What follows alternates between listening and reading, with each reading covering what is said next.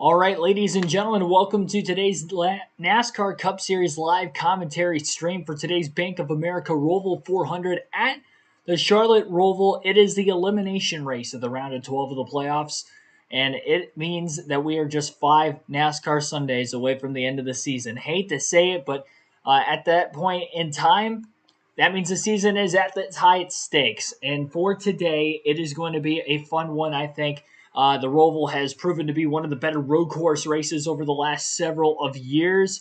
And I think that this could potentially be a good one here today. Of course, the road course package, the short track package with the next gen car, has not necessarily been what most fans have hoped for, but there have been good road course races here and there. Maybe today will be one of them. We have stage cautions back in this race, so we are guaranteed at least a couple restarts. It'll be interesting to see which drivers are going to stay out to get the stage points, which drivers are not. That may mean that a lot of the playoff drivers will be restarting mid-pack, both for Stage 1 and Stage 2's ends.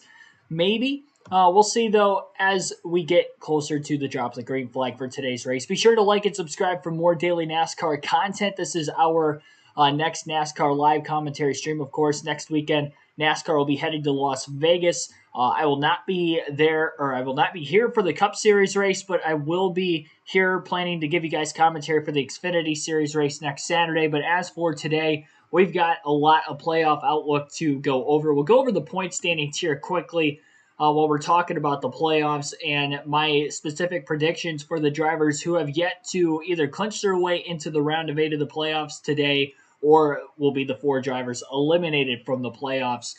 And so we'll look at all those and more for our pre-race coverage. Before I do get into that real quick, before I forget, before the start of the race, I'm going to put a poll up for who you think will win today's race at the Charlotte ROVAL, and you'll have until the end of Stage 2 to vote for that said driver.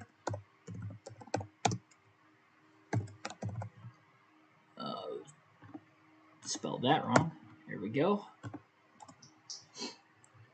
I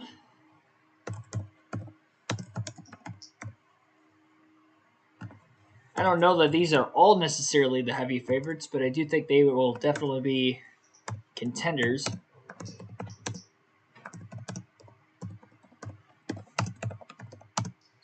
Cup Series.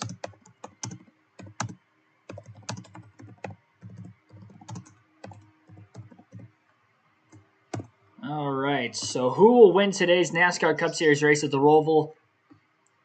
Got Tyler Reddick, Christopher Bell, Kyle Busch. Why aren't I? Because I plan on being at the race on Sunday next week. That would be why.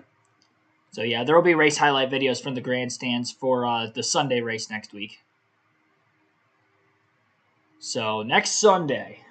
But if we're talking about this Sunday, obviously we'll have the full flag-to-flag coverage for you guys for today's race. Again, the poll is up in the chat for who you think will win, and that will close at the end of Stage 2, which would be about the midway point of the race today. So 2 drivers have already locked themselves into the next round of the playoffs, winning the first 2 out of 3 races this round. William Byron got the win at Texas 2 weeks ago, and then last weekend Ryan Blaney was able to get his second win of the season at Talladega by 12 one-thousandths of a second over Kevin Harvick, who eventually got DQ'd, so William Byron ended up actually finishing second place, but nonetheless, still less than a tenth of a second was the margin of victory, even over the 24 car.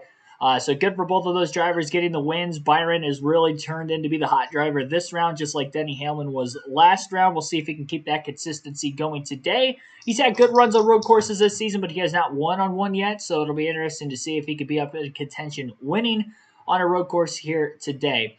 As for the other playoff drivers, Denny Hamlin, 50 points to the good. If he just scores 10 stage points within these first 2 stages, he won't even have to worry about what goes down in the final stage of the race. He would lock himself in. Very tight points battle, though, from pretty much 4th in points on back. Christopher Bell starting outside of the front row and did win this race a season ago, is 22 points above the cutoff line. Chris Buescher is 19 points to the good, did not qualify well. He'll be starting mid-pack this afternoon. And Mark Truex Jr. plus 17 points, another mediocre round for him. Better spot than what he was in last round, where he was minus 7 points going into the cutoff race. This weekend, he's plus 17. Kyle Larson plus 15 points. It looked like That is something that he should be able to overcome today. Until yesterday, ended up crashing an on-track activity through practice qualifying. He will be starting in a backup car today and at the tail end of the field, so that'll be a story to watch throughout this afternoon. Brad Keselowski, also much like his teammate Chris Buescher, qualified mid-pack. The difference is Buescher plus 19 points, Keselowski only plus 2, and is the last driver above the cutoff line to start today's race. Tyler Reddick, who is on the pole, probably the favorite to win the race today, is minus 2 points below the cutoff line. If he either wins or obviously outscores Keselowski by 2 points, or one of those other drivers by the amount of points that they are ahead of the cutoff line by, then Tyler Reddick will advance his way into the playoffs. Bubba Wallace also qualified really well yesterday. Only 9 points to the negative. Wouldn't have thought he would have had a chance necessarily to point his way in this week, knowing not how he is not that great at road course racing, even though he has had a couple of top 10 finishes on road courses this year. 9 points is able to overcome, especially if he stays out and gets those stage points, because he qualified in the 4th place position. So stage points, especially that first stage, could be very, very good for Bubba Wallace. We saw that in the last round in the elimination race at Bristol, where he hadn't ran very well at Bristol the last several years, but qualified well, was able to get stage points in stage 1, 2nd place finish in that first stage, and that allowed him to advance by 4 points. That could be a narrow margin he could advance for today as well. Ross Chastain, starting just outside the top 10, is minus 10 points. Also very much in contention to point his way into the playoffs. Trackhouse Racing has struggled on road courses so far this season. We'll see if he can turn it around today when it matters the most. And Kyle Busch, minus 26 points, qualified in 5th place. He's in a prime position to get a lot of stage points. A lot of people are saying he's going to have to win this race to get into the next round. I beg to differ. Kyle Busch has been very good on road courses this year. He's finished in the top 5, 3 of the first 5 road course races this season. I think he can have another solid run here today. We'll see if he'll be able to do it.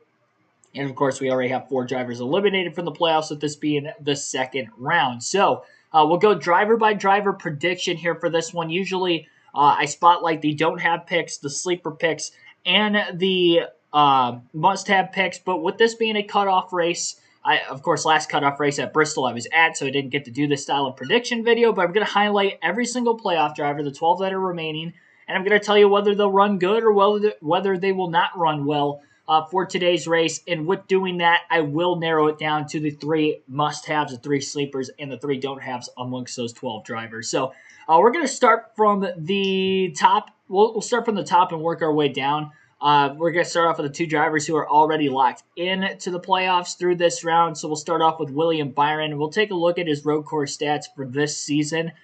Finished 5th at COTA earlier in the spring. Next road course race, he finished 14th at Sonoma, 13th at the Chicago Street Race, Indianapolis 14th, and he did win at Watkins Glen. Sorry, I said he didn't win a road course race. I'm an idiot. He dominated that race.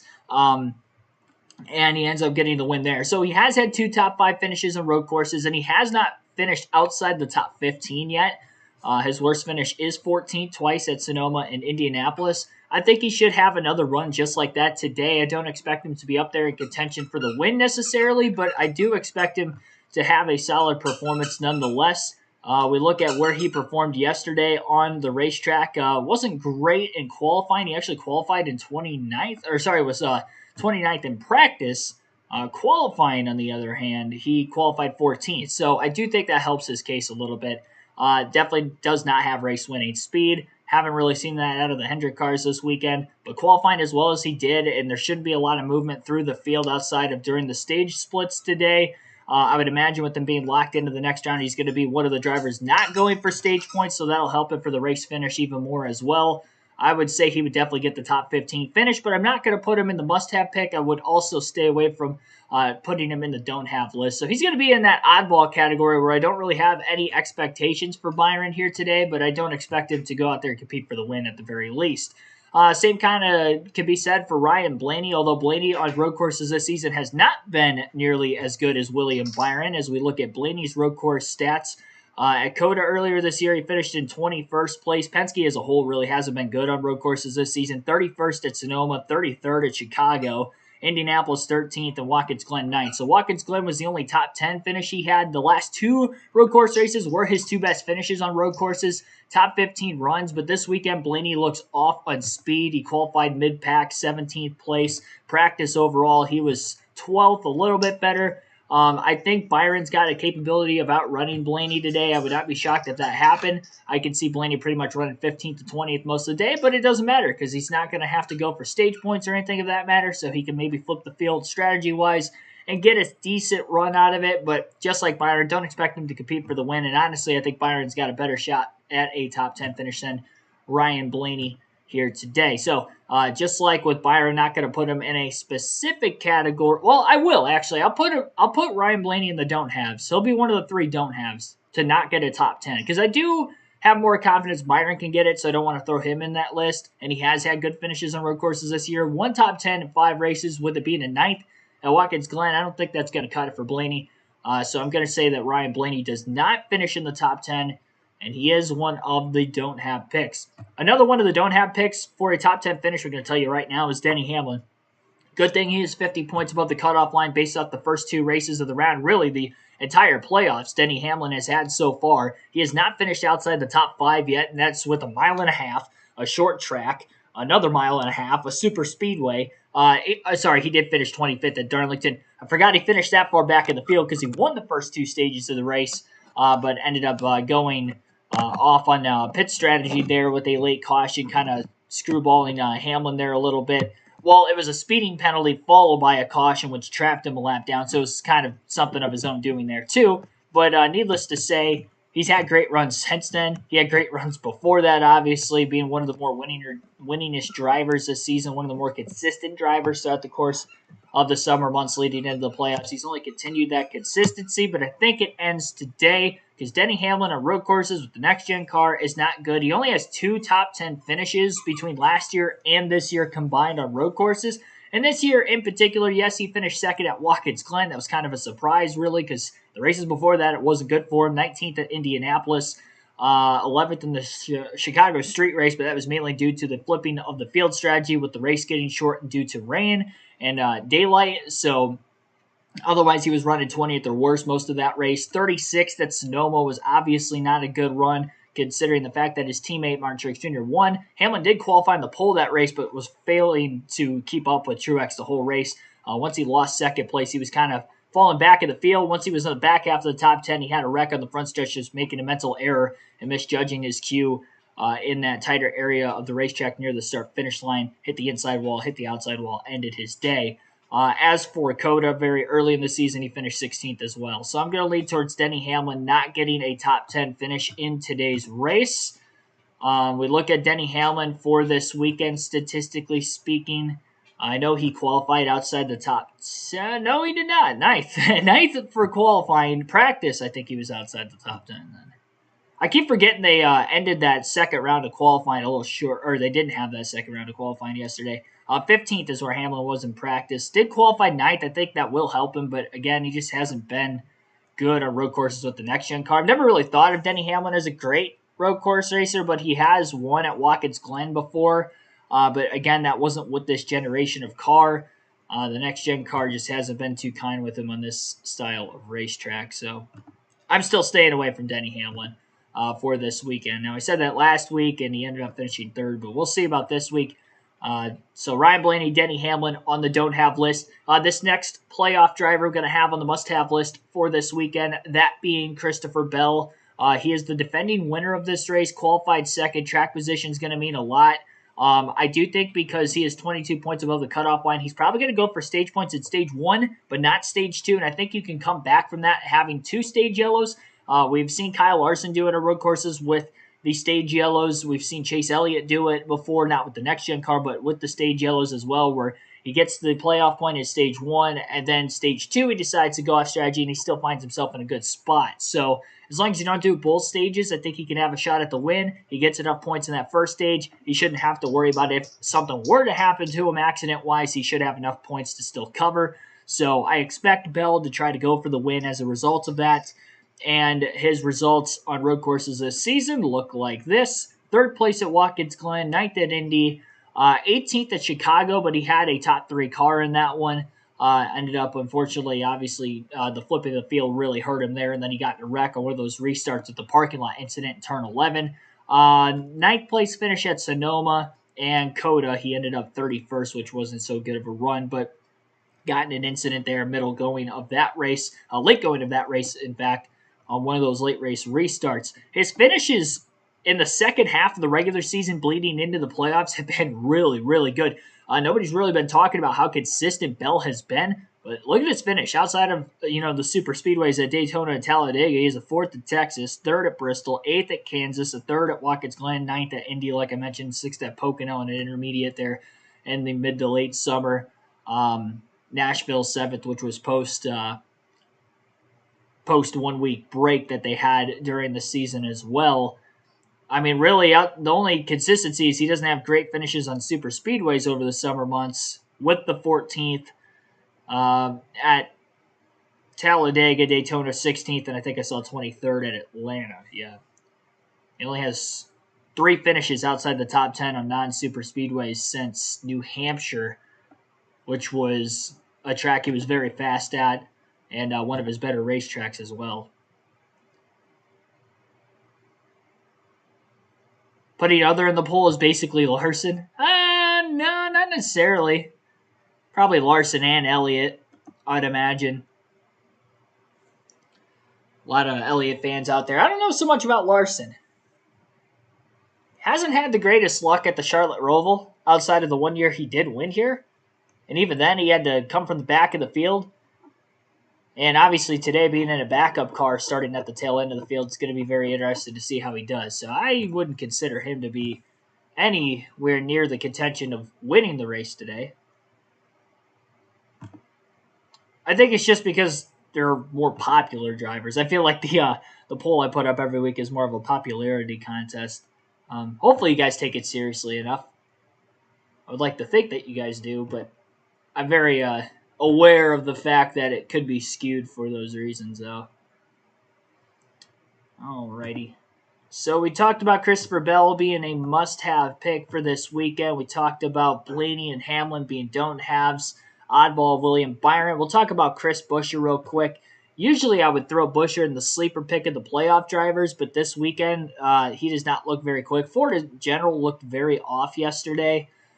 His consistency has cooled down a little bit.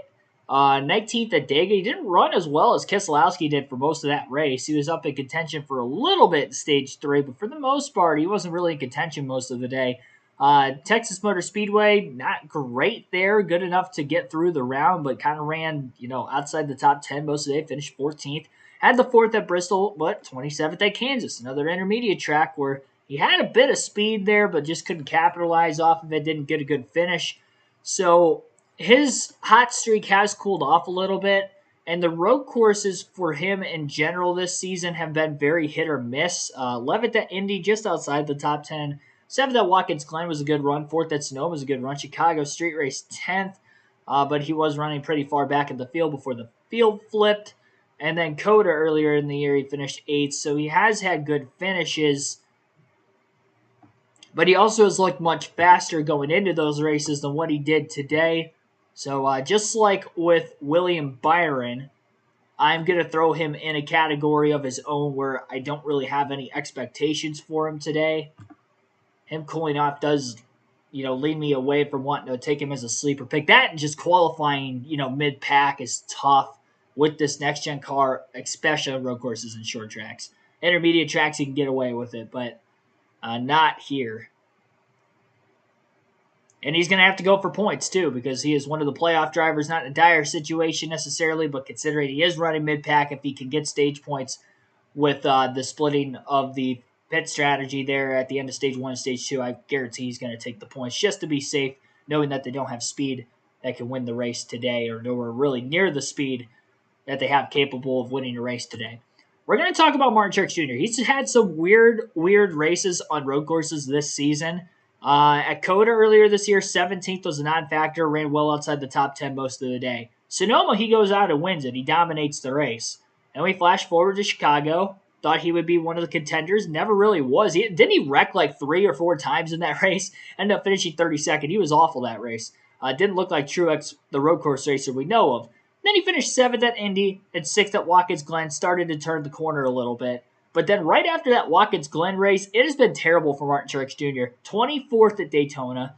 and it went downhill from there. He has not finished inside the top 15 through the first 5 playoff races. It's been 6 races since he's had a top 15 finish, and we're talking about a guy who won the regular season championship, in my personal opinion, was the championship favorite going into the playoffs, but then he just cooled off. And even those races at Indy and Watkins Glen, he didn't look like Truex. The last race we really saw Truex look like Truex was in the first 2/3 of the season was Michigan, when he led a lot of laps and finished second behind Chris Buescher. So I'm going to be a little leery, and I'm going to go out on the limb. I mean, the stats say to stay away from Truex. I'm going to tell you guys specifically you should stay away from Martin Truex. And Martin Truex Jr. is going to be the third and final driver on the don't have list for this weekend. Just based off of that alone. I mean, he hasn't finished in the top 15 the last 7 races. And I know he has 3 top 10s on road courses this year in the 5 road course races, but he has cooled off immensely. He didn't qualify particularly well for today's race compared to a lot of the other Toyotas. I mean, heck, even Bubba Wallace qualified top 5 with Toyota. He got 2 of them on the front row. Even Denny Hamlin, who hasn't been good with the next-gen car on road courses, qualified top 10. Truex qualified 11th. To say he's the worst of the Toyotas, it feels weird to say that, but he might be. Gibbs out-qualified him too. We look at the practice time. Truex was 19th, so he picked up a little bit in qualifying, but yeah, I don't expect too much out of Martin Truex Jr. today. He could flirt with the top 10 throughout the course of the day, but I'm going to lean towards him not getting a top 10 finish. I think it's a very risky pick for you guys to take him in your fantasy leagues until he maybe heats it up, which it might be never, considering we only have about 5 races left, at least for this season. So stay away from Martin Truex Jr. Kyle Larson, I'm not going to tell you to stay away from, but he is definitely going to be in that pick where he is not going to be a must-have because he is starting at the back.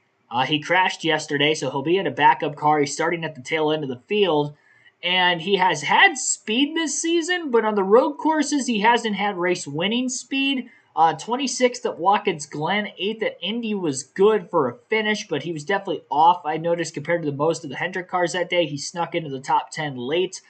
Great job doing so considering the long green flag runs. Chicago Street Race, he finished 4th, but he was running poorly the whole race before that. Of course, the flipping of the field there allowed him to get the top 5. Sonoma, he ended up finishing in the 8th place position, and then Akota finished in 14th. So he's had all right pace, very similar to William Byron on the road courses this year from a pace standpoint, outside of Byron winning at Watkins Glen.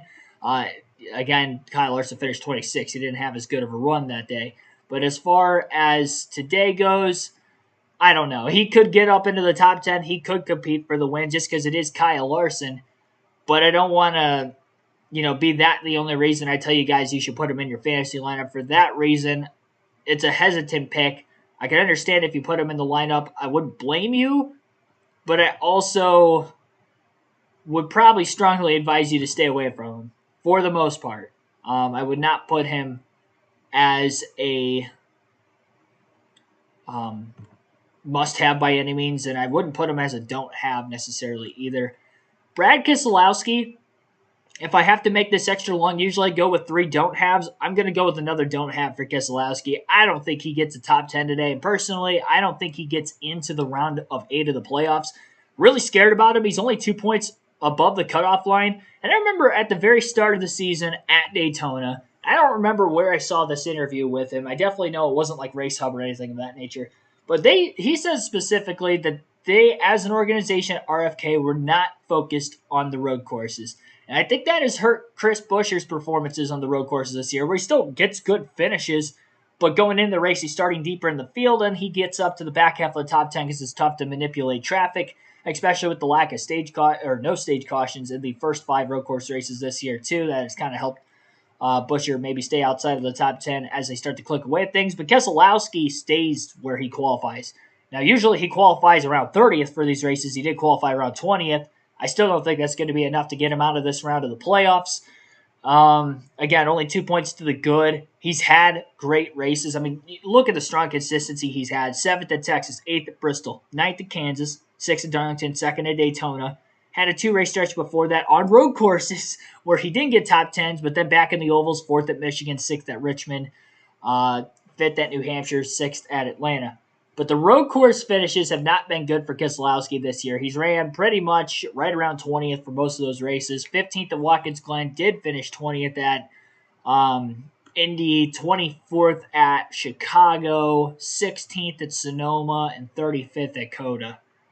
So no top 10s for Brad Keselowski on road courses this year and only one top 15 finish. I do not trust Brad Keselowski to go out there, get a top 10. He may get some stage points because of strategy in this thing, but with Tyler Reddick, the guy who he needs to beat by, or he's 2 points ahead of him, so he needs to be within 1 point of Reddick. Reddick's on the pole. Bubba Wallace, who's 9 points behind him, qualified in fourth. I don't think he's going to outscore either one of those two in the stages. And I sure as hell don't think he's going to outrun Reddick in the race. Maybe Wallace. I could see Bubba sliding backwards in the field, but I don't see Brad working his way up. So if Wallace goes out there and gets like 5 stage points, he's more than Keselowski. He's only 9 points behind him, which means if Bubba finishes like 14th and Brad finishes 18th, Brad's still out. So I don't see Brad Keselowski making it. That's 2 drivers right there that I automatically think are going to have a better chance of finishing higher than him in today's race. We'll go into one of the must-have picks right below him. Tyler Reddick is a must-have. He has won 3 races with the next-gen car on road courses. Coda, he dominated this year, and even the races that he hasn't ran well on the road courses this year, well in quotations, meaning hasn't competed for the win, he has been still getting good finishes out of them, except for the Chicago Street Race where he had a shot to win, even with the flipping of the field. Remember, he was ahead of SVG for a lot of that final run until he brought out the last caution by overdriving the turn. I think it was 6 wall where a lot of drivers had trouble, that left-handed corner, and ended his race basically right there and took him out of a shot to win. Didn't quite have the same speed that he showed today in early road course races at Watkins Glen and Indy, but ran top 10 the whole day, ran top 5, I think, at Indianapolis for most of that race. So I am taking Tyler Reddick to win. I do think he is a must-have for today's race, and I do think he easily, even if he didn't win, gets above Keselowski in the points. I think Bubba Wallace has a strong shot to get ahead of Keselowski. Now, the hard part for Wallace here is that Reddick would move in. I don't think he's catching Reddick. I think he catches Brad, but that still puts him below the cutoff line because if Reddick wins, he's still going to be out. So he would have to catch Larson. He's 24 points behind Kyle Larson. Now, I know Larson starts deep in the field. Bubba's got a chance to work his way up and cut that deficit from 24 to like maybe single digits going into final stage. But by that time, I think Larson's going to be caught up to within enough positions. Even if it's a 9-point difference going into the final stage, I think Larson easily finishes within 9 positions of Wallace. I don't think he stays in the top 5 the whole day. And even if he does, then you're telling me Larson just has to finish top 15. I think that's pretty much a no-brainer, even though he's starting at the back of the pack, that he will be able to do that. I'm sure Cliff Daniels will try some sort of strategy that will get him through the field during the stages. They stay out maybe in the first stage and then they pit during the second stage to kind of get up there with the 23 if he stays out to get stage points. So it's going to be interesting to see what they do out of that 23 camp, because if Tyler Reddick's going to be up there competing for the wins, I don't see Wallace outscoring, Truex by 26, Larson by 24. I just don't see that happening. Chris Buescher, all guys that he looks faster than this weekend, but not that he's not 20 plus positions faster than them, mainly because those guys are not that bad. It's just a bad situation for Bubba to be in this weekend, but that's the position you put yourself in when you don't win the first 2 races of the round and you come into the playoffs with no playoff points. So that is what ultimately is hurting Bubba Wallace. No stage wins, no race wins this season leading up to this point, not just this round. If he had a win or 2 in the bank, he would be above the cutoff line coming into the race today. Because he doesn't, he's got a lot of a deficit to try to overcome.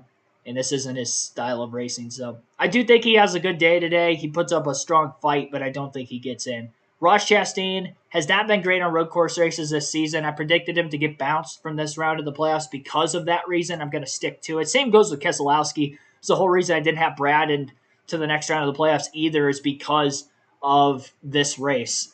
And so I have Keselowski out. I have Chastain out still through this round. I'm clicking on the wrong pages here. I want to click on Chastain's road course stats because they have not been great this year. I can tell you that offhand. Coda, he finished in 4th and looked like Chastain of last year, but then once he had that win at Nashville, he cooled off. 10th at Sonoma. earlier in the spring. But again, Nashville, he won. And then after Nashville, it has been not good for Ross Chastain. 22nd at Chicago. He went 5 races in a row with only one top 15. Then he had a top 10 at Michigan, but he didn't run there at all the whole day. Him, Blaney, and I think Harvick were on that strategy late where they had stayed out. A lot of cars pitted, and they got passed by a few cars, but not a lot. All 3 of them still had top 10s, even though they had no business running in the top 10. Even after that strategy top 10 at Michigan, goes back to Indy, Watkins Glen outside the top 15 in both races. Daytona 17th. Thought maybe he'd be on the return by finishing 5th at Darlington, but then he follows that up with a 13th at Kansas, 23rd at Bristol. Just looked bad there. 2nd at Texas, picked up again, another intermediate, and then 37th last week at Talladega, gets in a wreck towards the end of stage 1, puts him in a 10-point deficit. Now 10 points is enough to overcome, and he did qualify 12th. So I think he, much like Bubba Wallace, because of a good starting spot, a lot of guys will probably pit early at stage 1 trying to go for the win because there's a lot of non-playoff drivers that qualified top 10. I think that'll help in the first stage or two. But again, he's only 1 point behind Wallace, so very same situation. Hasn't performed well at this style of racing this year, in particular for Chastain. Wallace pretty much his entire career, but Chastain specifically this year has not performed well on road courses. And I just don't see him outpointing Kyle Larson by 24 points. I don't expect him to outpoint Truex by 26 points. Those are the guys he's going to have to race. He's not racing Brad Keselowski at that minus 10. He's just not. Brad's not going to get in. Reddick is going to go out there. He's going to score a lot of points even if he doesn't win. Reddick is going to get the points. Chastain qualified behind him, so he'd have to beat Reddick by 8 points. But if Reddick goes out there and wins the first 2 stages and doesn't go for the race win, he's not going to catch him. It's kind of a lose-lose situation there for Ross Chastain. So I don't think he's going to make it through this round. I'll stick to my pre-round prediction of keeping Chastain out of the round. And Kyle Busch, same situation. As far as the points go, he's too many points back now. For Busch, he's 26 points out of, let me fact check that real quick. I gotta get back to the standings. Kyle Busch is, 26 points below the cutoff line. That's going to be tough to overcome on Keselowski. That means he's over 30 points behind Kyle Larson. Now, I told you guys at the very beginning of this stream that he isn't in a must-win situation by virtue of points. But considering the fact of the drivers he's got to beat, it doesn't look good. Now, I do think Busch could have speed to win this race today. Reddick performed well on road courses last year, obviously in the number 8. And Kyle Busch, over the last calendar year, has been good on road courses. He actually had a top 5 at the ROVAL last year with Joe Gibbs Racing. And then you look forward to this season's race. He qualifies 5th, so he's starting in the top 5 again. And he has had good runs. So he had that top 5 at the ROVAL last year. Then he goes to Dakota, finishes 2nd. And then in the spring, Sonoma, he finished 2nd. Chicago, he ended up finishing in 5th. Although, be it was a strategy finish, he still got a top 5 to keep that string of top 5s going on road courses. That string ended at Indy when he was running in 4th and unfortunately had a valve spring issue, which caused him to have to pull the garage early, and he ended up finishing in 36th as a result, unfortunately. He had speed that race. Watkins Glen was the only road course race where Busch didn't really have top 5 speed and ended up 14th. I think he's got top 5 speed this weekend. I can see him running, honestly, about 3rd through 5th most of the race. And if there's like a speeding penalty for Bell or Reddick or some sort of pit road penalty, which isn't impossible because those 2 teams this year have been plagued with pit road issues, mainly by virtue of the pit crew not really like follow the driver. That could put Kyle Busch in a position where he could win today's race and get in. Under those circumstances of the 45 and the 20 catching some sort of a bad break on pit road, I don't think he's going to beat him. I think he's going to put up a good fight to try to win the race today. I think it'll be a good fight by Chastain and Wallace on points, but I think they're going to fall short. And I think for Busch, maybe not on the point side because he's much further behind in the point standings. I think he's going to put up a good fight for the win, but I just don't think he's going to get it done. And expect either Reddick or Bell to win, but again, leaning towards Tyler Reddick. So that is the full playoff field outlook for today's race. The drivers who I think will run well and not run well of the playoff drivers, all 12 of them coming in. So I know there was a lot to unpack, and I probably rolled through that really quickly, but I wanted to make sure, obviously, I got through every driver before the start of today's NASCAR Cup Series race. at the Charlotte Roval. So got just under 100 people watching right now. Only 27 likes though on the stream. So be sure to hit that like button if you haven't done so yet, and also subscribe for more daily NASCAR contents. We'll be back with the NASCAR Thunder 2004 live stream starting tomorrow night on the channel, where we continue our early season 4. And as far as the race today, we are looking at looks like about 2:30 Eastern time before the start of the race. So we actually went live extra early today. I'm not sure why. NASCAR's website said that they were starting at 2, but it looks like the race itself won't start until 2:30. And they're not even on NBC yet right now. They've got a soccer game going on there for the moment, and they will be starting their coverage at 2:15 Eastern time. So we're still 7 minutes away even from them coming up on the air right now. They might have Countdown to Green on USA Network. I'm not entirely sure, but yeah, those are my predictions for today's race. So quick shout-outs for those of you that have been watching in the chat. Hopeful, Terry Lewis, Keith Kumpa, Hanover Raised, Willy Wonka, Joanne C., JoJo, Major Kenneth Withrow, Dark Crypto, Villanor, Superpan, Chris Davis. You heard me, Brett Whitesides, Matthew Mulford, Jeffrey Giordano, Susan Greenland, Jeff Sperry, Bond 1771, Hendrick Vans, Wade Zelensky, Billy Kramer, and others. Welcome into the stream, everybody. Patty Remedy Creations, also thanks for tuning in. I didn't shout out anybody there. Just wanted to make sure I got through. I thought the race was supposed to start like around 2:15, dropping the green flag. That's just when they go on the air. So my apologies. This stream, if I would have known that, wasn't going to start till 2. But well, we got all of our pre-race predictions in early. If you haven't voted for who you think will win the race today, you can vote up in the chat. Again, there's a poll going right now. 58 votes have been casted so far. 14% of you say that Tyler Reddick will win, 9% for Christopher Bell right now, 21% for Kyle Busch, and an outstanding, 57% say somebody other than those three will get the win today. I think they're the three favorites, to be completely honest. I would not be shocked if a guy like a Chase Elliott or someone of that nature goes up and does well also, but not leaning that way necessarily. People walking up to the stands now. Yeah, I'm sure they'll be filing in here over the next 15, 20 minutes or so.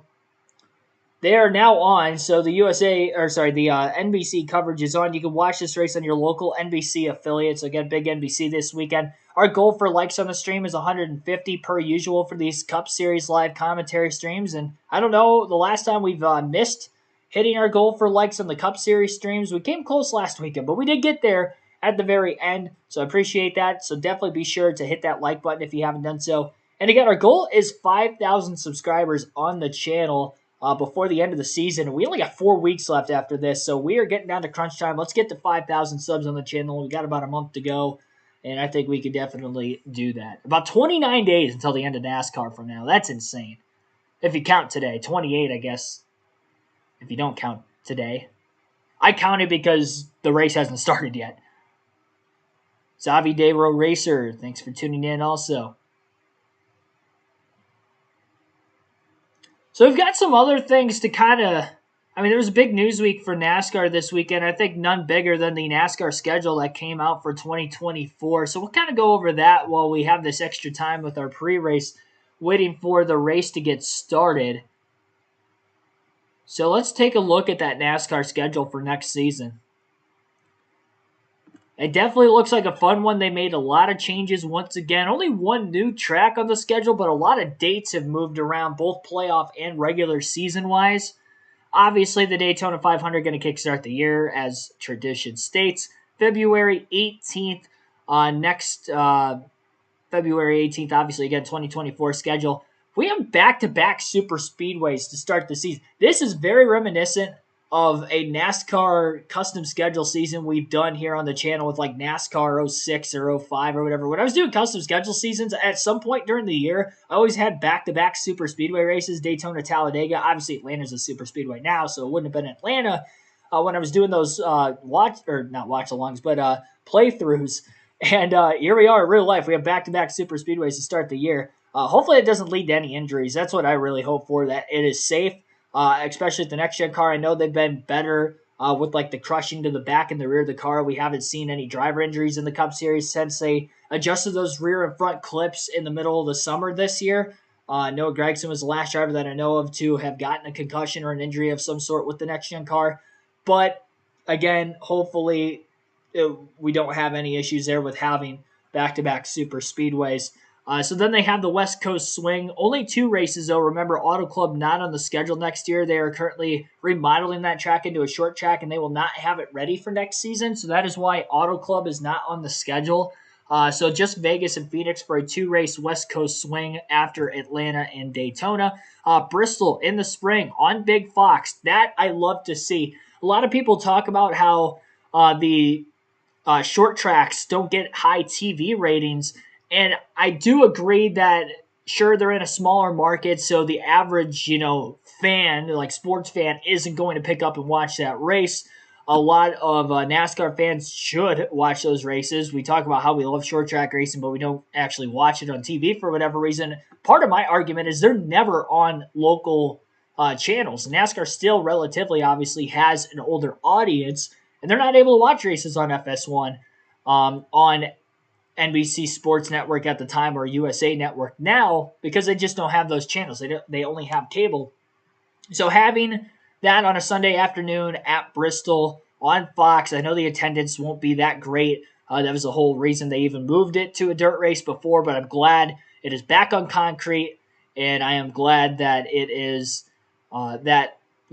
short track race. Now, it says 250 laps on here. I don't think that's accurate. I think that was based off of what the dirt race has been. But, if it is a 500-lap race or 400-lap race, whatever they end up making it, I think it'll be a good race. Still, Bristol was probably the best short track race so far this season with the next-gen car. The multi-groove racing there is great. And glad it's back on concrete. It's my favorite track ever since I was a little kid. I wish they still had a dirt race on the schedule. I was really pulling for them to have a race at like Eldora, but obviously that ended up unfortunately not happening. Needless to say, though, still happy that there's 2 concrete dates at Bristol again. COTA, first road course race of the year in March. That's about the same spot where we had it this year. Richmond on Easter Sunday next year for the night race. So that's also something I was kind of surprised about. They didn't have the Bristol Spring Race on Easter still like they have been doing at night. They end up putting a night race at Richmond. I think a lot of fans were wondering why Richmond was ran in the day the last several years.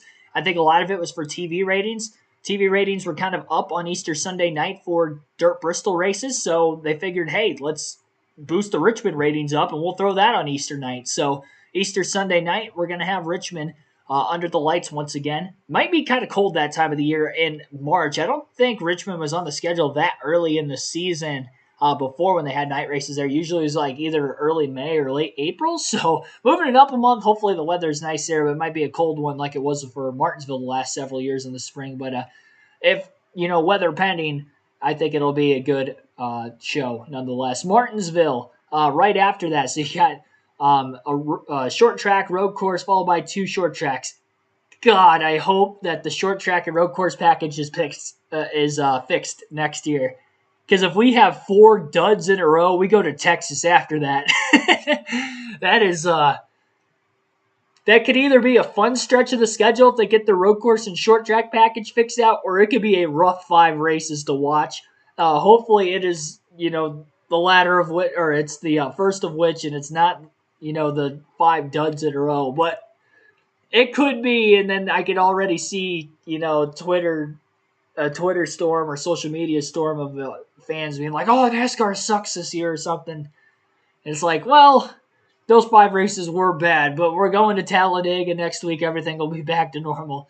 And then we go to Dover, and then we go to Kansas, Darlington. North Wilkesboro's back for the All-Star race once again the weekend before the 600.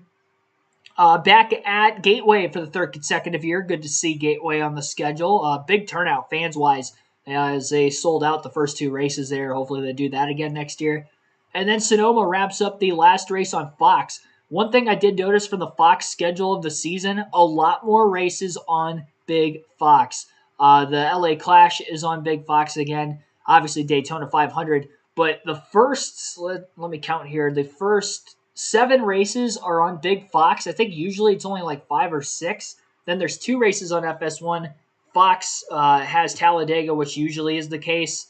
Couple more races on FS1, and then they have the 600 Sonoma. It does seem like they don't have as many races on FS1. I think they only have 6 points races on FS1 next year. So that's good for the viewing audience. Unfortunately, North Wilkesboro Speedway is on FS1.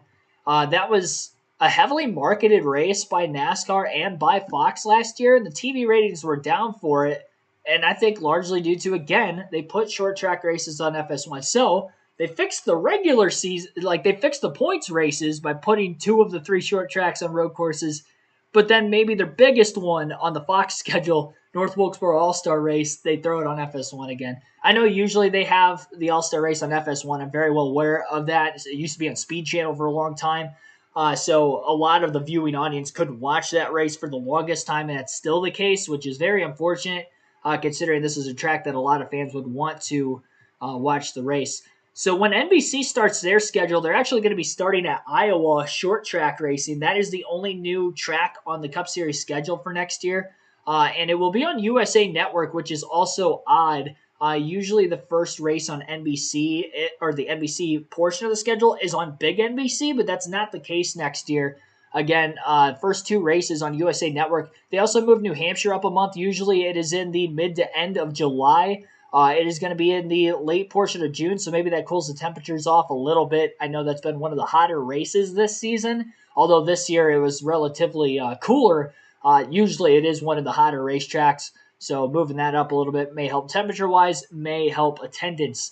First main NBC race, Nashville, just like it was this year, only it's not the first race on the NBC portion of the schedule. Back at Chicago for the street race again. I know that was up in the air. They were looking to potentially get Montreal on the schedule. That was not the case. Back at Chicago, I'm okay with that. I would love for them to go up north to Canada at some point, get an international race on the Cup Series schedule, hopefully next season. If there was a way to keep the Chicago street race in there too, I would also prefer that, just because it had such a great turnout last year. It was one of the more highly viewed races this season as well.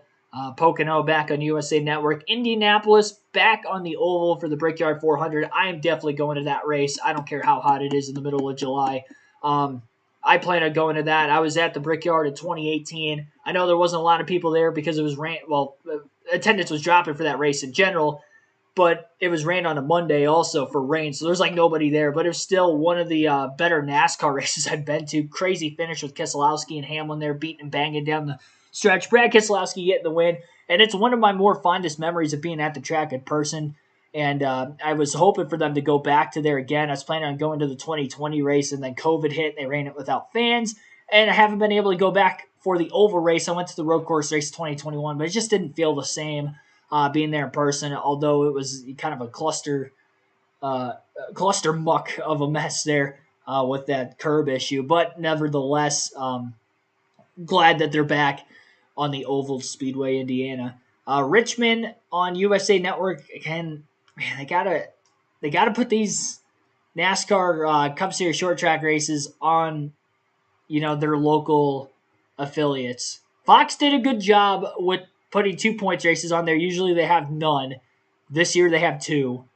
But USA Network, Richmond, Iowa, both short tracks. Iowa's a new short track. It's a new track. It's a new short track, and they have it on the USA Network.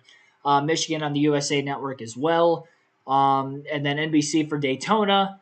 A lot of USA Network races to start the playoffs. In fact, the regular season finale, the Southern 500 at Darlington on USA. I know they usually have that on USA Network with it being college football season, but college football usually on a Saturday.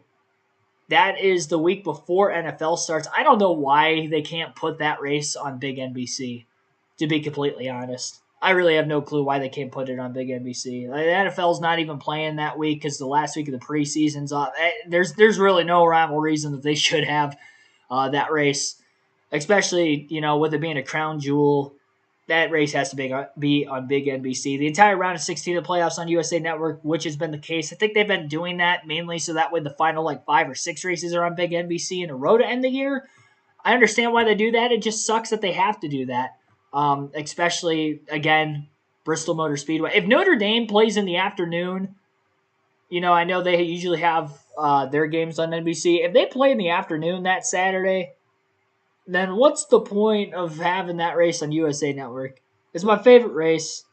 I mean, even Fox for the Bristol Day race has it on Big Fox.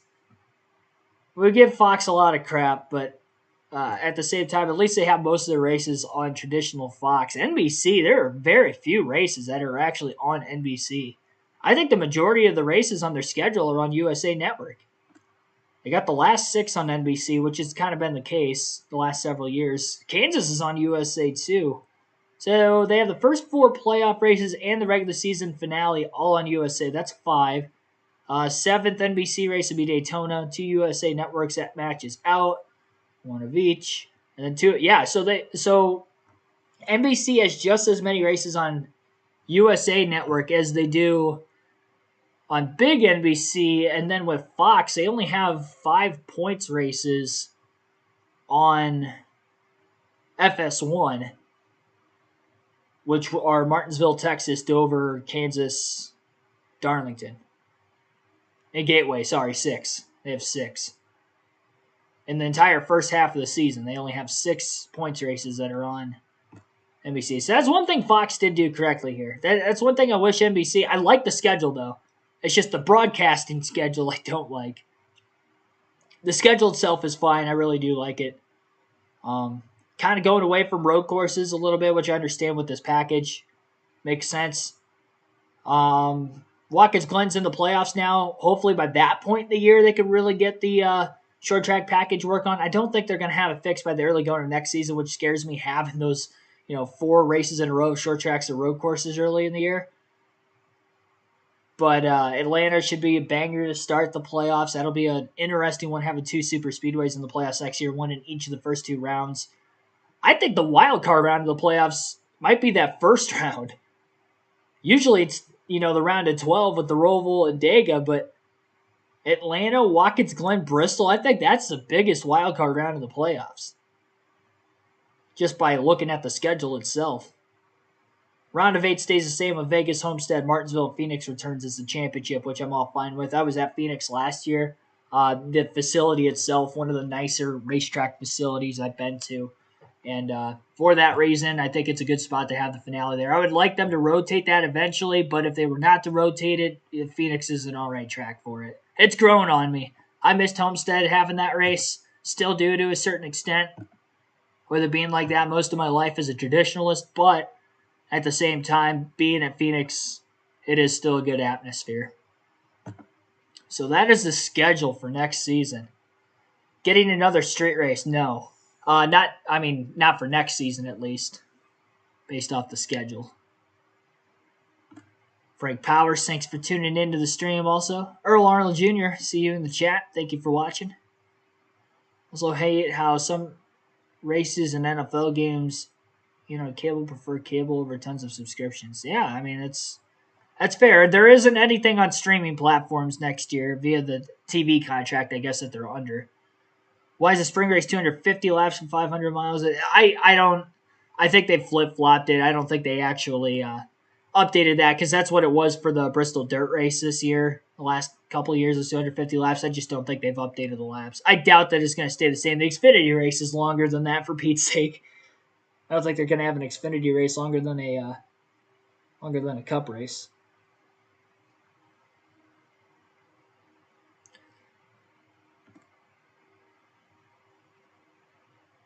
Enjoyed watching the dirt race. I mean, I just prefer Bristol on concrete better. I'm all for NASCAR having a dirt race. I've stated this before. I just prefer them to go to a natural dirt track. I know Knoxville wasn't a great showing for the Truck Series, but the Truck Series dirt races are always wreckfest. It didn't matter whether they were at Eldora. A lot of people forget about that. They think that the racing at Eldora was good, which it was every now and then, but there were a lot of crashes, though, too, in those races. I'd probably say more there than the super speedways, but then you put the Cup guys on the road on the dirt races, and they don't wreck as much. And I thought they put on good racing at Bristol. I just prefer, 2 concrete Bristol dates, which we have now. Unfortunately, there is no dirt races. If I had to pick one or the other, I would pick the 2 concrete races at Bristol. Very biased in saying that. It's just my favorite racetrack.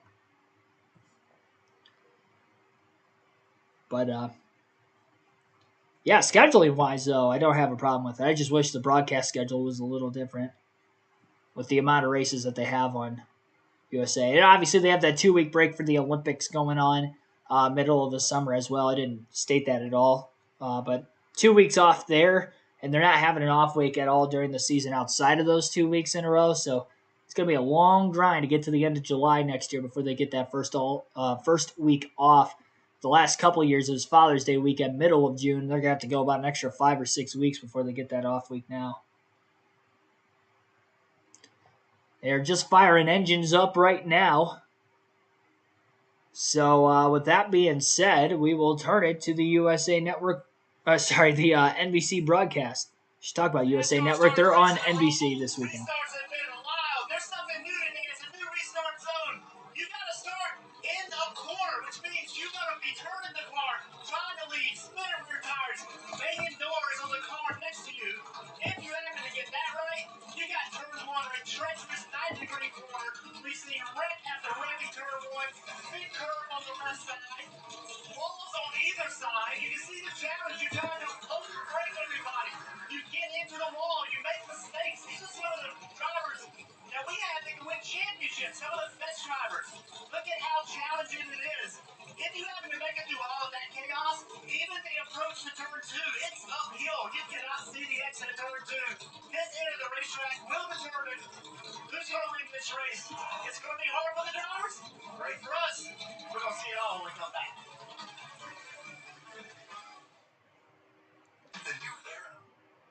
All right. So getting ready for the start of the race today. I'm trying to pull up the raw feed for you guys. And unfortunately, I'm not seeing it, which is not good. Hang on a second. Yeah, hopefully you don't have issues with getting the leaderboard up on the screen. We've had issues with it before this year, but it looks like we are ready to go. So leaderboard seems to be working. Not that far away from the drop of the green flag for today's race, so we'll go through the starting lineup for this one in the Bank of America ROVAL 400 at Charlotte Motor Speedway Road Course. Tyler Reddick on the pole for another road course race this season, looking to get another road course race win as well in his Cup career, as he'll be on the pole. Christopher Bell, the defending winner of this race, outside of the front row, not in a must-win situation like he was a year ago, but looking to get back-to-back wins at the track. Daniel Suarez and Bubba Wallace will be in row 4. Wallace 9 points below the cutoff line coming into the race today. Needs a solid points day if he wants to get in to the round of 8 of the playoffs in his playoff debut. Kyle Busch and AJ Allmendinger will be in row number 3. Busch could be a threat to win today as well. 3 top 5s on the 5 road course races thus far in 2023. Joey Logano and Chase Elliott in row 4. Elliott's still looking for that first road course win with the next-gen car, although he does have the best average finish of any driver on road courses with the next-gen car. Just needs that P1 spot to add to that stat. Denny Hamlin and Ty Gibbs will be in row 5 for this one. Hamlin can clinch on the next round of the playoffs virtue of just the stages alone here today, depending on how many stage points he scores. Won't have to worry about the finish of the race. And Ty Gibbs looking for another top 10 on a road course this season. Martin Truex Jr. and Ross Chastain will line up in row number 6. Chastain, 10 points below the cutoff line. Martin Truex Jr. plus 16. Michael McDowell and William Byron in row 7. McDowell starting outside the top 10, but he's had a lot of great runs on the road courses this year, including a win at Indianapolis, so we'll see if he can be a contender at the end of the race today. Austin Dillon and Alex Bowman will line up in row number 8. Last week's winner at Talladega, Ryan Blaney, on the inside of row 9 with Ryan Preece to his outside. The RFK boys of Brad Keselowski and Chris Buescher will be in row 10 in this one, starting deep in the field. Keselowski, final driver above the cutoff line coming into the race today, plus 2 points, and Chris Buescher and the teens and the points to the good coming into the race as well. Eric Almirola and Kevin Harvick will line up in row number 11. Eric Jones, Corey LaJoie in row 12. Justin Haley and Mike Rockenfeller will be in row 13. Rockenfeller in the 42 for Legacy Motor Club. Ricky Stenhouse Jr. and Josh Bilicki in row 14. Austin Cindric, Chase Briscoe in row 15. Those two very good on road courses, but have not been very good on road courses this season. Starting deep in the field again this afternoon. Harrison Burton and Todd Gilliland will line up in row 16. Gilliland will be in the 51 car for Rickware Racing. Austin Hill going to make a start in the 62 for the Beard family this weekend. Usually they run on super speedways, but running a road course today. That'll help Austin Hill's Cup Series prowess, I guess, with these next gen cars, having a different race that isn't a super speedway this time. Zane Smith, again, to his outside. He will be in the 38 for Front Row Motorsports today. And row number 18 will be Andy Lally and Kyle Larson. Again, Larson wrecked yesterday in on-track activity, so he is in a backup car starting deep in the field today. Lally also in the Rick Ware Racing 15 car. And Ty Dillon rounds out the 37 car field today all by himself in row 19. So that is your starting lineup for today's Bank of America Roval 400 at the Charlotte Roval. And for more pre-race updates, here is the NBC crew.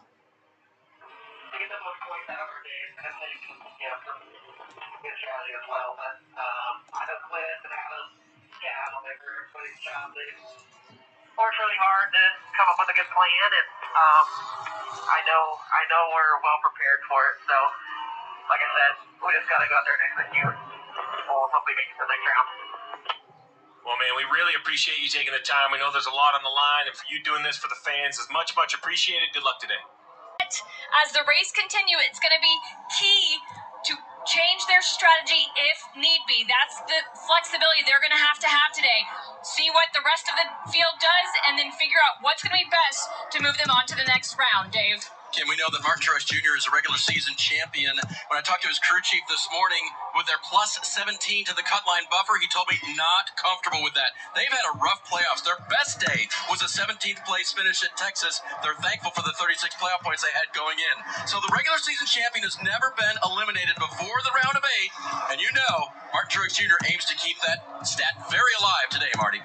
Dave, you heard Kyle Larson mention a moment ago a very late night for his race team, well past midnight to get this backup car ready for today. And Larson really blamed that accident on himself. You heard that a second ago as well, and was very hard on himself. This is Jeff Gordon, who runs things at Enric Motorsports. He spent a good 10 minutes after the wreck just trying to get Larson to smile, to loosen up a little bit.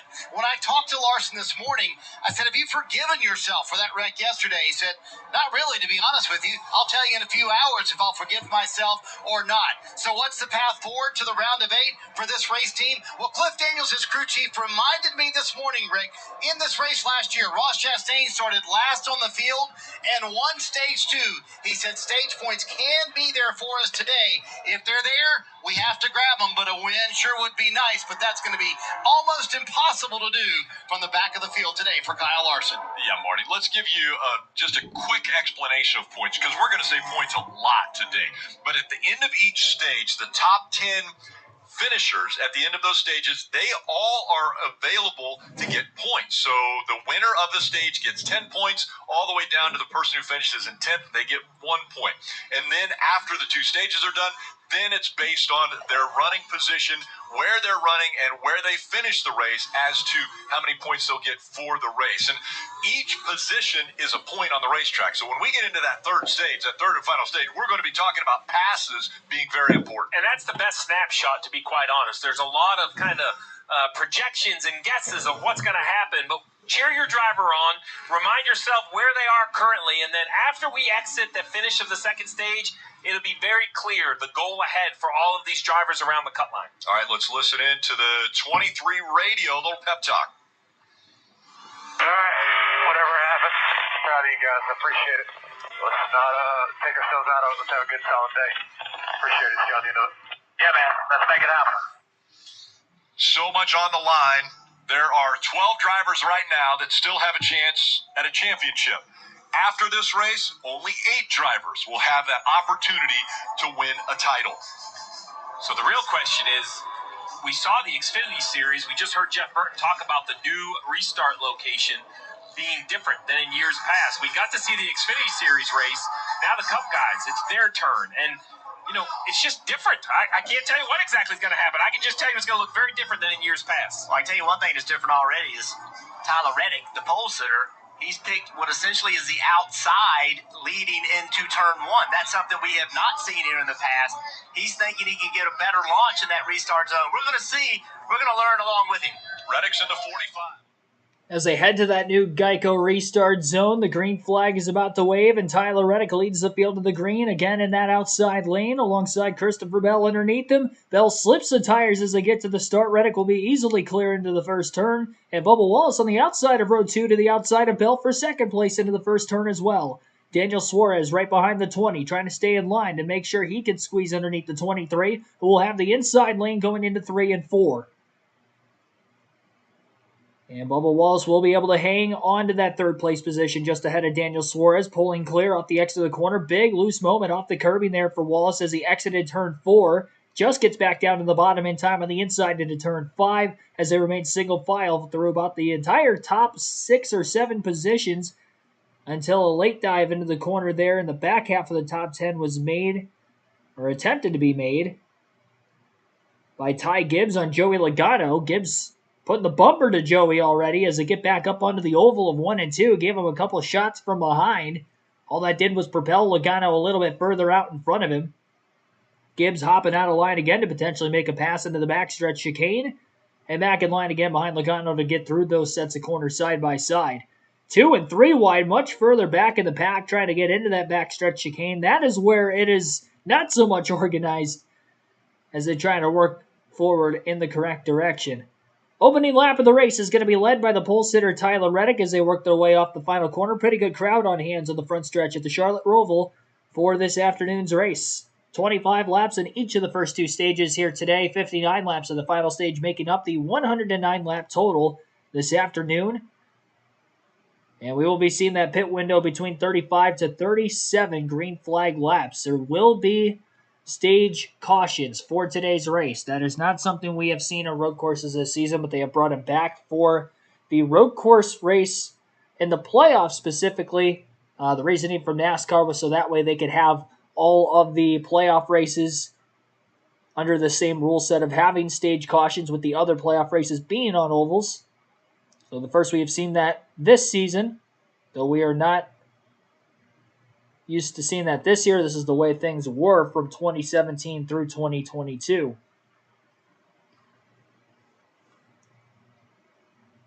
Massive gap already built up between Christopher Bell in second and Bubba Wallace in third. Nearly 6 seconds of a difference between those two. I don't know if that's actually accurate or not. That is what it is showing, at least on the NBC leaderboard. On our leaderboard, it's only 1.3 seconds, so yeah, that is definitely not accurate because it's showing them 60. Yeah, there we go. Now it updated. 1.3 seconds. I was going to say, it's like 8 seconds and 3 laps. That didn't make any sense. Especially nowadays with the cars much more equal. Ryan Blaney in the discount tire colors this weekend. Going to be confusing him for Austin Cindric all day, I'm sure of it. Blaney and Austin Dillon battling for position. Dillon with a defensive line through turns 3 and 4. Did not get off turn 4 very well. I've seen quite a few drivers slip the rear tires coming across that curb on the outside lane, kind of that little bit of runoff area off turn 4.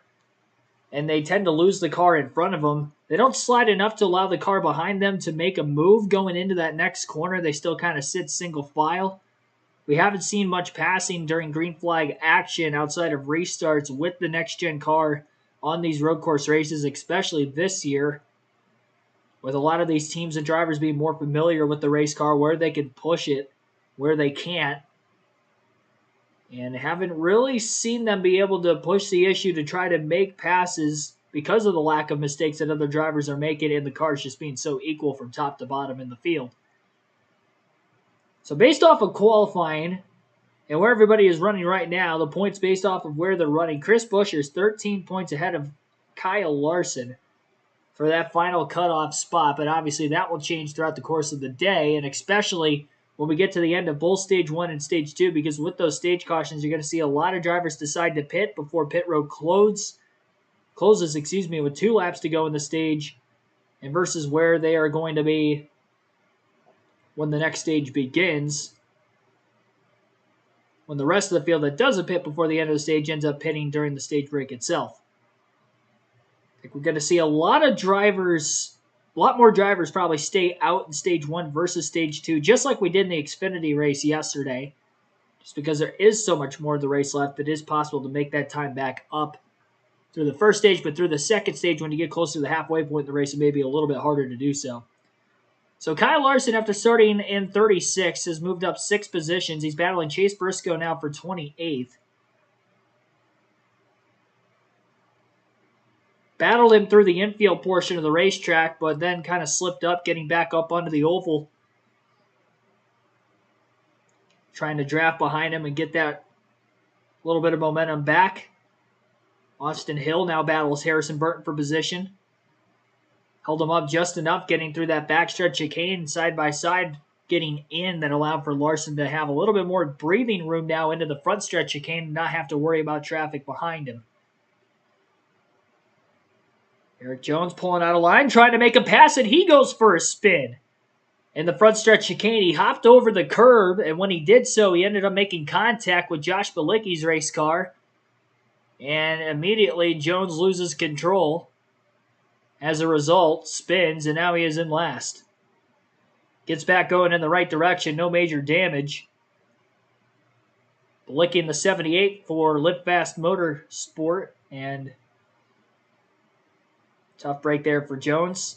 Big bounces off the turtles with these big, heavy stock cars. We've seen that quite a bit on this road course circuit in particular, and it's just so tough to go side by side through both of the chicanes on the front stretch and the back stretch. I'd say even more so in the front stretch, much tighter there than the back stretch chicane.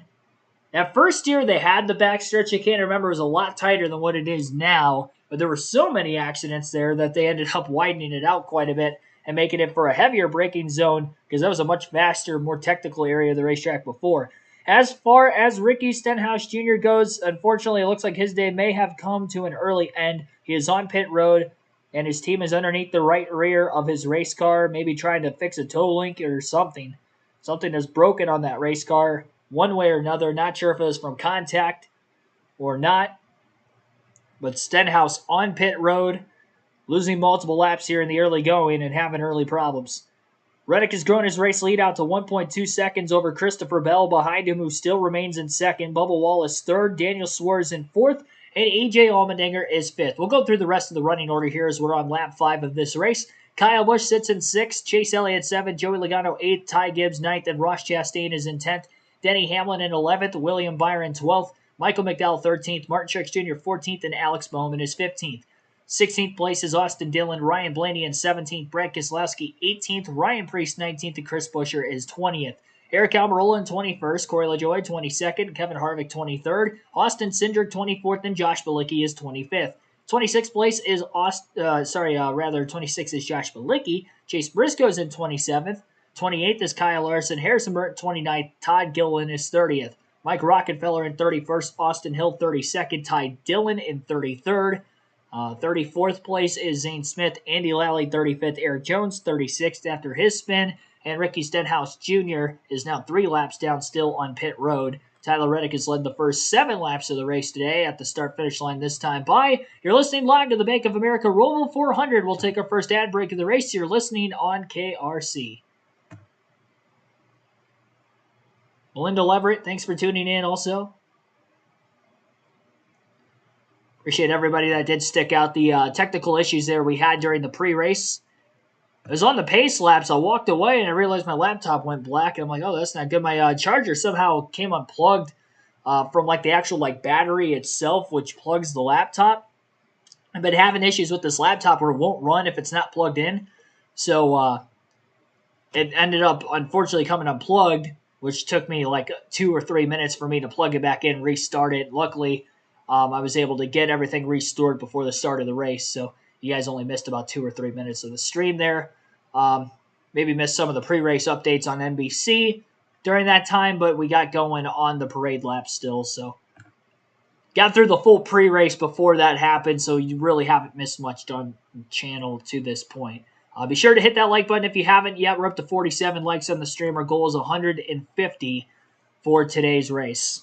A 1 second difference between Reddick and Bell now. That last lap, Christopher Bell about a 10th quicker than Tyler Reddick at the front of the field. You're not going to see a whole lot of tire fall off with the next-gen car in the road course, although they have a different compound made. I think that was maybe just for Bristol a couple weeks ago. That could be for the road courses too, because we have actually seen a decent bit of tire fall off, not something we are used to seeing on the road courses with this car. The infield layout to this road course, very rough, very bumpy, and maybe leads to more tire fall off than a lot of the other road courses we go to on the schedule.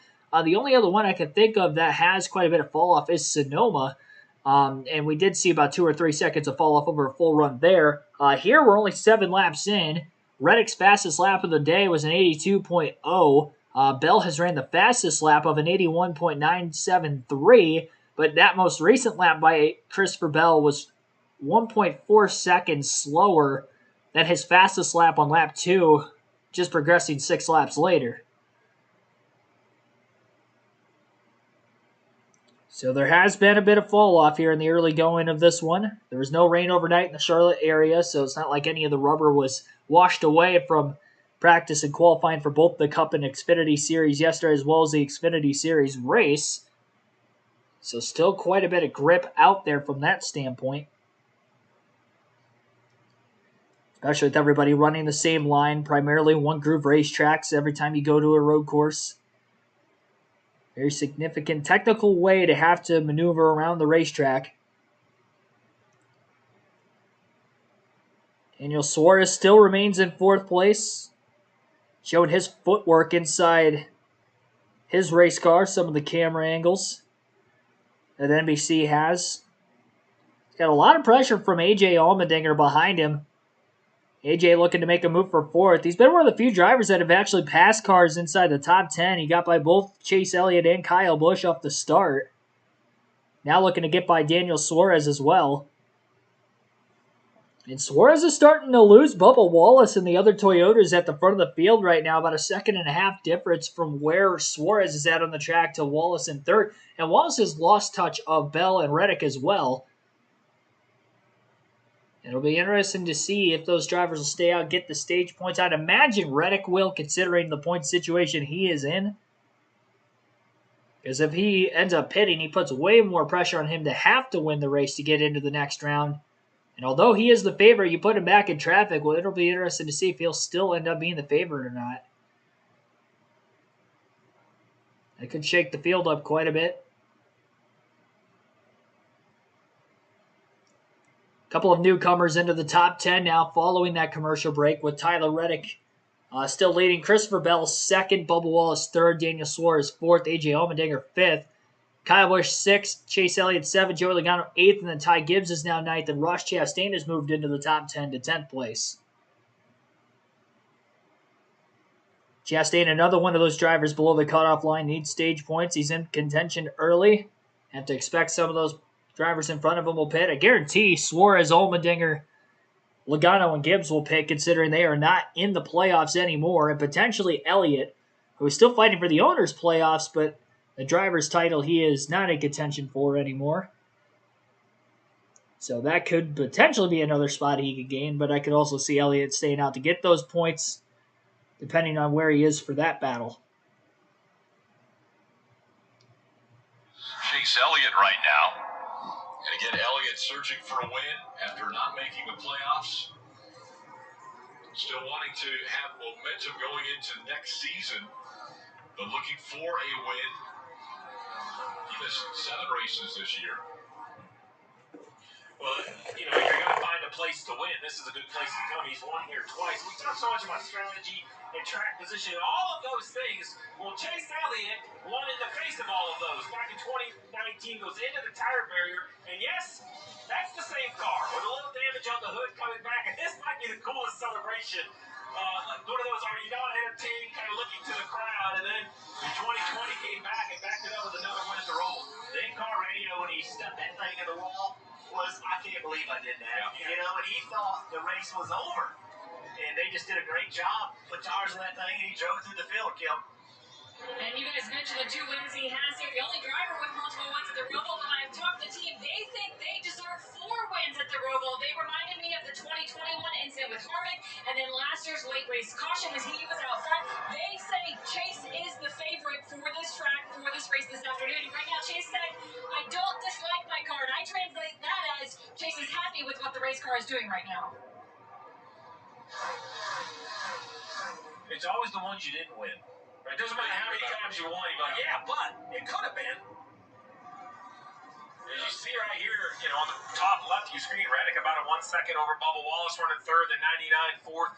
Bell doing a nice job keeping pressure on Tyler Reddick. Remember, Bell won here a year ago.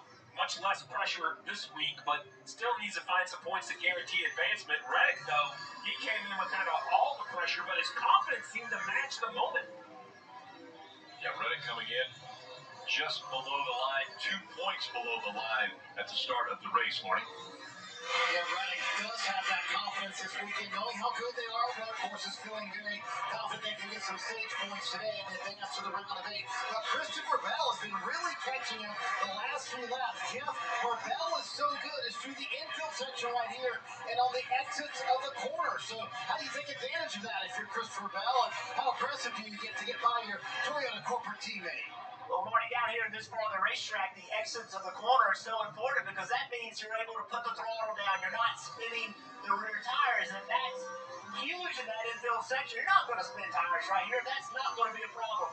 But when you try to accelerate out of that slick, flat infield rear grip, that is the key to success. Heavy braking right here as they go through the backstretch chicane, but it has been all Tyler Reddick. He has led all 11 laps that have been completed. You're watching the NASCAR Cup Series playoffs. Bank of America Roval 400 from Charlotte.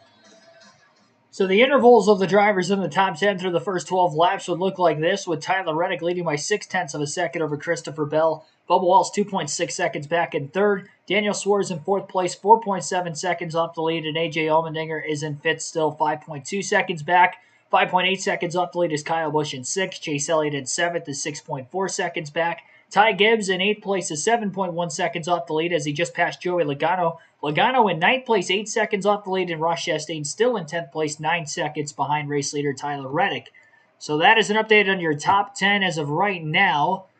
As currently we're up to 49 likes on the stream. So be sure to hit that like button again if you haven't done so yet. 97 votes have been casted so far as well. 52% say somebody other than Tyler Reddick, Christopher Bell, or Kyle Busch will win. You can change your vote if you do so choose to do, and you have until the end of stage 2 before that will be locked in. We'll take a look at the fantasy standings coming into the day. We didn't really talk about that with the pre-race show. You can join the NASCAR Fantasy League on the NASCAR mobile app or website. Under the quick links section at the top of the screen, as I just clicked on, as you saw right there on the channel. My fantasy team coming into this weekend, I have Tyler Reddick, Kyle Busch, Christopher Bell, Daniel Suarez, and AJ Allmendinger with Chase Elliott starting in the garage. And then you can see the bonus picks. I have Kyle Busch over Chastain, Tyler Reddick over Larson, Bubba Wallace over Brad Keselowski, and William Byron over Ryan Blaney.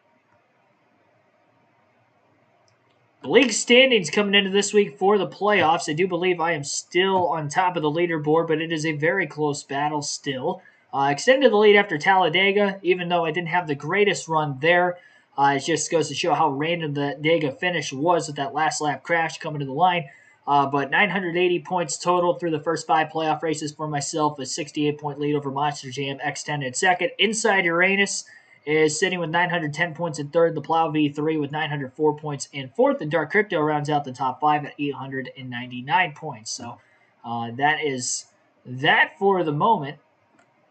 And then the points as we run right now, if it were to finish the way we are running currently, I would win again this week, but obviously a lot of racing still to go to this point, and that could obviously change from here on out. So that is the fantasy standings and the entire fantasy league outlook coming into the race today. Just talking about fantasy. Good segue.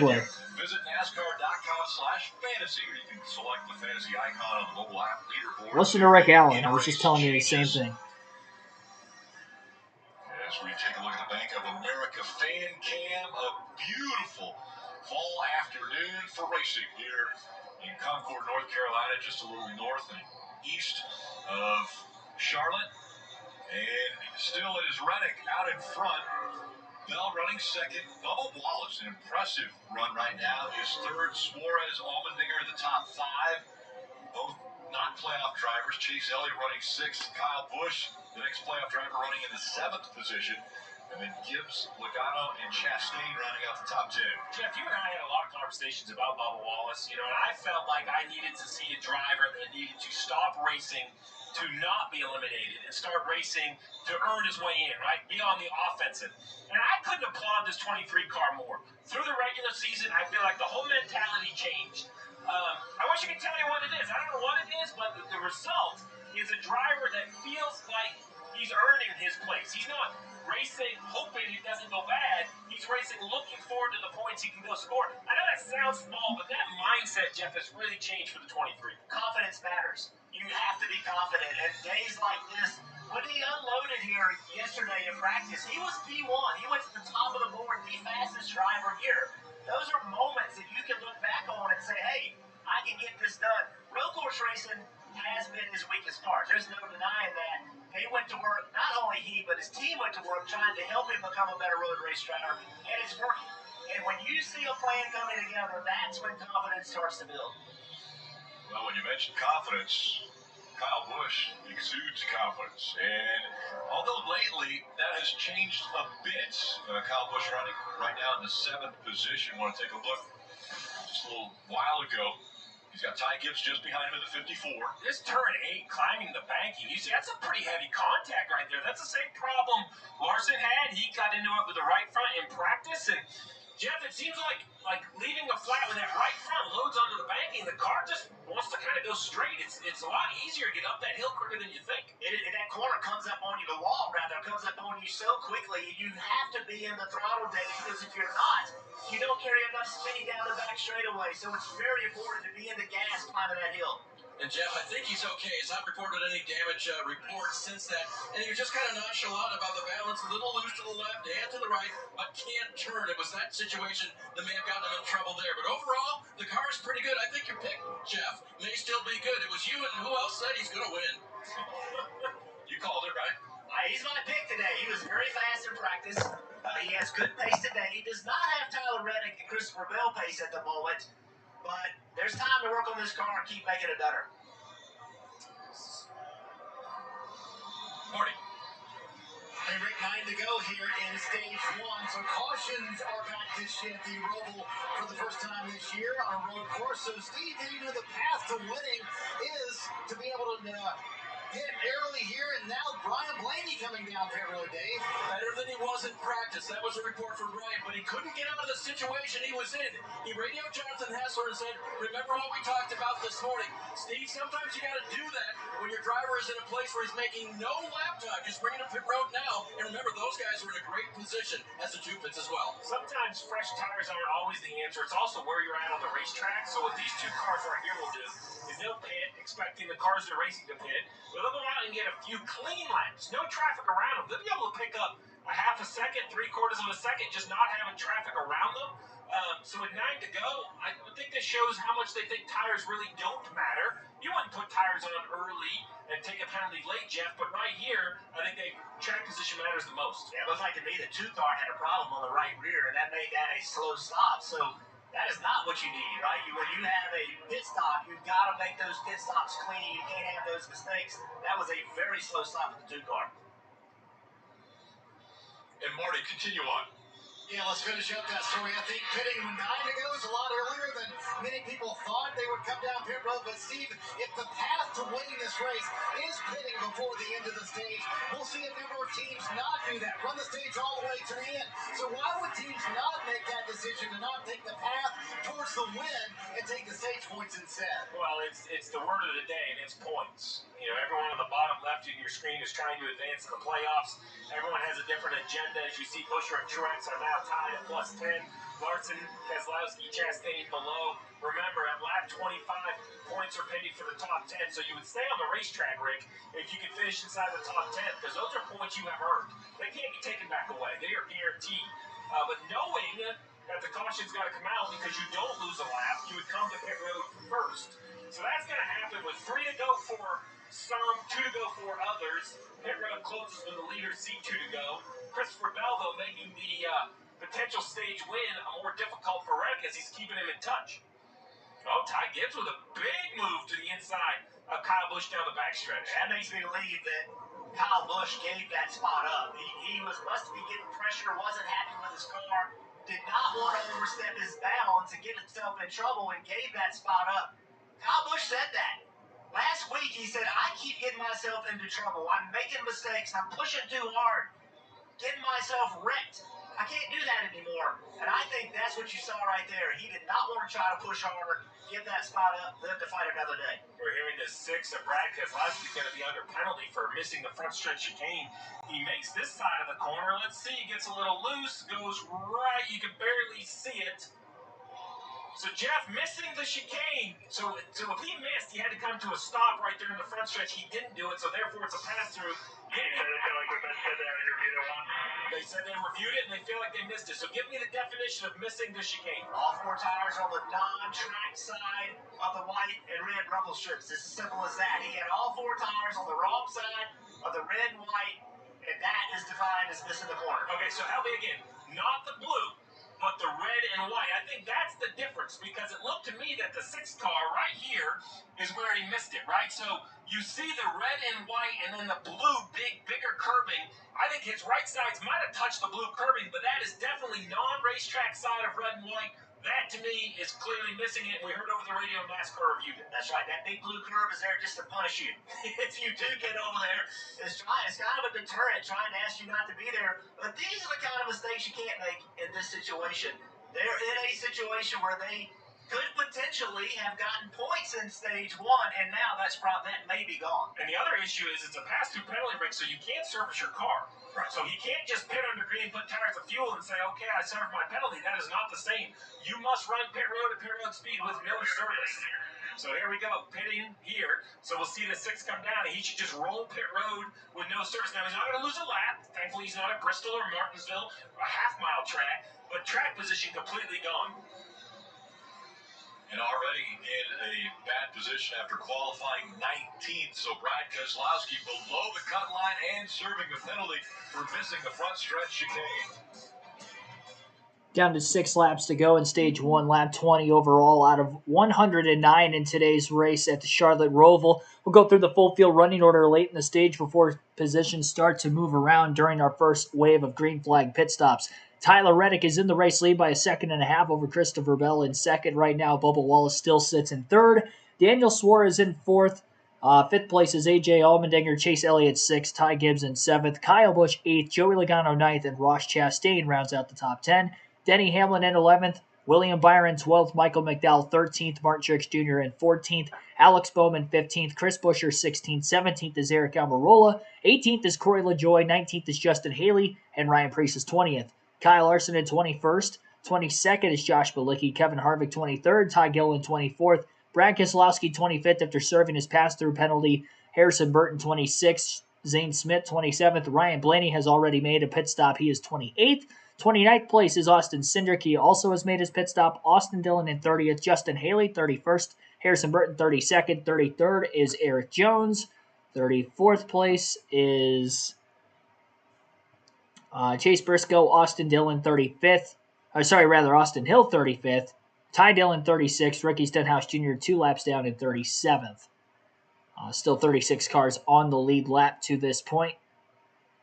With, again, 5 laps to go in the stage until we get a stage caution. So Ricky Stenhouse Jr. hoping that none of these other cars that are a lap down right now, or that are on the lead lap right now, go a lap down before the end of this stage, so that way he can get one of his 2 laps back here, get another one of his 2 laps back a little bit later during the stage 2 break, knowing that we are guaranteed 2 cautions, and at least he'll be back on the lead lap to begin the final stage. At the very least. Mark Witkowski, thanks for tuning in. NASCAR Planet, also welcome to the stream.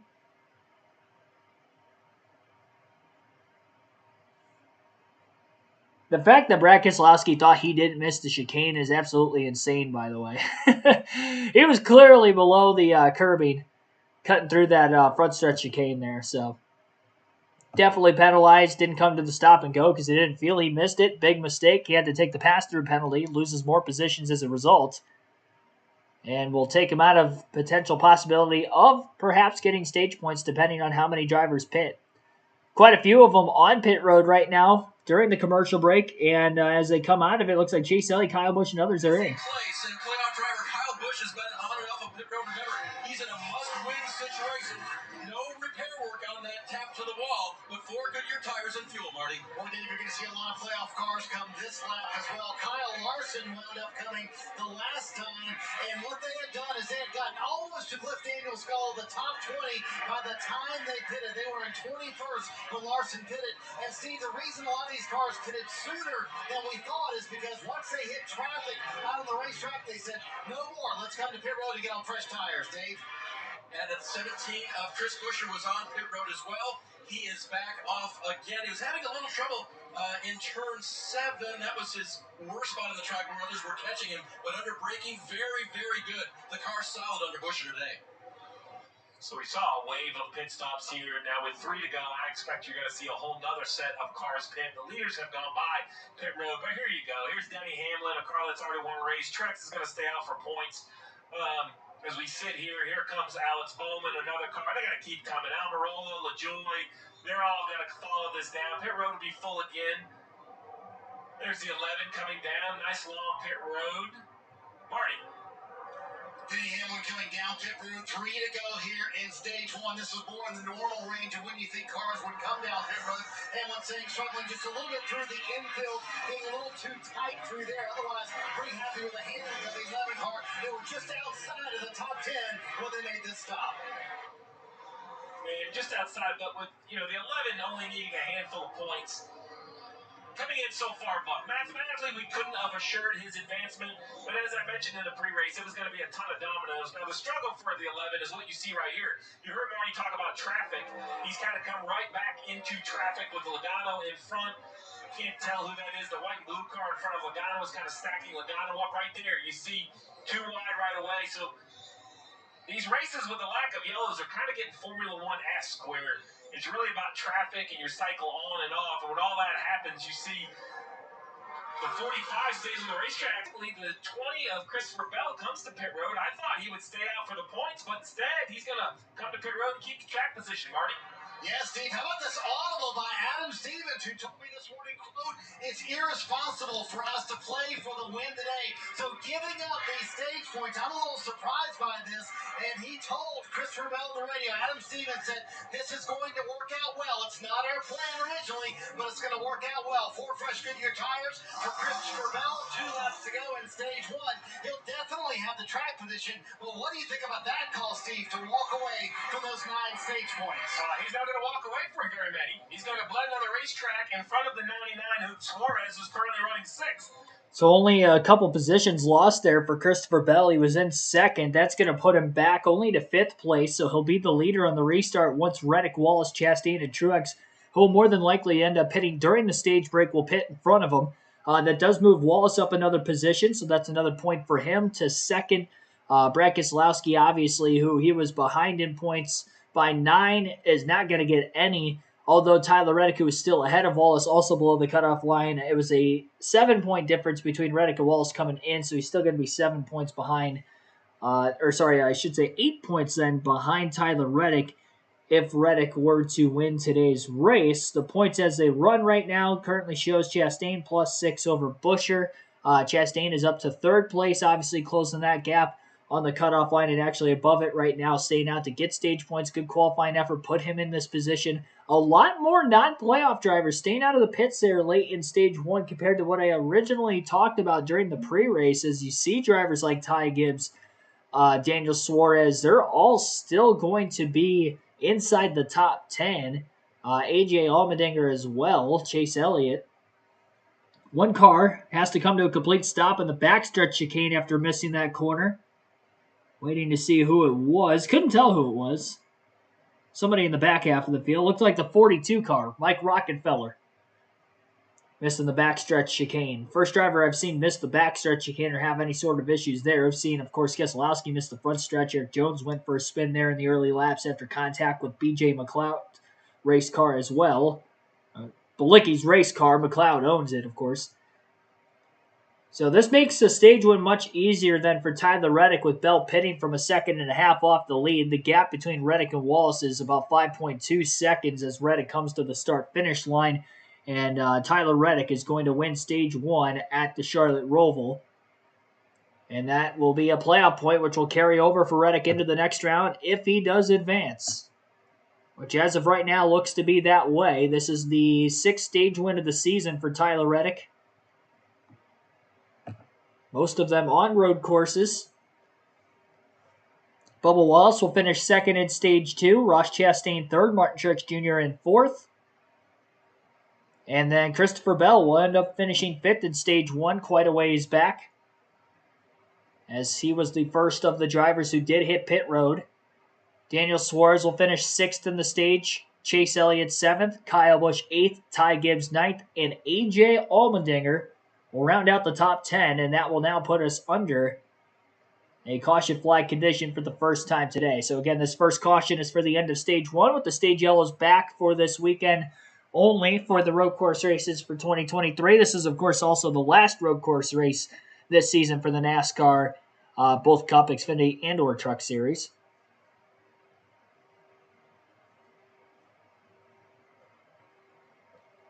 Sarah India, thanks for tuning in. Too early to tell, don't have any optimism. I didn't have much coming into the race today, but we'll see. I think more so at the end of stage 2. I'm surprised that there weren't more drivers staying out to get the stage points there. But obviously, you're going to be seeing, Tyler Reddick. They're going to put themselves all the way at the back of the pack with how many drivers that end up staying out there. Now, there were drivers that had stayed out of the pits also further back in the pack that couldn't pit because they would have went a lap down if they did. So they'll probably restart like more mid-pack than what they would at the very tail end of the field. Ricky Stenhouse Jr. does get the free pass with this caution coming out. He will still be 1 lap down. Again, that was because he had an issue, came to pit road. They were underneath the right rear of that racetrack. Nobody else was a lap down, so made it to the end of stage 1. He'll get 1 of the 2 laps back, and then hopefully that final lap back at the end of stage 2 at the very least. The only road course ace, I guess, would be Mike Rockenfeller this weekend.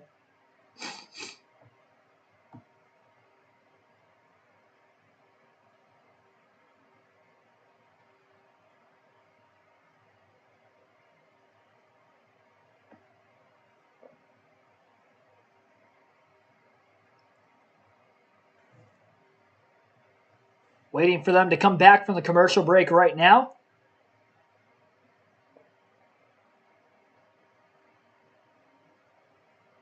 And then you'll get to listen in to some of those pit stops for those front 4 drivers if they do end up pitting. Like I said, they're either going to stay out here and have to pit within the first dozen or so laps to begin stage 2, maybe even less than that, or they'll have to pit now and then stay out, get stage points again. It'll be interesting who does what. Maybe some of them do that, maybe some of them don't. But it's going to be very interesting to see what happens, though, for sure, because Reddick's definitely got speed to win the race today. But he's just in that bind that he is also in potential danger of not making it to the next round, although he's in a lot better situation than Reddick is. Very fortunate for Bell that he was able to still cycle in 5th. Only gave up 3 points to get the track position needed to begin stage 2. Highest grade. While they didn't win the stage, they accomplished the best of everything. They scored a bunch of stage points. They have brand new tires on their car.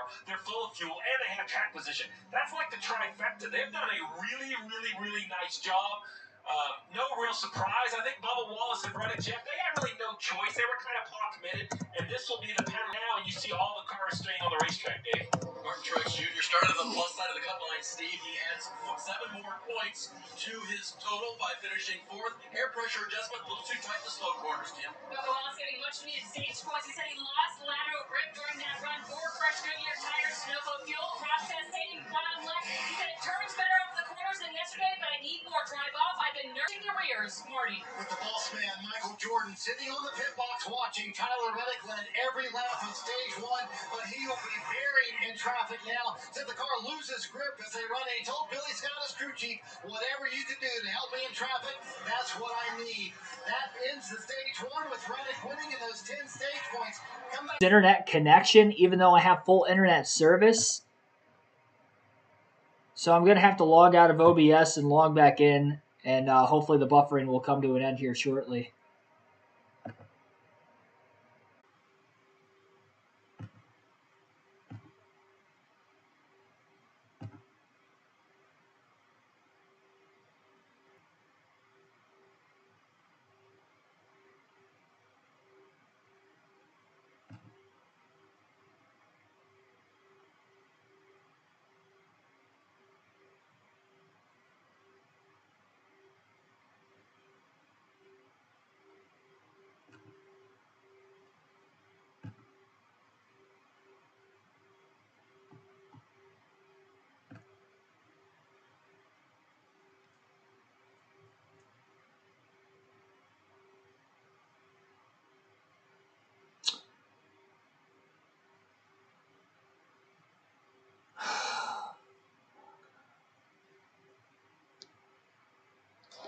It was Reddick who got the win behind the wheel of his Toyota. Let's check in with Dave Burns.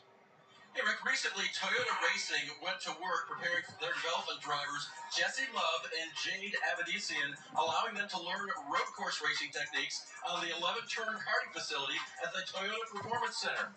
Corey Heim and Jesse Love saw the podium earlier this year in the Toyota GR Cup's first season, which concluded at the Indianapolis Motor Speedway. Toyota is the only manufacturer to score wins on road courses across all 3 of NASCAR's top levels. And Rick, Toyota continues to try to give themselves a lot of different opportunities for their drivers to develop them and make them part of something greater. Inside, the outside, this isn't a new location for this year as well. Just gives the drivers enough time to choose and they get lined up. We saw some road courses earlier this year that they would choose.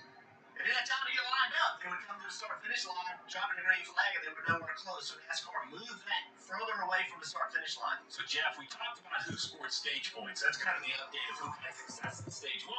But now I think it's worth kind of updating on what does that mean heading into stage 2. And what that means, as you mentioned, Christopher Bell is in great position currently up front. But it's not just him, right? So Reddick, who won stage 1, Chastain, Wallace, Truex Jr., they're all the way back now outside the top 20. They are 10 rows, more than 10 rows off the front row. Keselowski, he had the double whammy. He didn't get points, and he lost track position with that penalty he was under. As you look on board with the 23 Wallace, look at what is in front of you on this restart. This is the penalty for getting those points. And you're afraid you're going to get in a wreck. You're afraid you're going to wreck in front of you. You're going to get you caught up into it. Now, we have seen that new tires are certainly faster. So look for these guys to push quickly right here to take advantage of the guys in front of them that hit it many laps before. Riding along with Allmendinger, Mark Truex Jr., Christopher Bell, Bubba Wallace, and Daniel Suarez. We have their onboard cameras as they get ready to come into the restart zone. Again, Bell and Suarez making up row 1.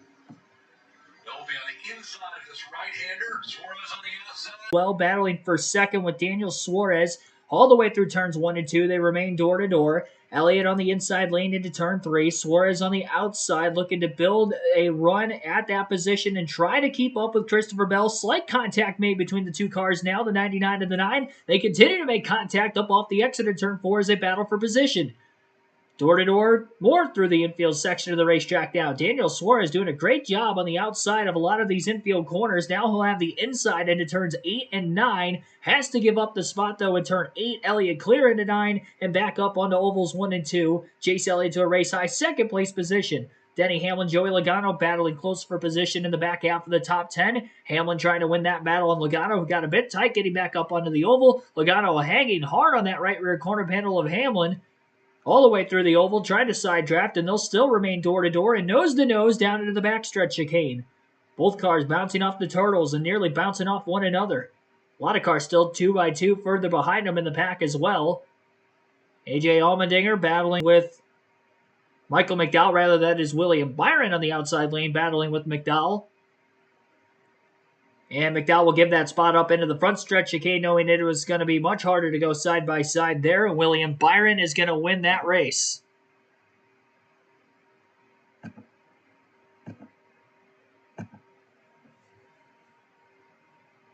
Lap 31 of 109. And by the time we went green, we only had 21 laps left in Stage 2 following the stage caution.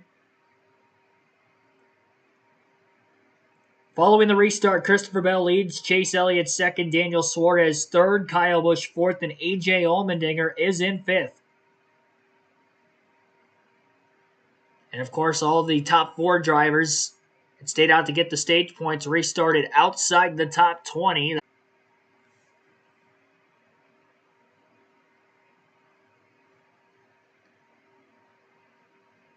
Currently at lap 31.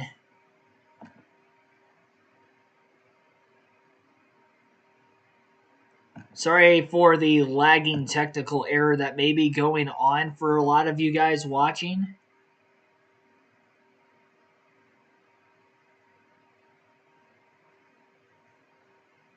All around signal, NFL, games, everybody in sports betting sites. Sound is good. I mean, if the sound is good, that's all that matters.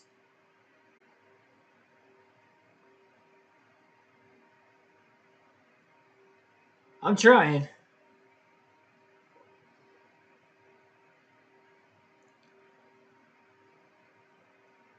It doesn't want to stay connected. Unfortunately.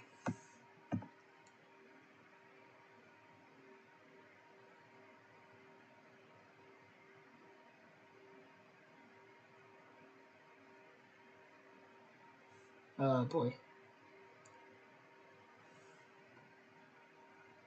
Kyle Larson rubbing fenders with Austin Cindric, trying to work his way back through the field. Now Larson, after starting deep in the field, is still trying to progress forward, although he's done a great job to get himself inside the top 15. Up to 14th place in the running order currently is Kyle Larson.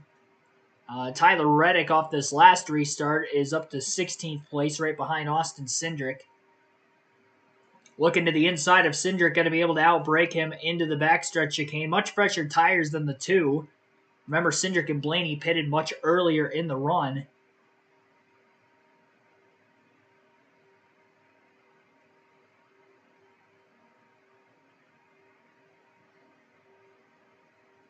Big lockup of the brakes into the front stretch chicane. I couldn't tell whose smoke that was being laid down. Gotta watch potential blistering of the tires when you lock them up like that.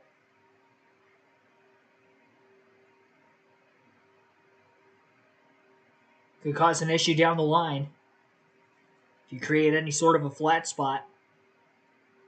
And it's hard to get out of that flat lead. Chase Elliott in second, Daniel Suarez third, A.J. Allmendinger in fourth, Kyle Busch rounds out the top 5.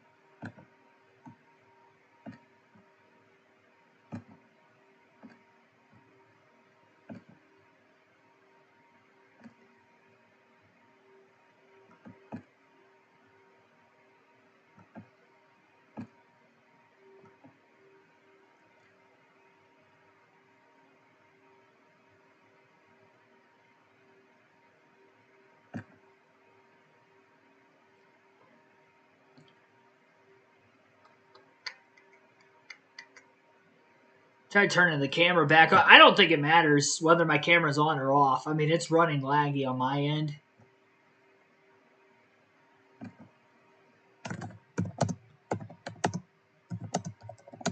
Let me know in the chat if you can hear me how bad the buffering or lag is on your end.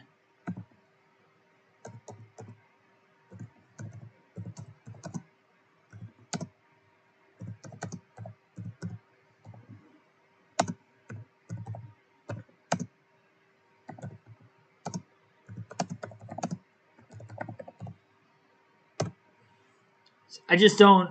I don't know. I mean, it's probably good now. It probably cuts in and out a lot. I hope it just stays good. Hopefully, it was just like a random error we had there.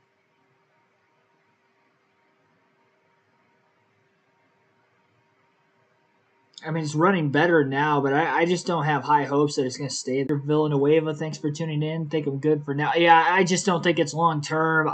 There's nothing I could do to fix it on the fly unless I end the stream and restart it. But if I do that, I know a lot of you guys aren't going to come back. I can't afford to do that. Unfortunately, we're just going to have to tough it out for the rest of the day today. Actually, he doesn't. Chase Elliott just powered by him. Decision was made. Yeah, I thought Bell could sidetrack him and slow him down and try to enter this corner next to him, but Chase was having none of it.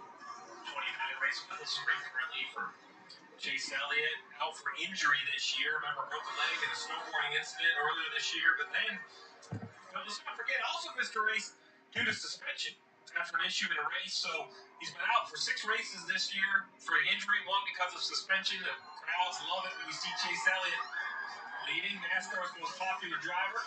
7 times he's won on road courses, twice here, you mentioned that earlier. But Chase Elliott, he has become the best road course racer in the field. He had. So he has won 7 times, but that was pre-next gen car. So while he has run well in the next gen car, they haven't resulted in wins. They're on top 5s, top 6s. So if you want to vote against him, you would say he's not winning. If you're a Chase Elliott fan, you say, yeah, he's running inside the top 5. There's really 2 arguments to that. This is back to the 9 car. We got to remember the leading laps. So what strategy does he do to win here? Now he's out front, but you know he's either going to pit before the end of the stage or he's going to maybe go to when his last stop has to be made. I think for the 9 car, you just pit right before. We know what they need to do to this point. Obviously, a lot of work to do yet, but done a great job so far. Dave, we're looking back off of Allmendinger's on board, the Celsius on board, and Kyle Busch, who's currently running in that 4th position. Yep, getting a little aggressive there. You saw him almost make the move on Allmendinger going into the backstretch chicane, and that was after a period of patience. He had made a couple of aggressive moves, but then he was asked by crew chief Brendan Burnett, tell him a little bit, when you're patient, we are fast. He did that, but when this opportunity came up, he saw the open door, and he took it back. Restarted 4th there, holds 4th now. Action on the back straightaway.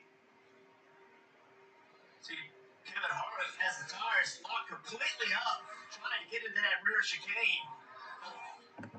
Did it right, served the penalty, came to a complete stop. He did come to pit road and put tires on it. A little bit of contact there with Truex and Harrison. Watching from the onboard of Mark Truex Jr., he kicks out there into the 21 of Harrison Burton. Shows you just how slick that is. Like, that's not very hard contact. But that infield section is just so slick. Gibbs in the 54 now around the 8s of Kyle Busch. And so Gibbs, who's still searching for that first win in this rookie season, is running up in the 4th position.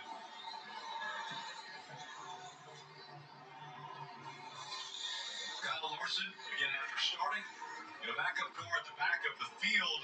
Marty, he's up to 15th now. Is this strategy working for him? Plus 21. It's been a solid day for the 5 teams so far. I'll let Cliff Daniels answer that question. Is he happy with where they are at 15th right now? Listen in. I think the way that Steve is going to play on will be in an okay point position. Understand with this pressure tires, so if you get to follow him right on through there, you're better than all those guys ahead of you.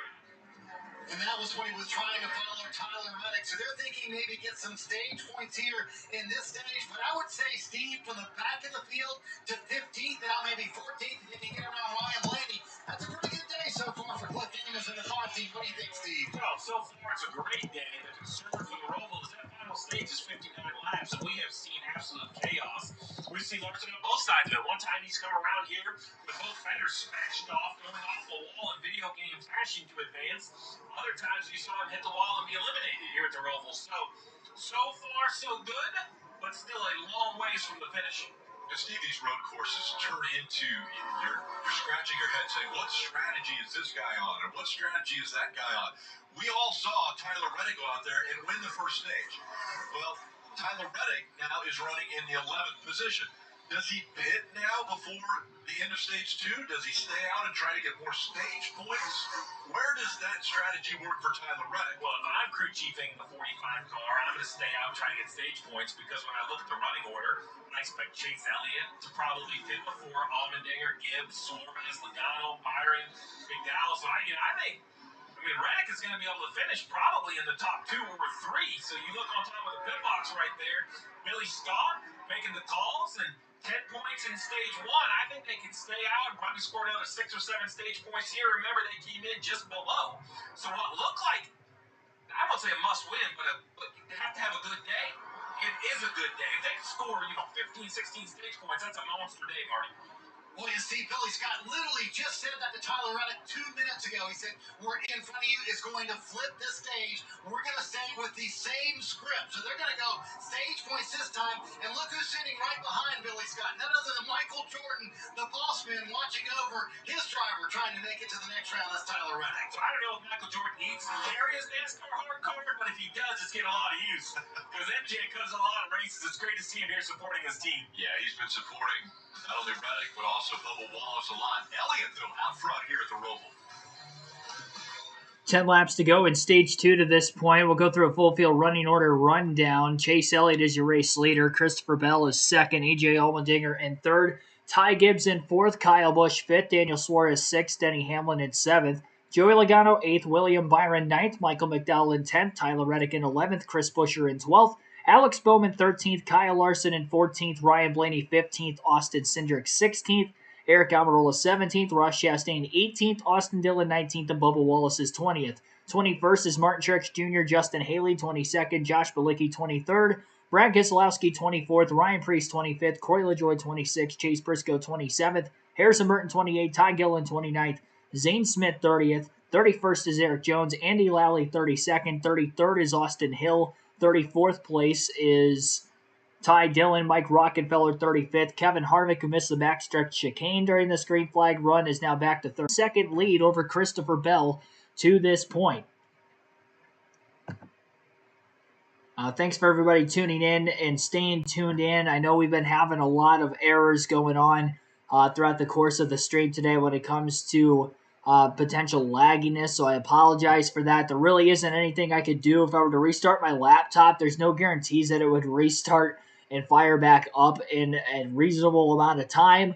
I'm working with trying to get a new one here as soon as I possibly can. Unfortunately, with the issues I've been having with this, I haven't been able to obviously stream properly. If you haven't noticed, the mic is also out. I need to get a new mic because that broke on me last week. So there's just a lot of issues going on right now.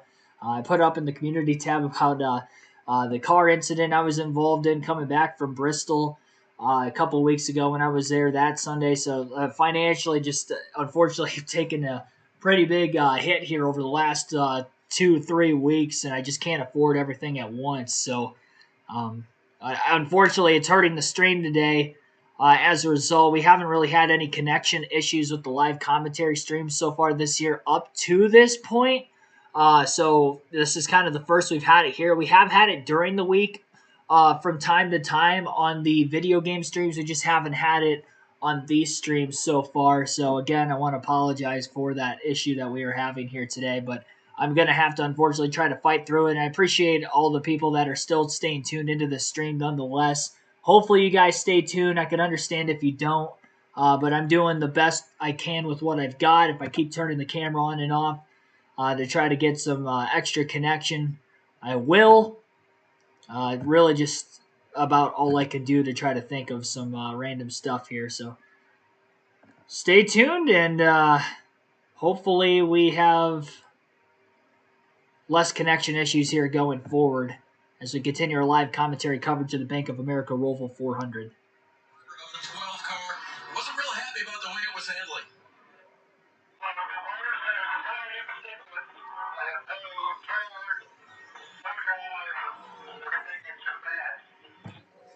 That's a lot of no's and a bad. They put a little bit of air pressure changes around 04 tires there and send him back out. I think one thing is that this 12 car, he had the oldest tires in the field for sure, but he tires matter today. It is a big difference between having, 5 lap, less 6 lap, less tires. Your car's going to drive a lot better. He was racing people with better tires, and I think it's just hard to overcome that. Let's don't sleep, guys. Here's Kyle Busch pitting.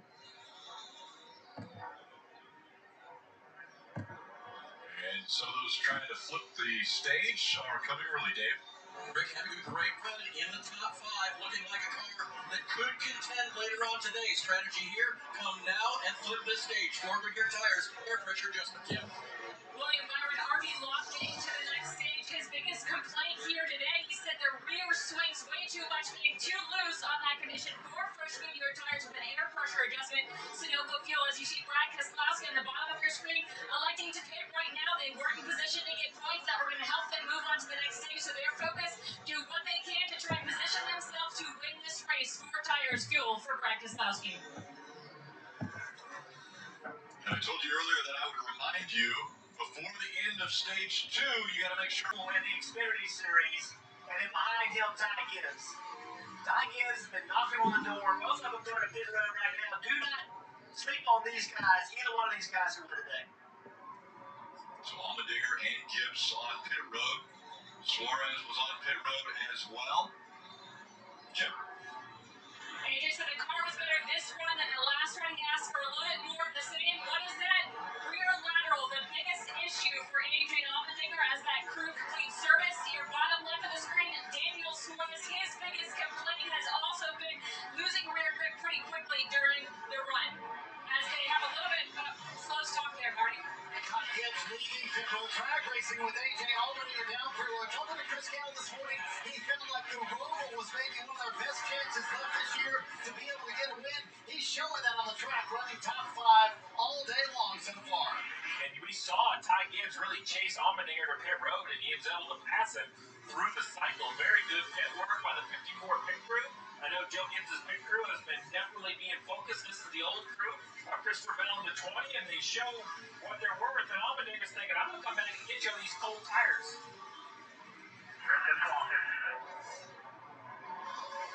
Yeah, they have to think about this as a battle for the win. You really do. I mean, every position could matter. These guys, obviously, we talked about Chase Elliott dominating, but right now, if you're Ty Gibbs, you got to fight hard. Are you definitely right? And asking the question now. If you get a position, take it. If you can't get a position, you take care of yourself. All right, so what they mean by that is we know that the stage is going to end in 5 laps. So if you can get a spot on the racetrack, let's do it. But you're going to have to run these tires for at least another 20, 25, 30 laps. So don't burn these rear tires up trying to pass someone you're not going to get by. We're going to have another restart, a whole lot more opportunity. Just kind of settle in. You got a lot of room out behind you. And riding along with Allmendinger after the pit stop, they came back out 20th. Ty Gibbs just in front of him in 19th. Gillen came to pit road and has dropped him back. And Bubba Wallace running in the 8th position, listening to his radio. We have enough fuel, so you should be good. So Bubba's talking about it stumbling, like he's not getting fuel to the engine. Very quick radio response back that we have enough fuel, you should be good. We'll have to just keep an eye on this 23 car, see if it's a mechanical issue or if they really are low on fuel.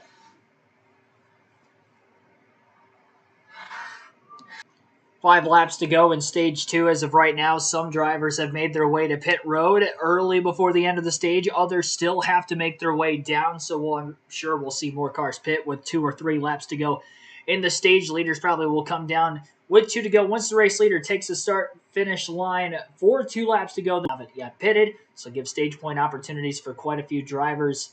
A lot of them playoff drivers, as you see on our leaderboard right now. All playoff drivers running inside the top 9, and that would include Elliott, who is still trying to battle for the Owners' Championship with that number 9 team so far. Once again, want to apologize for the technical glitches. You guys might not even hear me right now. I'm really just praying and hoping for the best at this point to the end of the stream, and we can get out of here with at least some sort of a semblance of a stream going here. Stay in tune for this one. Obviously, our viewership is going to be way, way down here for this internet. I mean, it's not that I don't have internet connection. I mean, you guys can't really see it too well, but on the bottom of my screen, my laptop says that I'm having full coverage of internet connection. It's just OBS, which I've been having problems with running on my laptop because my laptop has crashed a few times over the last several months, and I've had this issue from time to time. We just haven't had this issue during a live commentary stream until today, unfortunately. We've only had it during the week with video game streams here and there, so first, I've had this issue now. I'm just really hoping I can get to the end of the season, and that will set me up for next year. We'll have plenty of time to get all the new equipment needed, but kind of a struggle here on the channel here over the last 2-3 weeks or so. So just trying to give you guys the best coverage I possibly can from here on out for today's race. Got a lot of the leaders making their way to pit road currently. 3 laps to go in stage 2. Chris Buescher just making his way off of pit road. So that's one of the playoff drivers that wasn't looking like he was in position to get stage points. So that's why he pitted. Expecting to see quite a few other drivers come to pit road very, very soon. As we do have 3 laps left in stage 2. Pit road will close this time by. We're at lap 48 right now. Chase Elliott continues to lead. And we'll see if Elliott comes in. Chase is on his way in. And he misses as the caution's out right as he was about to hit pit road. 78 car has gone around. That is Josh Bilicki. In turns 3 and 4, caution came out. Elliott almost got to that commitment line and dodged it at the very last second. It looks like the 78 of Bilicki has backed it into the outside wall in between turns 3 and 4. Bringing out the yellow. And something hanging around the back of the race car, probably some sort of signage. Waiting to see exactly what took place here. Let's see what happened to the 78.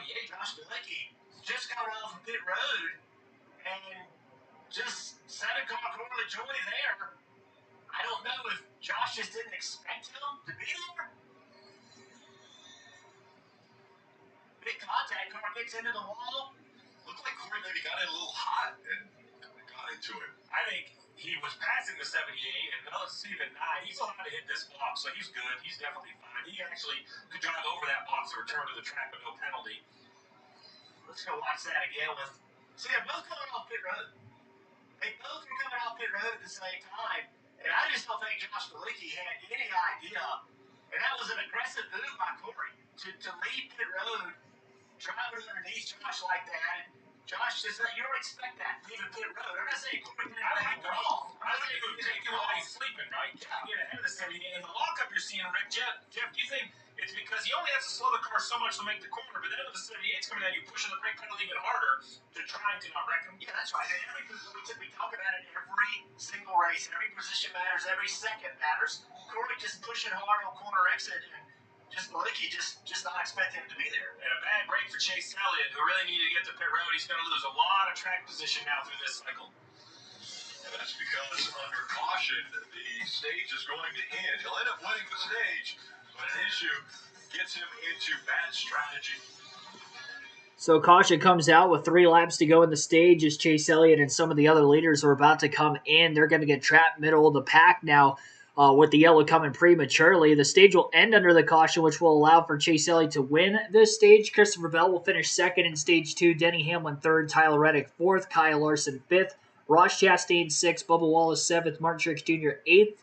Michael McDowell ninth. And Kyle Busch will finish 10th in the stage. Not sure where this is going to cycle everybody exactly, though.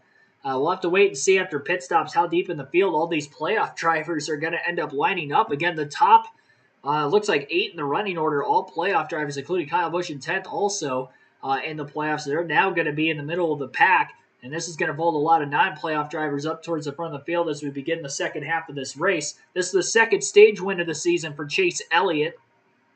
So for you Elliott fans out there, he does look to be in contention to win his first race of 2023. But now a little bit of a setback just prior to the halfway point of today's race. We'll take an ad break here. I got to get a few extra ones in today, unfortunately, with the issues that we have been having. So hopefully it's not too big of a revenue hit. Apologize again for the problems we have been having from a technical issue standpoint. Hopefully we don't see too much of that problem the rest of the way. But thanks for everybody sticking it out And we'll return to the action here shortly. You're listening live to the Bank of America Roval 400 at Charlotte on KRC. With this being the end of Stage 2, it is time for the end of Stage 2 diecast showing. I want to show this diecast off because this was a very scheme that won the Charlotte Roval back in 2018 in its inaugural race. And, of course, it's my favorite driver. And he happened to win with a similar paint scheme last weekend at Talladega, which was won, of course, by Ryan Blaney. His Pennzoil scheme looks very reminiscent to what he had last week, only he doesn't have the gold wheels. And obviously, with the next-gen car, the numbers move forward and the car itself looks different. But this in particular, scheme-wise, was about the same. And this is the Gen 6 Ford Fusion from 2018 that Ryan Blaney won with at the Charlotte Roval. It's not an actual race-winning diecast. As you can see, it doesn't have the emojis on the side of it, but this is the diecast I wanted to show for this weekend. Blaney coming off a win. It's the Roval race weekend. Figured it was a good weekend to show off this Ryan Blaney diecast for our diecast showing race of the week. And honestly, probably one of my favorite Ryan Blaney paint schemes that he has ran in his tenure with Penske Racing. I will show another diecast before the end of the race as well, and that is because I did not show one off during the Xfinity Series live commentary stream yesterday, so I will show another one off at some point before the end of the stream today. Until the conclusion of this stage. Up front is Elliott. And Steve, explain why this is a bad situation for Chase Elliott to win this stage. So Chase is trying to run as long as he can before pitting before the end of the stage. That's why he was coming with 2 to go as a leader. He has that opportunity. He wanted to come in and service his car. All the cars behind him in the running order, Bell, Hamlin, Reddick, Larson, Chastain, they have playoff implications. They're going to try to stay out and get points. And really, then Elliott would come back on the racetrack, probably in 8th or 9th. He was going to cycle pretty good. Then the caution for the end of the stage, when the other cars pit, he kind of reassumes the lead. He's looking really good. But now, because he wasn't unable to come to pit road and service his car, good news is you win the stage. But the bad news is, there are roughly 20 to 25 cars that have already serviced their vehicles. So they're going to stay on the racetrack. Chase Elliott's going to restart well outside the top 20. Now, the same is going to be the same for Bell and Hamlin and Reddick. I actually think Kyle Busch, currently in 10th, is going to become the race leader through this cycle. The difference is all those playoff cars, they knew this bad break was coming, but their reward is at least a few points that they so desperately need to advance. Maybe not as much for Hamlin, who's in 3rd, who's already won, but for Chase. By the way, Hamlin has now. That's what you're going to say, already won. He had enough points to advance. I keep trying to want to give him a win. That's the second time today I'm trying to give him a win in this round. He appreciates it. I do see there Chase Elliott winning the stage, Sidney Hamlin clinching. I do think that this caution, we heard Tyler Reddick and Bubba Wallace both complaining about their cars stumbling, like they weren't getting fuel. And they thought they got them full, but maybe they didn't. And this caution may have saved them. It may, you don't burn as much fuel under caution as you do under green. Them not having to burn that much fuel may have put them in a position where they didn't have to put under green and they were able to get stage points.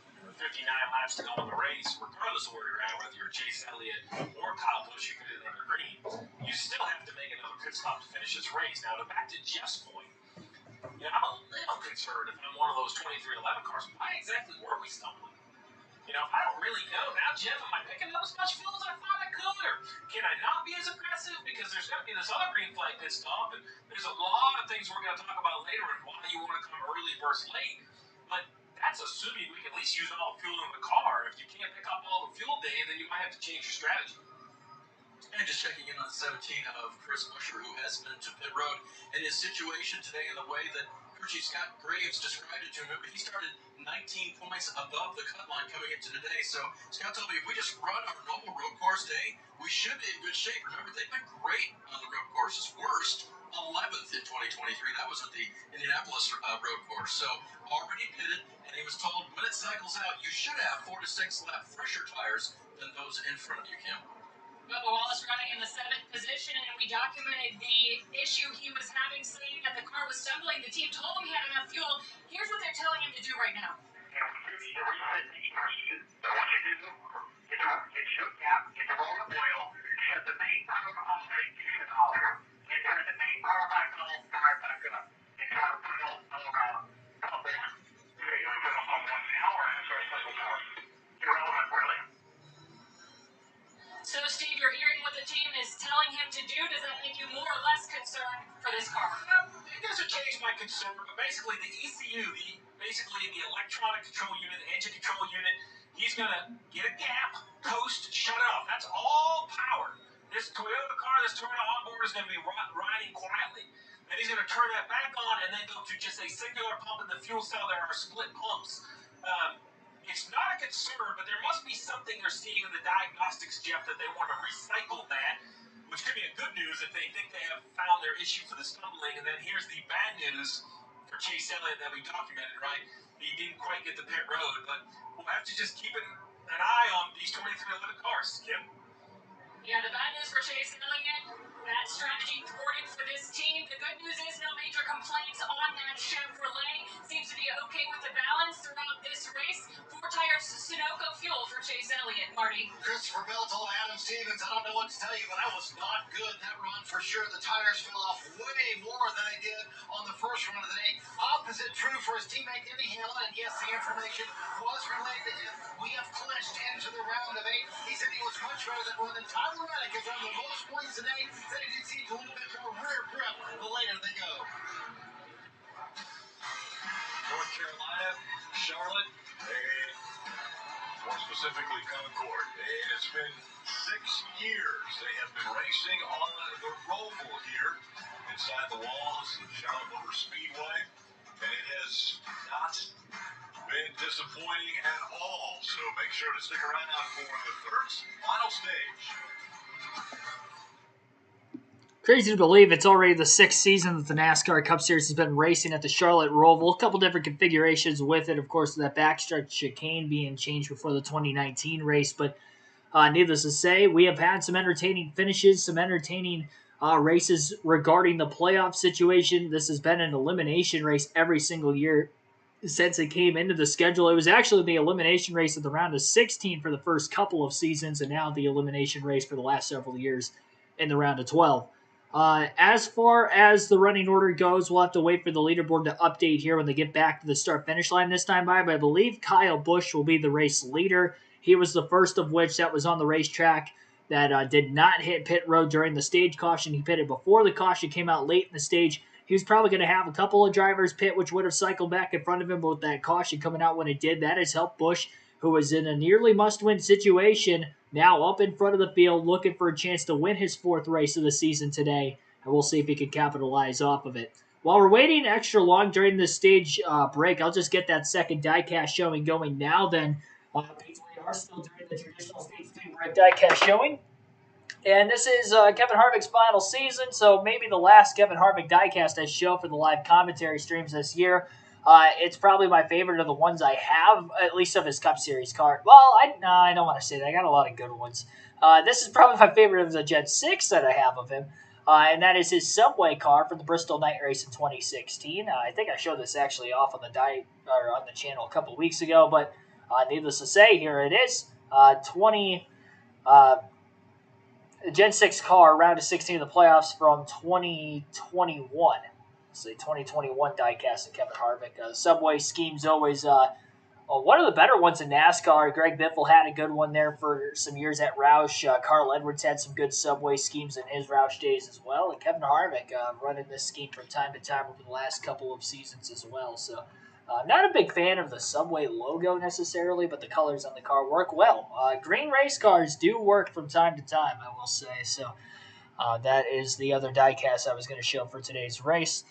Fortunately, Harvick not having that great of a run. Came very close with Ryan Blaney last week. It looked like this. Here's Blaney. Here's Harvick. It looked like this at the line. It was not much, but you can see Blaney was ahead, and it wasn't by much. I didn't realize that I had both drivers that were in the photo finish last week until just now. So that was not pre-planned. If I wanted to get really cringy with it, I could have just angled the camera of me on the floor and then been like, it looks like this, and just driving the cars across the floor. Grab a couple more, just have them wrecking behind them.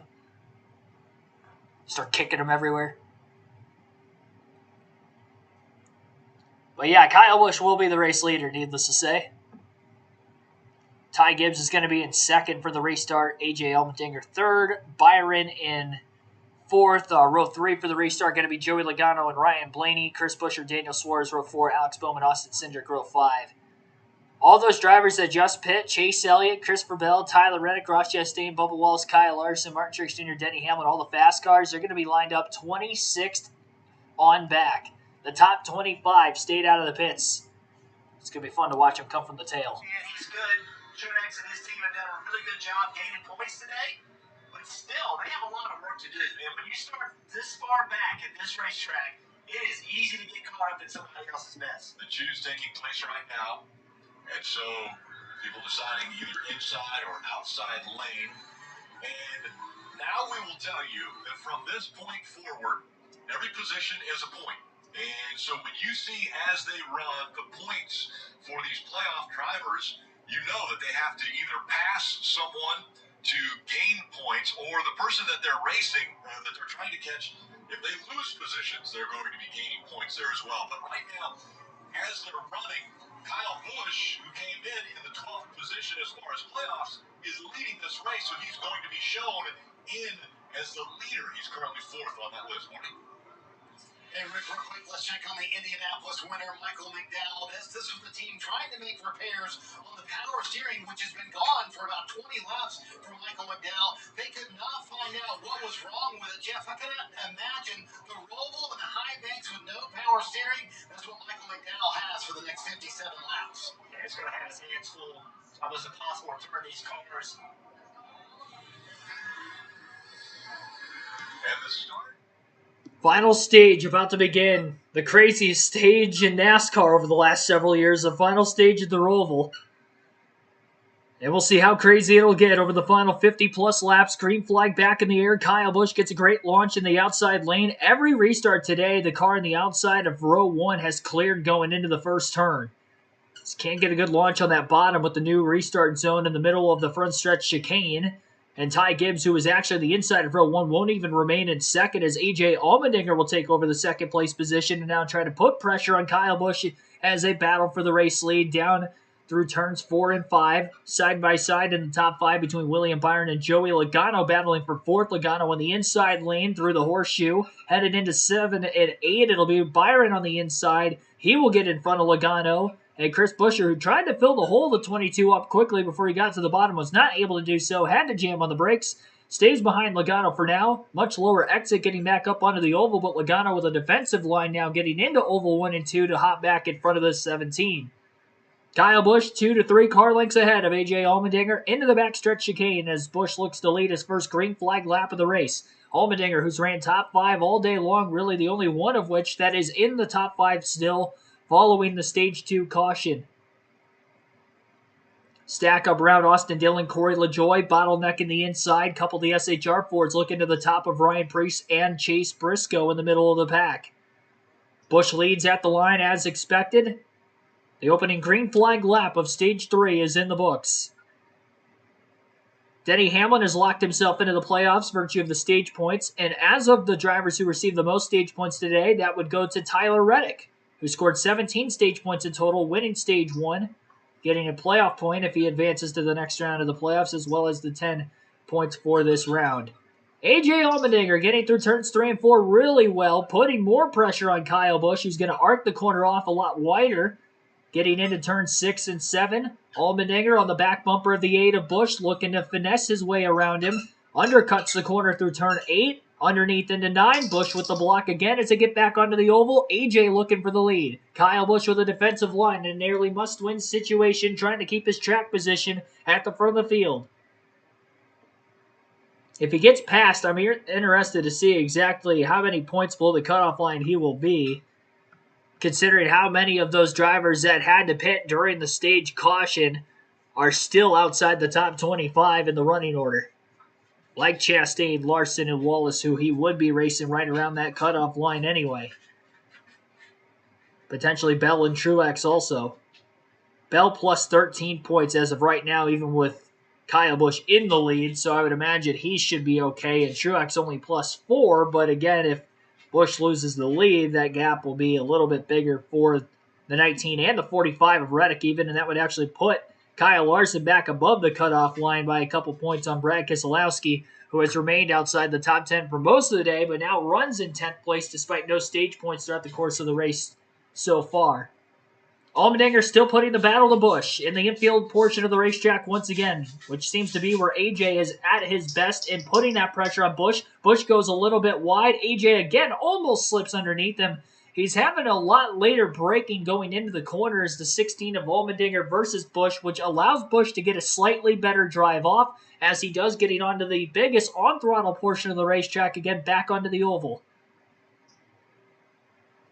Busch gaps Allmendinger through turn 9 by about 4 or 5 plus car lengths that time. AJ almost out of drafting range. Has to try to gain that ground back as he late breaks into the backstretch chicane. Braking as hard as he is right now. How hard is he pushing his tires this early in the run, as we have seen quite a bit of fall off today.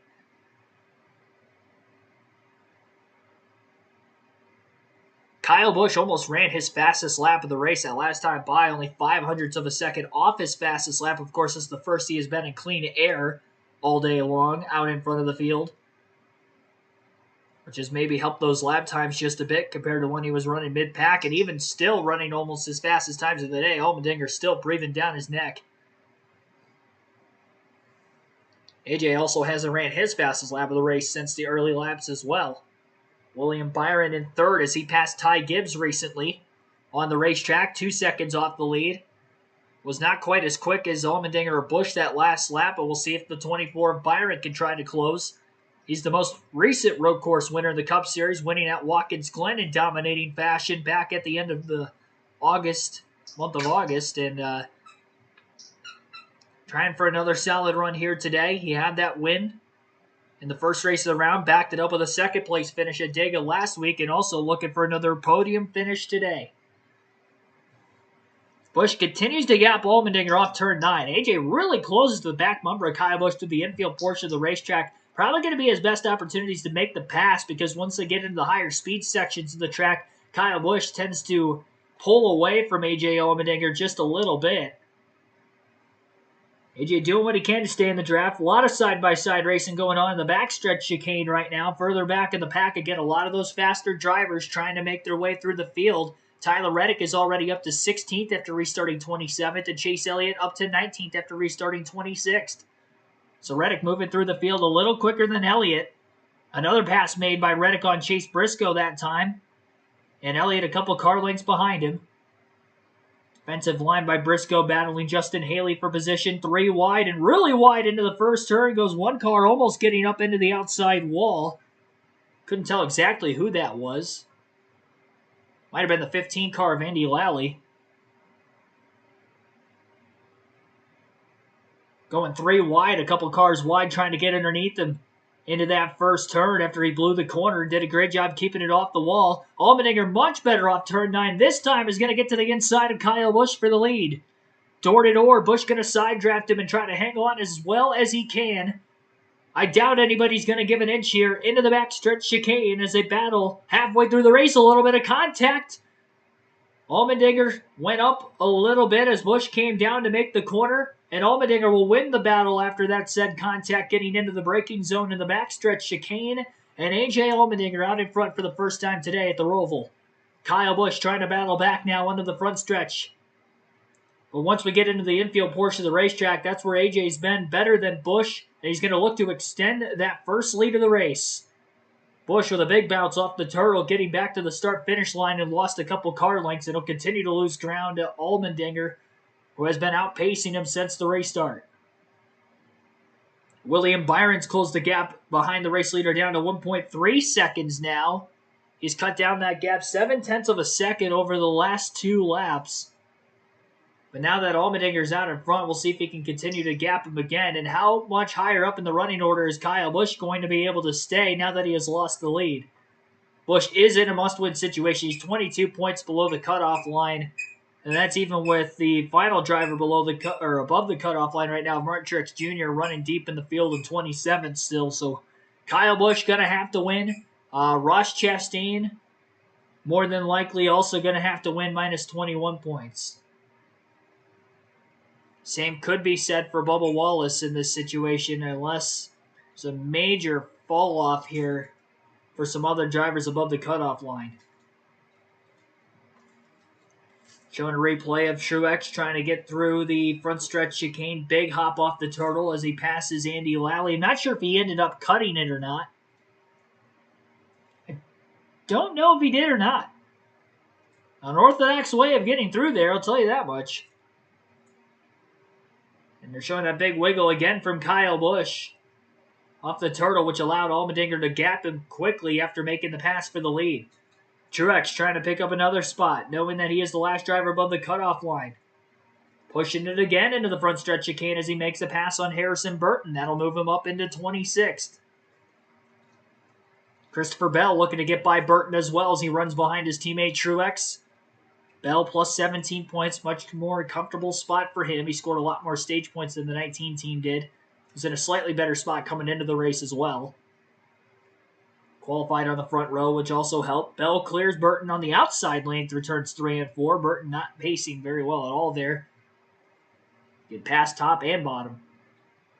Lap 60 in the books at the Charlotte Roval. Your top 10 looks like this with A.J. Allmendinger out in front of the field. Kyle Busch is 0.8 of a second off the lead in second. William Byron 1.2 seconds back in third. Ty Gibbs in fourth, 1.9 seconds back.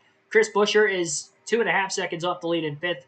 Joey Logano in sixth, 4.8 seconds off the lead. Daniel Suarez in seventh, 5.6 seconds back. Ryan Blaney is in eighth place, 6.3 seconds back. Alex Bowman is 7.1 seconds off the lead in ninth. And Brad Keselowski rounds out the top 10 at 7.8 seconds off the lead. That is your running order through the top 10 in the late going of today's Bank of America Roval 400. You're listening live on KRC. Appreciate you guys staying tuned today with the technical issues we were having earlier. We'll take a quick ad break and get back to the action. And I will also end that poll for who you think will win today's race. I don't see it changing any, and we are past the end of Stage 2. Of course, 138 votes were casted. Appreciate all of you guys that did vote there. And we ended up having 47% say somebody other than Kyle Busch, Tyler Reddick, and Christopher Bell would win the race. So interested to see if that will stay true. As of right now, none of those three are leading, as out in front it is A.J. Allmendinger. Everybody still has to pit one more time in the race, fuel window 35 to 37 laps. I would like to more than likely see somebody, or most of the field, pitting right as soon as that window opens. So you don't get yourself trapped at the back of the field if we get an untimely caution like we saw towards the end of Stage 2.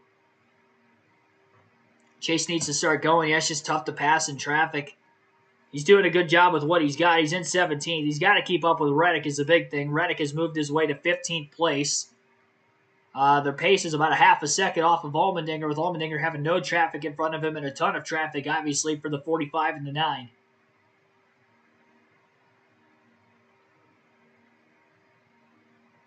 .2 seconds ahead now is the 16 over the 8. Again, Kyle Busch in a must-win situation to make it to the next round of the playoffs. Only 5 playoff drivers inside the top 10, and 2 of which are already locked into the next round with wins of Byron and Blaney. The others, most of them outside the top 20. Larson, 21st. Bubba Wallace, 23rd. Ross Chastain, 24th. Martin Truex Jr., 25th. Christopher Bell, 26th. Denny Hamlin in 30th. All drivers that had stayed out were going to more than likely pit towards the end of Stage 2. A caution came out, dropping them further back in the field, as they had not yet made their second stop of the race to that point.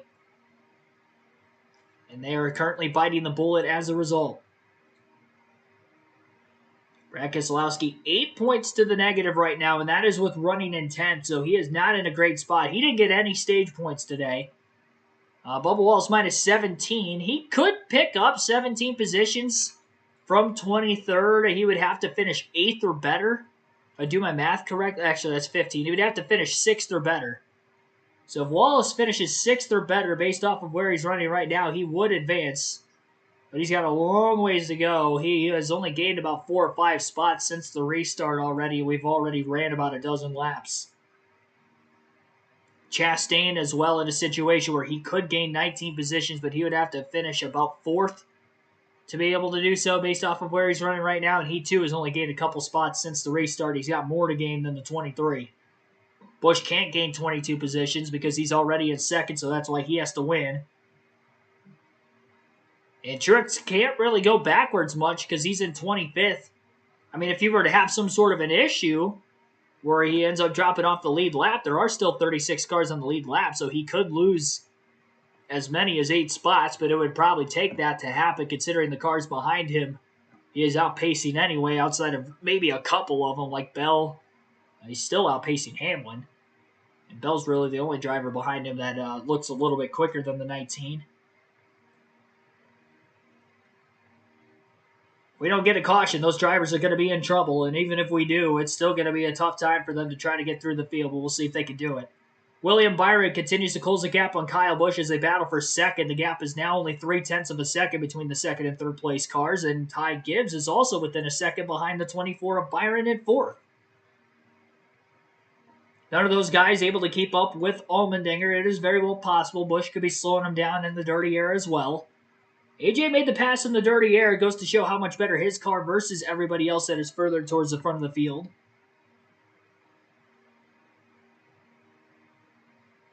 "12 positions gained since the restart for Tyler Reddick, 10 for Kyle Larson. They're the biggest movers so far. Chase Elliott right around there in positions gained as well. He's gained 9 spots. Larson started a little bit further back compared to the 9 and the 45, a slightly slower pit stop. He's in an okay spot right now. If Kyle Busch were to somehow get back around AJ Allmendinger, the difference between Truex and Larson is 1 point. With Larson behind Truex, with Truex gaining a couple spots here recently, so that is not looking good for Larson. I mean, it's looking good right now, but if Busch is able to get around, if we get a caution, then it would not be looking good. Keselowski would be the next closest driver below the cutoff line to winning, but he's in 10th. He doesn't have any sort of race-winning pace either, so it would take a lot more for him to win than for Busch, but definitely not impossible for Kyle Busch. There's a mistake from Allmendinger on pit road. Kyle would be right there for the taking, assuming that team is able to execute on pit road. 45 laps to go in the Bank of America ROVAL 400. Larson closing in on Kevin Harvick. Another point up for grabs. That would be for the 19th place position. If Larson can make the pass. Larson did just pass Eric Jones a lap or two ago for 20th. So he was in 21st. Getting a run after Harvick. Looking to the inside into turn 3. Trying to outbreak the 4. Harvick has not been great on road courses over the last couple of seasons. Really, any of the newer road courses on the schedule, he doesn't tend to run well. Count on him still having decent runs at Watkins Glen, Sonoma, but tracks like Coda, here at the Charlotte Roval, not as good of runs for Harvick in recent years. Road America, the couple years it was on the Cup schedule as well. Indianapolis, not great tracks for the 4. Larson to the inside. Harvick going to let him go through Oval 1 and 2. Larson up to 19th. Bell going to get by Martin Truex Jr., dropping him back a spot.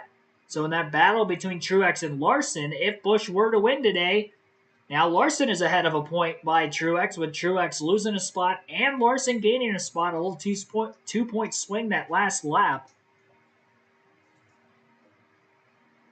Busch continuing to lose Allmendinger, now 2.3 seconds off the race lead. That window for drivers to be able to make it on field at the end of the race will open in about 8 to 10 laps from now, as we sit at 44 laps to go. Top 5 in the running order holds with AJ Allmendinger in the lead, Kyle Busch in second, William Byron third, Ty Gibbs fourth, and Chris Buescher in fifth. With that being said, it looks like NBC will be heading to a commercial break. And it will be a full-screen commercial break, so we will take an ad break ourselves here. You're listening live on KRC, this NASCAR YouTube channel.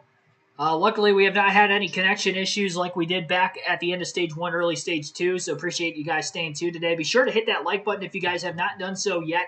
Up to 79 likes. Our goal was 150. I know we had some connection issues earlier, which we lost quite a bit of percentage of our viewers, but again, thank you for everybody that have stayed tuned. Hit the like button. Helps the stream out a ton. Helps me out a ton trying to grow the channel as we are on the road to 5,000 subs before the end of the year. Hopefully we can get there.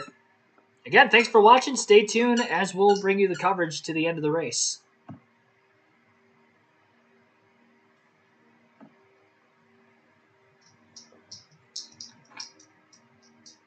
Interval now 2.4 seconds between Allmendinger and Busch at the front of the field. The Chase Elliott watch, he is driven up to... Trying to find him in the running order. I don't see him. Something happened to Elliott that last lap. Yeah, I think Chase pitted or something. Chase Elliott now scored in 35th. I don't think they're in the fuel window to make it to the end. I'm surprised he pitted now.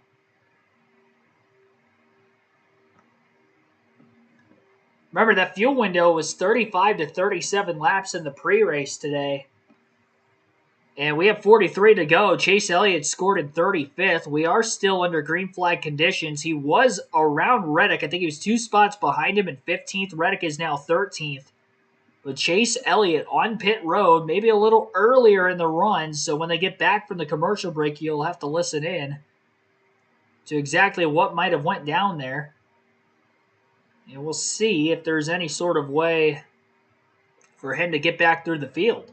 And hopefully there's no major issue there, as he was one of the contenders to win. Led quite a few laps in the middle going to the race. Was the Stage 2 winner. He's led the second most laps today with 15 laps led. Reddick has still led the most with 29 laps led from the pole. Other lap leaders would include Allmendinger, who has now led 10 laps. Kyle Busch has led 6, and 9 laps led for Christopher Bell today. With those 5 different leaders, we have had 6 lead changes and just 2 cautions today. Both at the stage breaks, but the Stage 2 end came a little early with the caution for Josh Bilicki in turns 3 and 4. Brad Keselowski also in the pits. 42 to go, Rick. Is this a Hail Mary? You know, I think it's a little bit further than they can go, but at this point, they need something to go their way. So you got a little bit of a Hail Mary. You get a yellow right now. The rest of the field's going to pit, and he can stay out. We also saw the 9 of Chase Elliott pit. We're hearing that he might have thought he had a tire going down. He was a lap before. We thought they could go 37. This is 42. That's a long ways in a road course, but you just never go with yellows. And I also have learned that when they tell me they can go 37, that's probably really 39. They're kind of fudging a little bit, so I don't give away their poker hand on TV. All right, well, so there you heard it. Chase Elliott seemed to have had a tire going down, so he pitted a lap earlier than Keselowski. Keselowski also came to pit road a little earlier than the expected fuel window, and as a result, again, looking for some sort of a Hail Mary prayer to be answered for him to make it out of this round of the playoffs. Road courses have bit RFK Racing, specifically Brad Keselowski, all season. And coincidentally, here on a road course, not having a great run. He DNF'd at Dago a week ago, which put him in this situation, just 2 points to the good. A little contact getting through the front stretch chicane for Eric Jones and Todd Gilliland. 3 wide goes Bubba Wallace underneath both cars as he tries to make a pass. Very tight making their way through there. A lot of those faster cars trying to make their way through the 51 and the 43 at the same time. It's like Daniel Suarez is also up in that battle for position. Actually, no, that is not Daniel Suarez. That is another car looking to gain some time on the racetrack.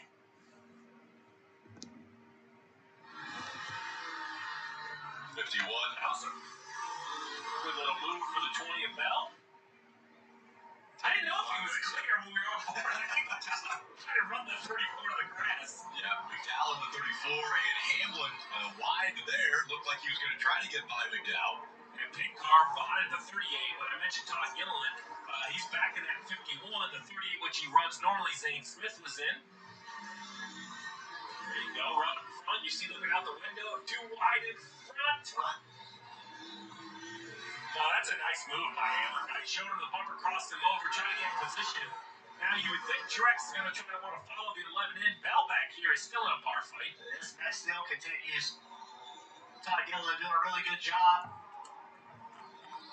keeping these guys behind him, fighting hard. That's what you got to do. I know these guys are in a playoff battle, but this track's open for you too. You just got to keep the fight up. Jeff, These guys are all so good. They make this track look easier than it is. You and I have been around here multiple times. It is narrow. It is slippery. Blind. There's elevation. It just amazes me every time we go to a road course. I mean, look, this type of racing happens for the whole race, and yet still only 2 yellows. Yeah, it's one thing to drive around here by yourself in the middle of this chaos. I mean, it is just so aggressive.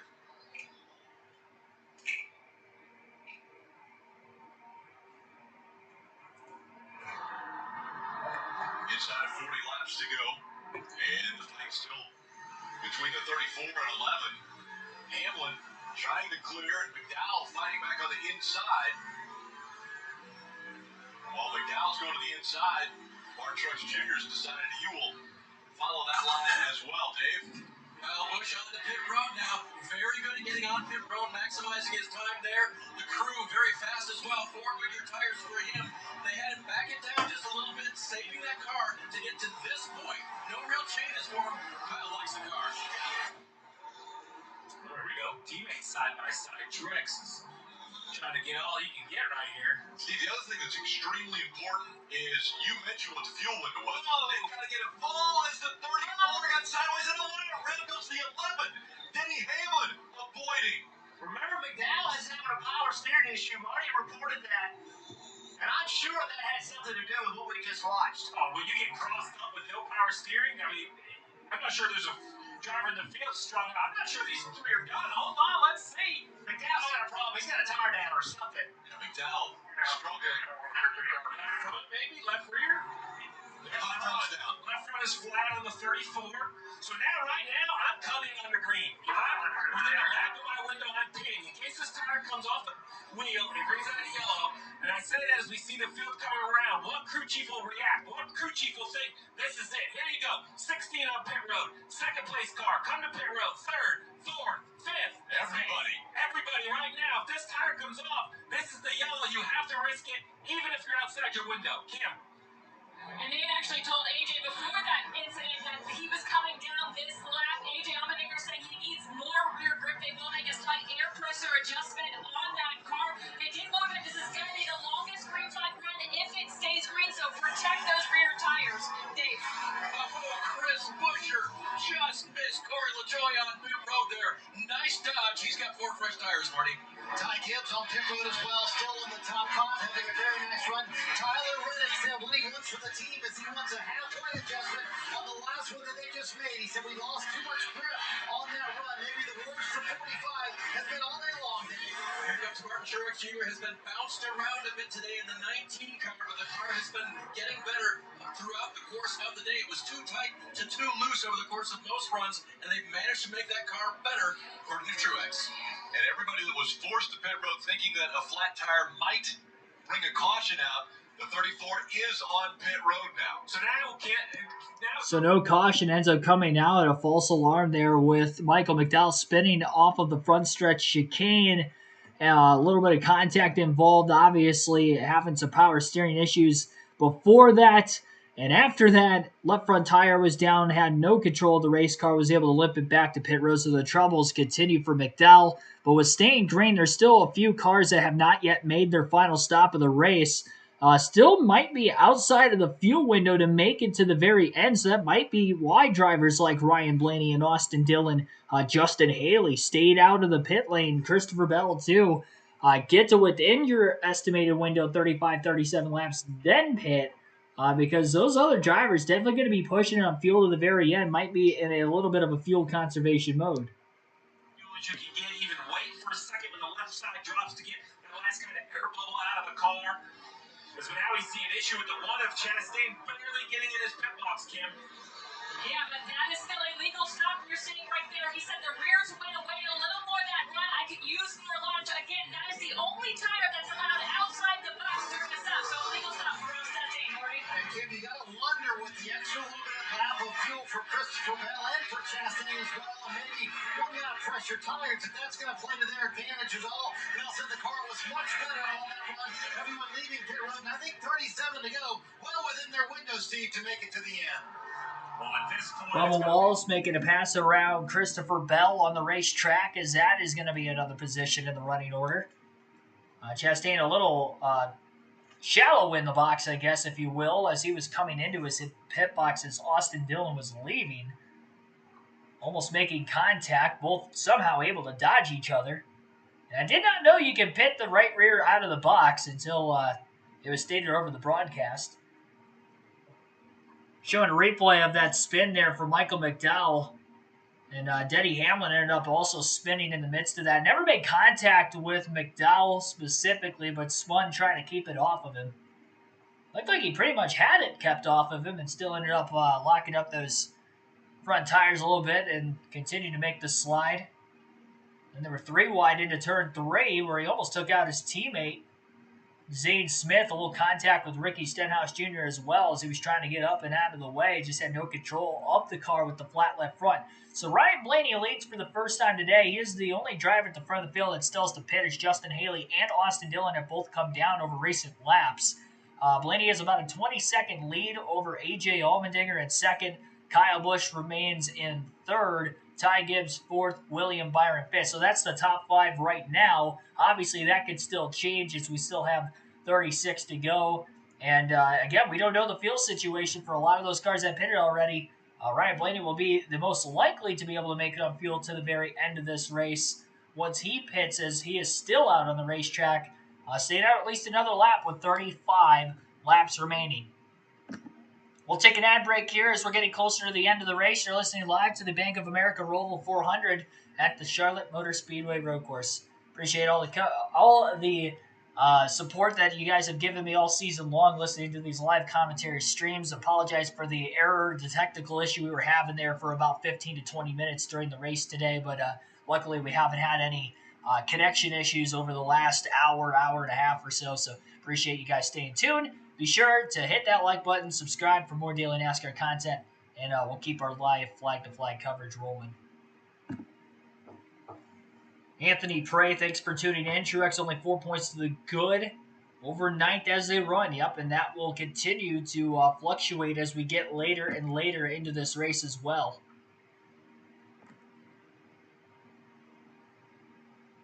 Anthony also mentioned in the chat that Truex is losing positions every time he comes into the pits. Toyota pickers just have not been great in the playoffs this year. Crazy. Our goal was 150 likes on the stream. Obviously, we had that technical error earlier, so I don't know that we're going to get there. I'd appreciate if we still ended up getting there. So definitely hit that like button, but after the issues we were having earlier, a lot of the viewership was lost. Chase Elliott's made his way back into the top 10. Short pitting when he did. He gained a lot of time. He's up to 10th place, and he's actually leapfrogged ahead of Tyler Reddick, who pitted about 3 to 4 laps after him. He's 3 seconds ahead of Reddick and 2 spots ahead of him in the running order. The only problem is he's got a little bit less fuel than even Reddick and all those other guys have to the very end of this thing. Running with 34 laps to go. Ryan Blaney still on the racetrack with a 17.8 second lead and hasn't pitted yet. Hamlin locking the tires up, slams into another car. Around he goes. And the caution has come out. I'm not sure exactly why. The yellow was flown as quickly as it was.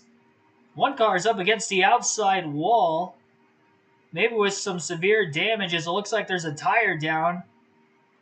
Actually, maybe Denny Hamlin's race car that does have the problem. Yeah, toe link issue on Hamlin. The whole right rear suspension's out of whack. And there might be debris on the track as his right rear fender is all sorts of torn apart as well. Caution is out, and Denny Hamlin, because the points he earned in Stage 1 and Stage 2 have guaranteed him a spot in the round of 8, but it looks like his day is definitely not getting any easier. Blaney gets in, I'm sorry, Hamlin gets in really deep, loses control, makes contact, spins. Here comes the 42 Rockefeller, boom, right there in the right rear, and that's what damages the 11 car. See, Denny's out of control. That contact, that's where the damage came from. And so the caution has come out. That's beneficial for the 9 as we take another look here. And let's be clear. That damage on the 11 car, that's what all these playoff guys are afraid of. That kind of problem, and you are done making points. And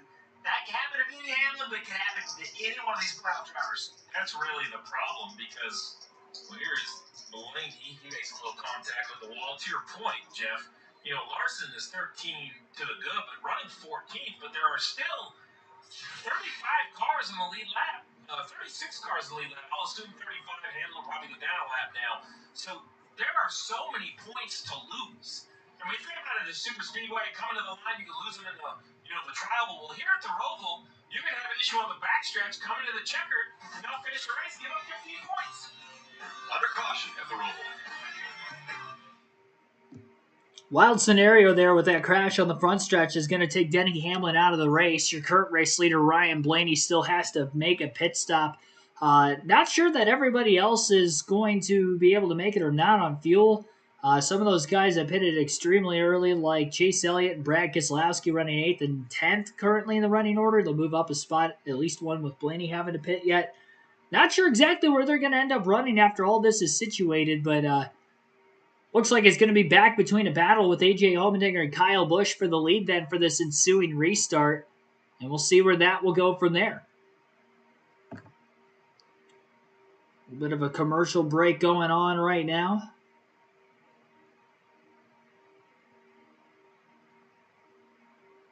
We still have a couple more breaks to get out ourselves here before the end of this race. So we will take one right now, and then we'll have another one. I'm sure they'll have another ad break before the end, as we still have 33 laps to go. So we'll take another one while we're under the caution. This could be the final restart of the day coming up. Just our third caution overall. We haven't seen a lot of yellows on road courses this season as well. So, yeah, it's going to be a fun restart ensuing, and we'll see what will happen with the playoff battle. So you're listening live to the Bank of America ROVAL 400 at Charlotte.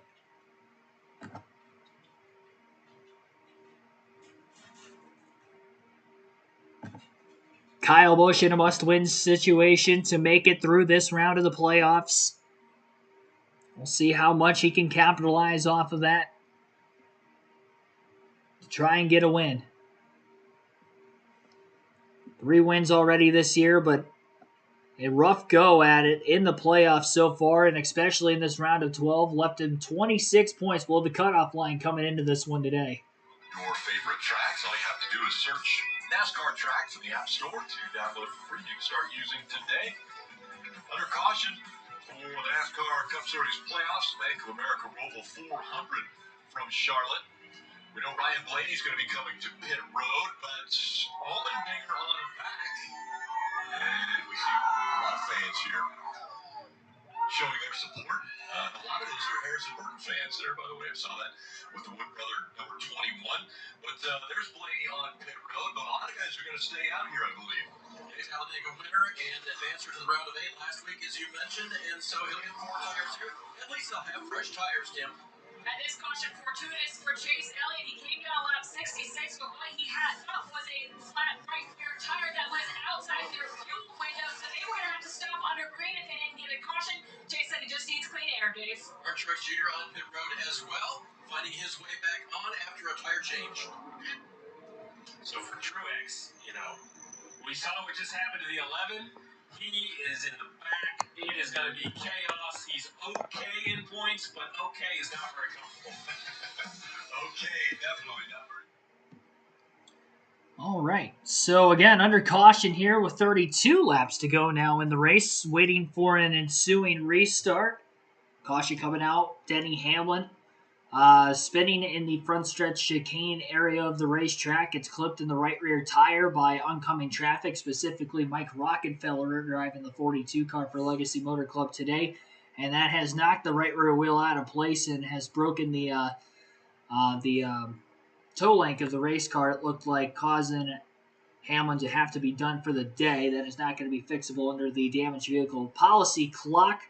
And so Denny Hamlin's day will come to an end. Balicki's still in the race after his crash a little earlier on in the going. He's got some damage to the back bumper, but still in it. As a result, he has gotten the free pass. He'll get back on the... Michael McDowell got the free pass after falling a lap down with his issues he had earlier in the stage.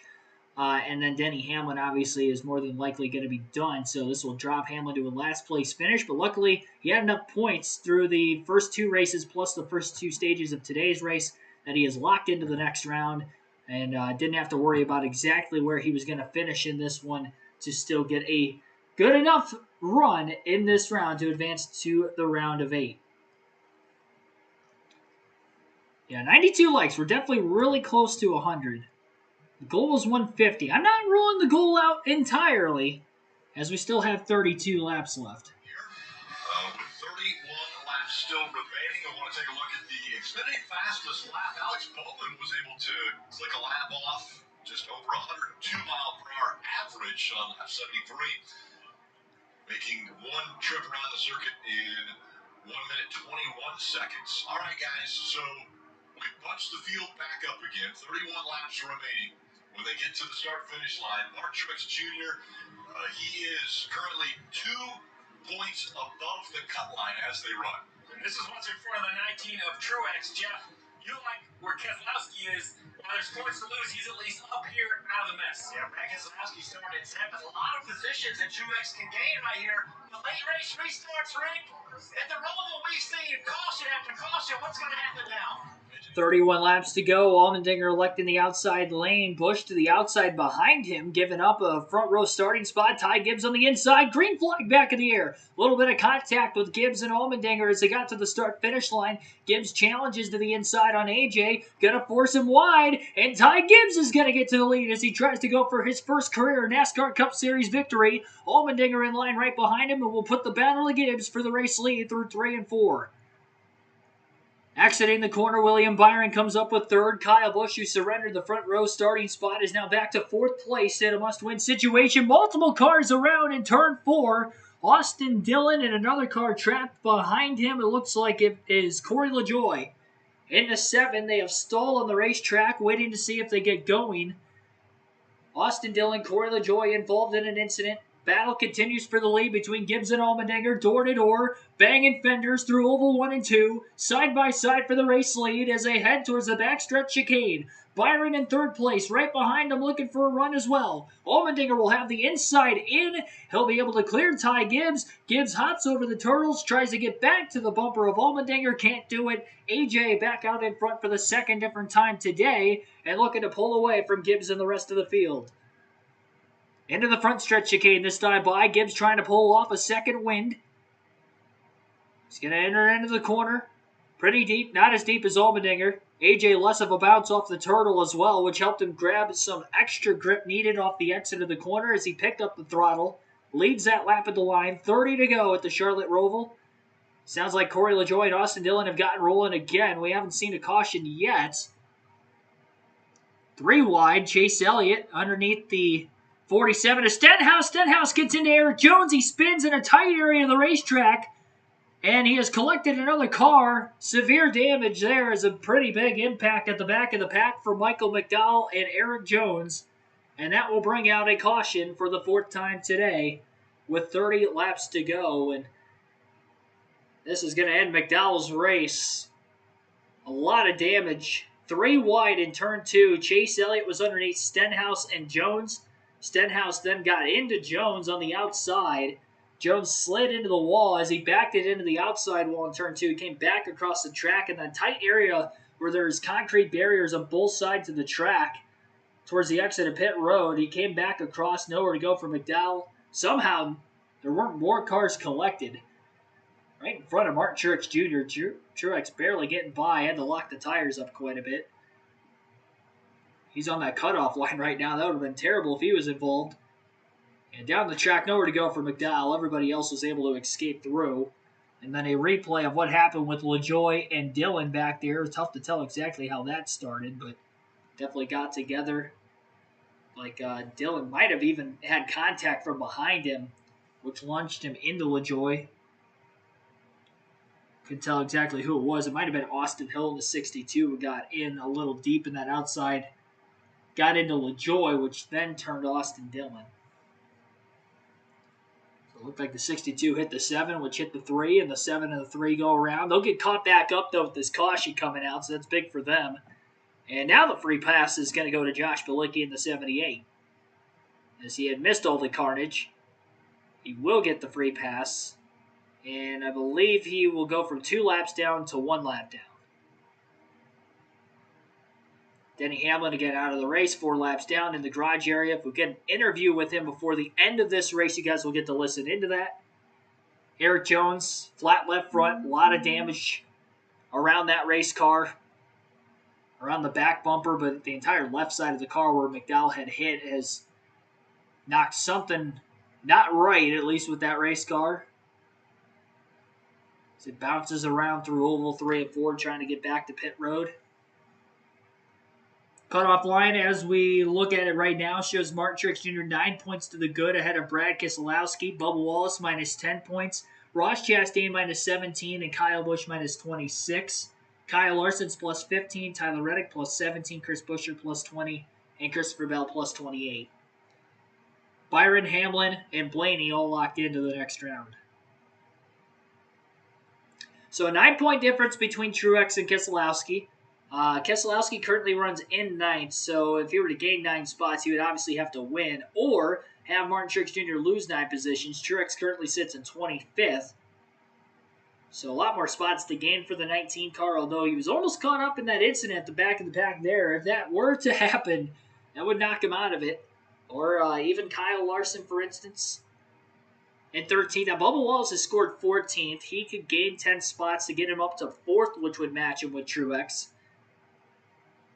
And the tiebreaker is the best finish in the round, which I'm not sure who would have that tiebreaker, so I will take a look at that real quick. So again, the tiebreaker is the best finish in the round. And we've seen this come down 2 tiebreakers in the past or within a couple points of each other. So to preface, the 2 finishes for Truex in the round are 17th and 18th. Bubba Wallace. Truex's best finish would be 17th in the round. Wallace would be 3rd, obviously, at Texas.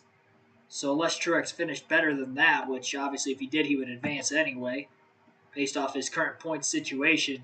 So Bubba Wallace has a tiebreaker over Martin Truex Jr., and if it came down to Keselowski and Truex, which as of right now it looks to be the case, best finish in the round for Keselowski would be 7th at Texas, which would also be better than Truex.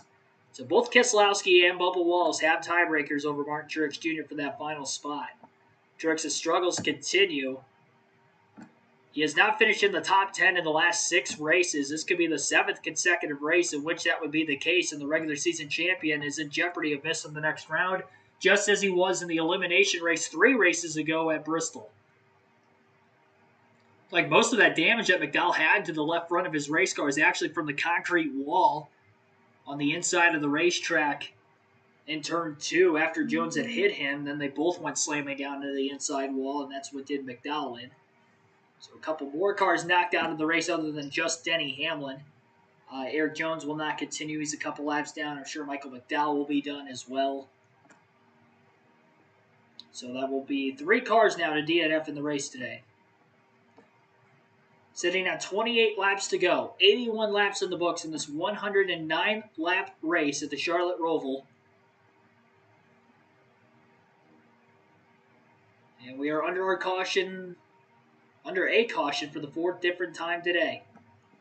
Be sure to hit that like button and subscribe for more daily NASCAR content. If you guys have not done so yet, we're up to 98 likes, just 2 away from 100.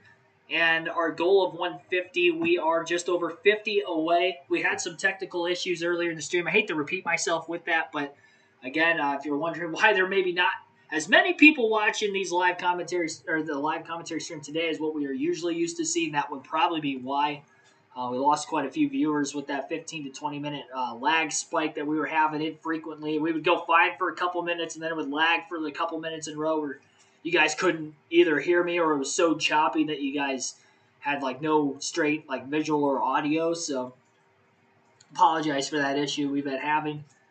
Hopefully we don't have any more issues the rest of the season with that. We only got 4 more race weekends left and then I'll have a new laptop for the start of next season, I promise. So we won't be running through these issues anymore. I've had this thing for 3 years now. Wasn't doing live commentary streams until last season, so just having some issues. We've It did crash on me once earlier this year. I think it was the Kansas race back in the spring. That was the first time it crashed. And it's crashed on me 2 other times since, just not during the stream.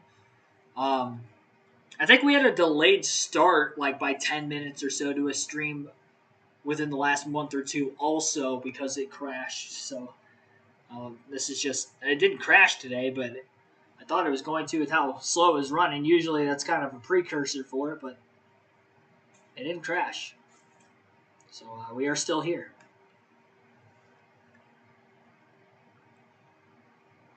Kyle Larson up to 13th has done a great job after starting in 36th with a backup car nonetheless that he has had no on-track activity with coming into the race today. Still has to stay out of trouble. Ty Gibbs going to have another shot to get to the lead on the restart. He was able to get to the lead temporarily on Allmendinger. Allmendinger got back around him. These two are nearly leaning on each other into the Geico restart zone. Green flag back in the air, 27 to go. Much better launch for Allmendinger that time. Gibbs going to pull up wide, trying to make sure he fits in line in front of William Byron. 3 wide into the first turn, further back in the pack and into turn 2. It's where we saw our incident moments ago. Off the exit corner, a little bit of contact, a lot of banging fenders going on. Still 3 wide into turn 4 around Priest, Suarez, and Keselowski. Keselowski's in the middle of that 3 wide mix in the top 10. Comes out unscathed. A lot of 2x2 battling on this restart, probably more so than we've seen any other restart to this point. In the middle of the pack. And all the playoff drivers right around the bubble just trying to stay out of trouble. Especially those above the cutoff line that know that they are in a situation where they don't have to push it too hard right now. Larson and Priest door to door. They had some issues with each other a little earlier in the year. Tyler Reddick dive bombing. 3 wide under Chris Buescher. Alex Bowman outbreaks them both into the backstretch chicane as he continues to gain positions. Bell all over Larson, hitting him, causing Larson to spin the rear tires in the backstretch chicane. Suarez gets by Kyle Larson on the outside. And it looks like Bubba Wallace trying to get by Christopher Bell on the outside, headed into the front stretch chicane. Bubba's probably not going to lift here. He needs to pass an X amount of cars to try to get above the cutoff line. Slides it deep into the corner. Contact with Kyle Larson. And he is going to get around him. Wow, what a move by Bubba Wallace. He didn't really knock Larson wide. Larson was still able to make the corner as he didn't miss the corner going below the turtles. Very gradual contact, but enough to make a pass on 2 playoff drivers there. A multiple point swing. Bell, if he gets by Larson, Larson will lose another spot on the restart and fall to about 15th.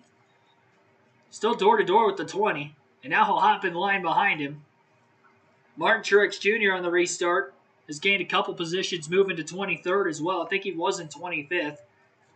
Although some of those spots gained were probably from Eric Jones and Michael McDowell wrecking just in front of him on the last restart, which caused the caution. Chase Elliott trying to move Ross Chastain out of the way into turn 9.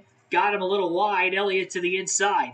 Chase slightly fresher tires trying to come from the back of the pack as he will make the pass on Chastain for 19th with 26 laps to go. And now Chastain trying to crossover move underneath Elliott. Off the turtles go both drivers. Chastain going to outmaneuver Chase Elliott, get back around him, and now Elliott going to have to make another pass again. Ryan Blaney right behind both of them. Truex up another spot to 22nd, getting by Justin Haley that last lap. Now making it a 12-point difference between Truex and Wallace for that final playoff spot. Kyle Busch, who made his way back to 3rd on this last restart, getting by William Byron, is in a must-win situation. He needs to get by Gibbs and Allmendinger to win in advance. If he wins, it's just a 1-point difference between Truex and Larson on the playoff grid right now, with Larson 1 point ahead of Truex as we run. Carr backing into the outside walls, the 15 of Andy Lally. Not sure exactly where that is at on the racetrack. Looks to be, still not sure. He's rolling, but not in the right direction. Trying to get that car spun back around. Had to wait for traffic to work their way back. I'm not sure where he is at. It looks like he's right around turn 8. Turn 8 headed towards turn 9. And he is going to make his way backwards onto pit road. Great job of knowing where he was on the racetrack to use that access road to get off the track, keep the race green. after a spin. Not sure if there was contact from Harrison Burton, who was behind him at the time, or not. But a spin from Andy Lally would continue to stay on, and the wild final stage of the Charlotte Roval continues as we are used to seeing business pick up in the final 50 laps of this race year in and year out. Keselowski going to lock the brakes up now into the front stretch chicane. Caution flag is out, and it is for the 15. So he made his way to pit road, but he was still stalled out. He couldn't back the car up any further than that, and because he is blocking pit road, that is the reason for the caution. He's actually blocking more of the pit exit than the pit entrance, but caution flag is out again as the 15 is stalled after that spin and backing it into the wall. Couldn't move as far as he would have hoped. And now with 24 laps to go, we have our 5th caution of the race, and the pressure only continues for the playoff drivers to continue to try to stay out of trouble that are above the cutoff line.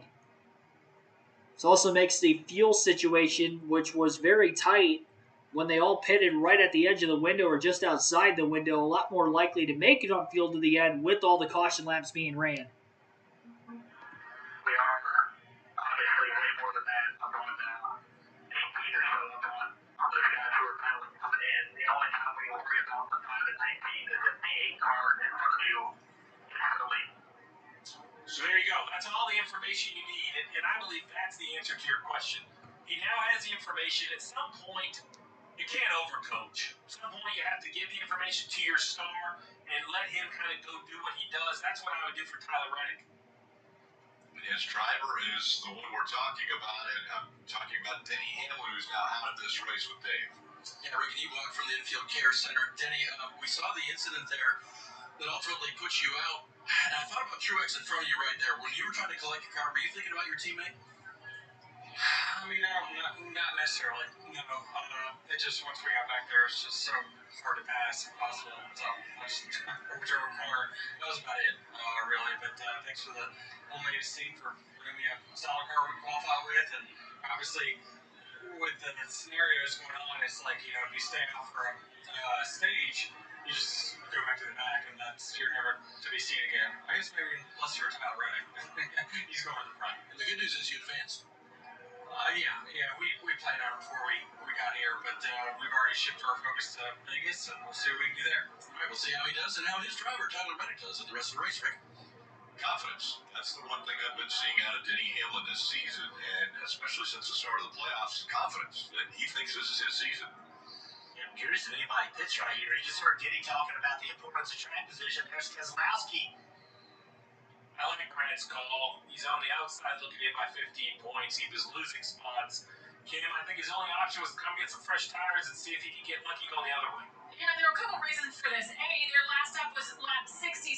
They were a little concerned about how much fuel they would have to get to the end. And then the second thing, Brad said it drives like he has a tire going down. It was just bottoming out. So they kind of left the decision up to them. They went back and forth. They used a code word. Ultimately came down to give him 4 fresh Goodyear tires, Sunoco fuel. But if there's a late race caution, now he's got the fresh tires. He can maybe leapfrog, get some track position if other cars come down on a later caution in the race. I'm so glad they use that code word. I'm so glad they use that code word. 23 to go as we're under another caution flag in the late going of the Bank of America Roval 400 at Charlotte. AJ Allmendinger is currently a race leader. Ty Gibbs has scored second. Kyle Busch third. William Byron fourth. Joey Logano is the top 5. So again, that is your top 5 headed to the next restart. Kyle Busch in a must-win situation to have to make it to the next round of the playoffs.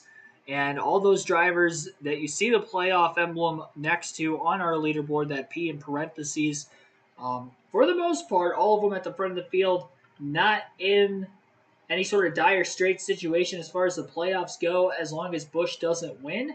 If Busch wins, then there's about a 5-point gap between about 3 or 4 drivers right around the cutoff line, being Christopher Bell, Tyler Reddick, Kyle Larson, and Martin Truex Jr., to get in then from that point if Busch were to win. Brad Keselowski, who was in 8th place, also pretty much in a must-win situation with where he's at on points based off the first 2 stages of the race. And then, of course, coming into the race is now just pitted, so he is not going to be in 8th place anymore. He's going to be at the back of the pack. He'll take on fresh tires. Going to have to escape all the carnage we've been seeing here these last 2 or 3 restarts of this final stage. And we'll see if he can continue onward. Although I don't have very high hopes for him to do so. You never know. You just never know. I mean, I look back at, 2019, where Larson was pretty much out of it, and then there was a spin at the very back of the pack. He needed to pick up like 1 or 2 points, and he was able to do that. Where they wrecked race car, he was able to just continue in. I'm not saying it's going to come down to that here today, but it just goes to show you never know. You got to keep the car in the race to have a chance. And that's kind of the motto here for Keselowski, I think, right now. As we had quite a few drivers at the very back of the pack pit as well. It looks like Keselowski is cycled only back to 22nd after pitting, so he only loses about 13 positions. 22 laps to go in the restart. Very quick cleanup here as we're about to get back to racing again. And again, it's going to be a Ty Gibbs, AJ Allmendinger front row restart. Kyle Busch on the outside of row 2. Gibbs was able to battle Allmendinger on one of the restarts. The most recent one, not the case. Green flag back in the air, trying to time it out well.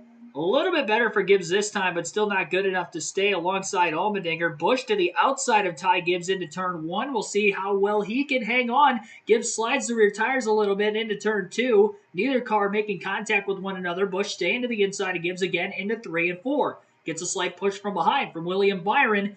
And Gibbs is going to get a little notch into the right rear tire. A nudge, a big nudge now by Kyle Busch as he continues to put the battle on. He knows his dire straits situation he's in right now. Trying to make the most of it. Trying to get by Ty Gibbs. Whole conga line of cars nose to tail nearly bumping into one another, getting through turns 7 and 8. Busch so close to getting by Ty Gibbs through a few corners there, and Gibbs was able to get away from him. That has allowed AJ Allmendinger at the front of the field to be able to make a little bit of a gap between himself and Gibbs now. AJ was looking a little quicker than all those cars right behind him. Now Tyler Reddick on speed, the only one that has a chance. Contact at the back of the pack. Bubba Wallace gets turned. Somebody got into the 2 of Austin Cindric with that, which then ended up right hooking Wallace. Neither car with severe damage will continue on, but they have lost a ton of time. And unfortunately, that is going to knock Bubba outside the top 20. Looks like he's going to be scored about 31st at the start-finish line. Has to come to that stop-and-go penalty for missing the backstretch chicane, so that's why he will be in 31st now. Got it recorrected in the right direction, but was knocked off course, obviously, from the contact. A lot of 2x2 racing, nose to tail getting into that corner. I couldn't tell where it started. Like they were 3 wide. Daniel Suarez was 3 wide, tried to outbrake Bell and Larson, and in doing so, he runs right into the back of the 2 of Cindric, knocked Cindric into Wallace. Both cars go around. Cindric was already kind of parked backwards. Got his car going again. Wallace with the quick 360 was able to get going, but obviously missed the chicane as a result. Had to get that stop and go, and now he's well out of contention to make it to the next round based off of where he is running. So again, it is basically all up to Kyle Busch to try to spoil the playoff party at this point, up in 3rd. He's a 2.5 off the race lead. He's 0.6 of a second off Gibbs, who has gapped him a couple tenths of a second a lap. Down to 21 laps to go. 24-point cushion now for Truex over Chastain for that final spot. Chastain in 20th. Keselowski 21st. Has only gained 1 spot since the restart. It was probably on the spinning Wallace and Cindric. And he had even gained any positions out of that. Wallace has made his way to pit road. Looks like they're going to change tires on that car now rather than under caution if we were to get a yellow. He's going to be able to stay on the lead lap with the length of this racetrack. AJ Allmendinger continues his lead. Allmendinger trying to get yet another Cup Series victory on a road course.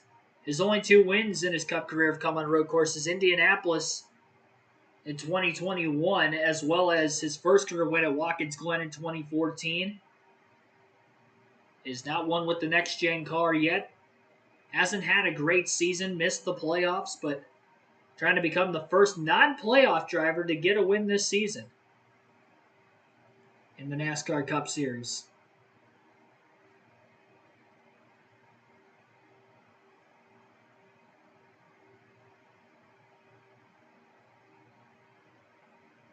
Ty Gibbs has been a great road course racer in the Xfinity Series, maybe stealing some wins away from Allmendinger through his rookie and championship season there last year. But now the two drivers who were battling for the Xfinity road course wins last year are battling for a Cup win on a road course today.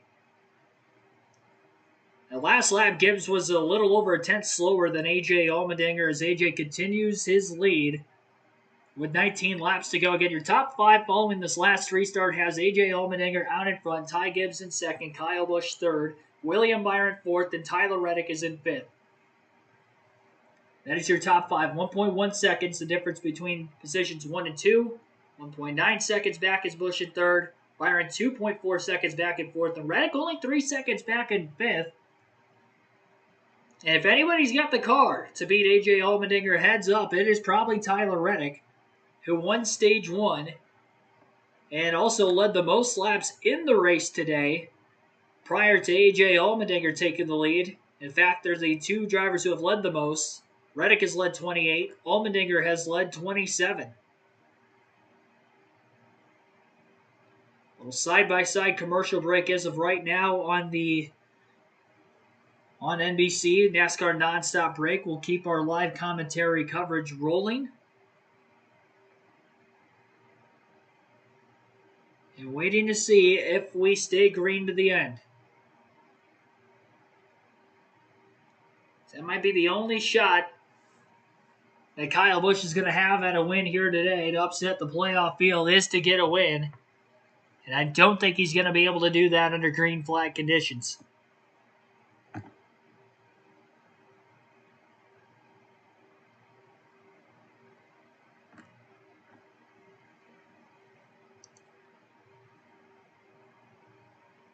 Blaney is currently 8th in the points. Talk about Truex. Blaney is already locked in. I don't know what you're talking about there. Blaney had a win at Talladega, so he's locked into the next round. I don't know if that's supposed to be like the playoff standings, like overall. No, Truex is the last driver in right now.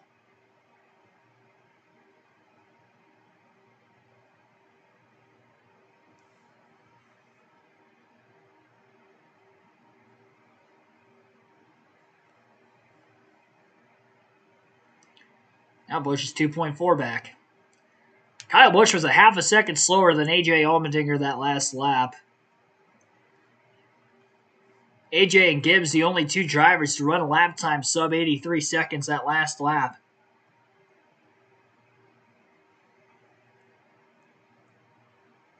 Truex up to 18th in the running order. How about Todd Gilliland with Rick Ware Racing at 16th right now? That's a pretty solid run for that team. And more problems for Brad Keselowski as he misses the front stretch chicane and will lose more positions. Has to come to a stop-and-go penalty. This is going to knock Keselowski back to 30th. He was in 21st.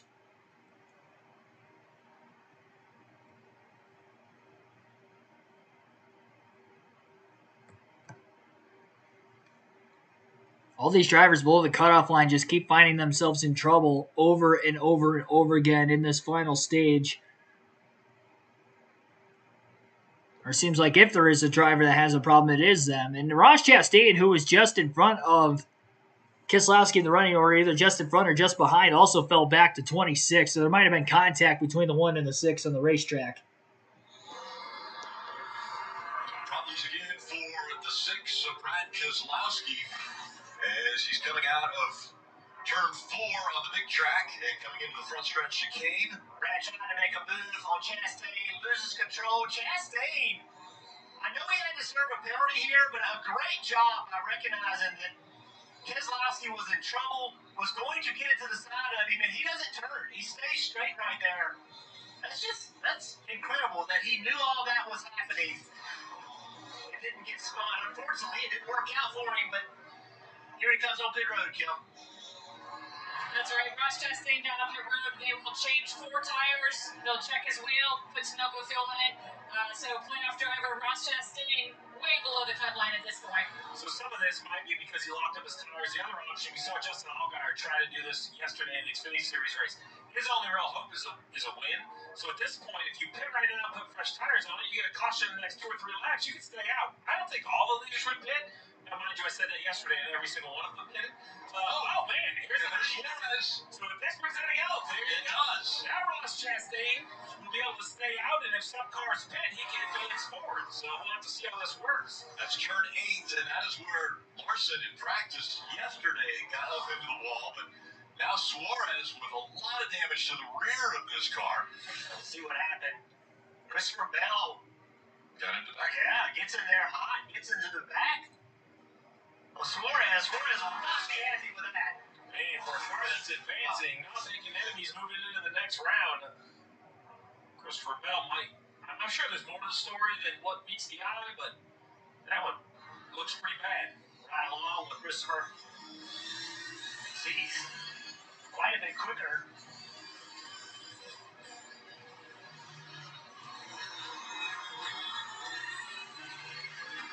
Racing for 11th position.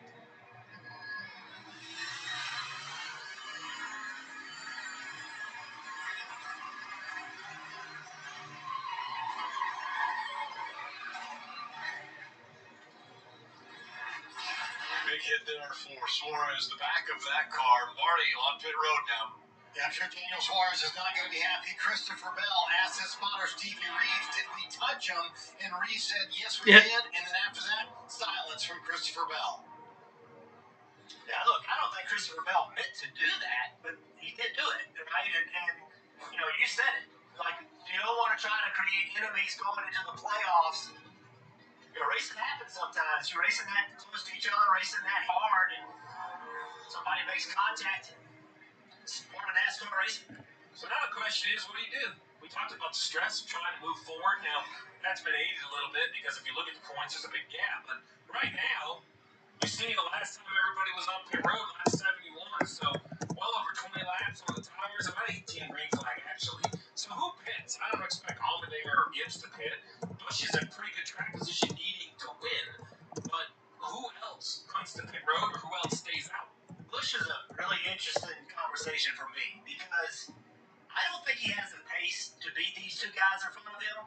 But if he does pit and they don't, then he probably doesn't have a shot. Maybe Unless he brings everybody with him. correct. How do you part of it is maybe those 2 get together and there I am sitting in position. It's just hard to give up this track position. But in my opinion, he doesn't have the speed that he needs to beat the 2 in front of him. If I'm Randall Burnett right now, I'm having that specific conversation. Kyle, can we beat them? Do we have the speed? And if the answer is an obvious no, then I ask him, is our only option fresh tires? And I had that, listen, we pit, show your hand real early, no code words, try to get everybody to follow us. Then maybe we can line up with tires. There's 15 to go. We saw Christopher Bell last year on fresher tires move back up through the field. I don't think you can do it from 20th, but you might be able to do it from 6th or 8th. What about how hungry right now Ty Gibbs is for a win, and he sees one right here in front of him. The 21-year-old just hasn't finished the races yet. Could this be one where he says, hey, I've got this one right in front of me. I'm going to get aggressive. I'm not as worried about that. It's really about the decision on what you do. Now, the opposite side, if the 16 brings everybody to pit road, then the 8 chooses to stay on the racetrack. I don't think this is an automatic decision. I think you really have to consider tires, but it's going to be split. I don't believe this is going to be a full field pit. It's going to be a split decision. There's just too much on the stake and too many agendas. No takers early. See, nobody's going to come up front. So now someone back here is going to say, hey, I need tires. Look at track position. I mean, not even the 90 Chase Elliott's going to come. This just tells you how tough the people think it is to pass. It's all the way back. Yeah, Harrison Burton, which I love that golfer. Harrison running 20th. I mean, that's an absolute no-brainer to me. I really thought we would see more cars like Brad Keselowski come and try to get tires. And Brad Keselowski making his way down pit road. They said do what the others don't. So we saw the first half of the field stay out. They elected to come down. It should be the call for fresh Goodyear tires, Sunoco fuel for Brad Keselowski. Another restarts. in front of these drivers, Allmendinger and Gibbs once again.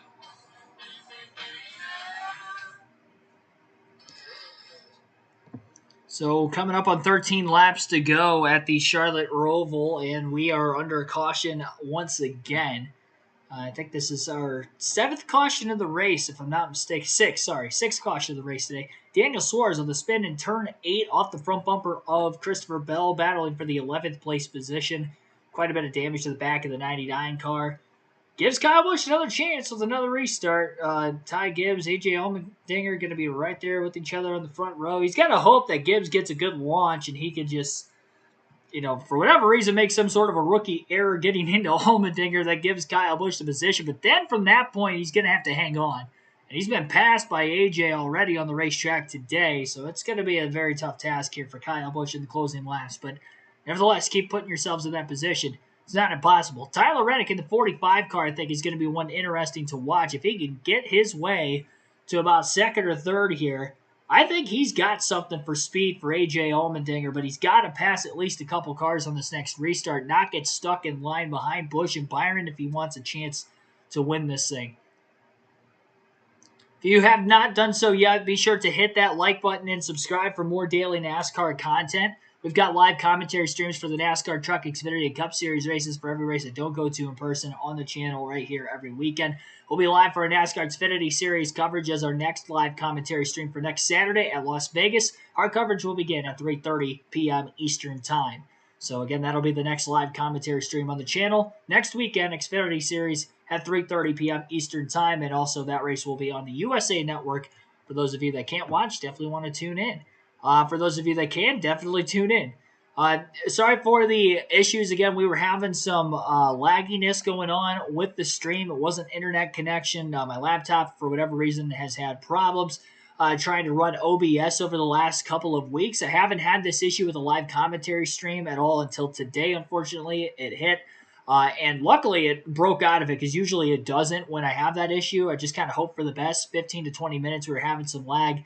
But then we ended up getting out of it, and we haven't had any issues since late stage 1, early stage 2. So appreciate everybody staying tuned, and we're going to take you to the finish of the race here today. Again, 13 laps to go. AJ Allmendinger and Ty Gibbs on the front row for the restart. Gibbs again on the bottom of row 1. Allmendinger with the preferred outside lane. Green flag back in the air. Gibbs off the turtle, slides the tires. Busch hits it off the wall, gets to 2nd place as he bounces around Gibbs. 3 wide behind him into the turn 1 area of the racetrack. Gibbs going to go wide. Byron underneath him. Gibbs going to be in the preferred lane now for turns 3 and 4 to try to get back by the 24 car. Not going to be able to do it there. Also have the inside into the next couple corners. Allmendinger a little bit wider than maybe he wanted as he slipped up into the grass there with those left side tires in the infield section of the racetrack. Kyle Busch gets to 2nd. A fire now underneath Ricky Stenhouse Jr.'s race car. And that is going to create another caution. I'm not sure what happened to Stenhouse, but a huge fire right around the right front of that car. Stenhouse finally getting out.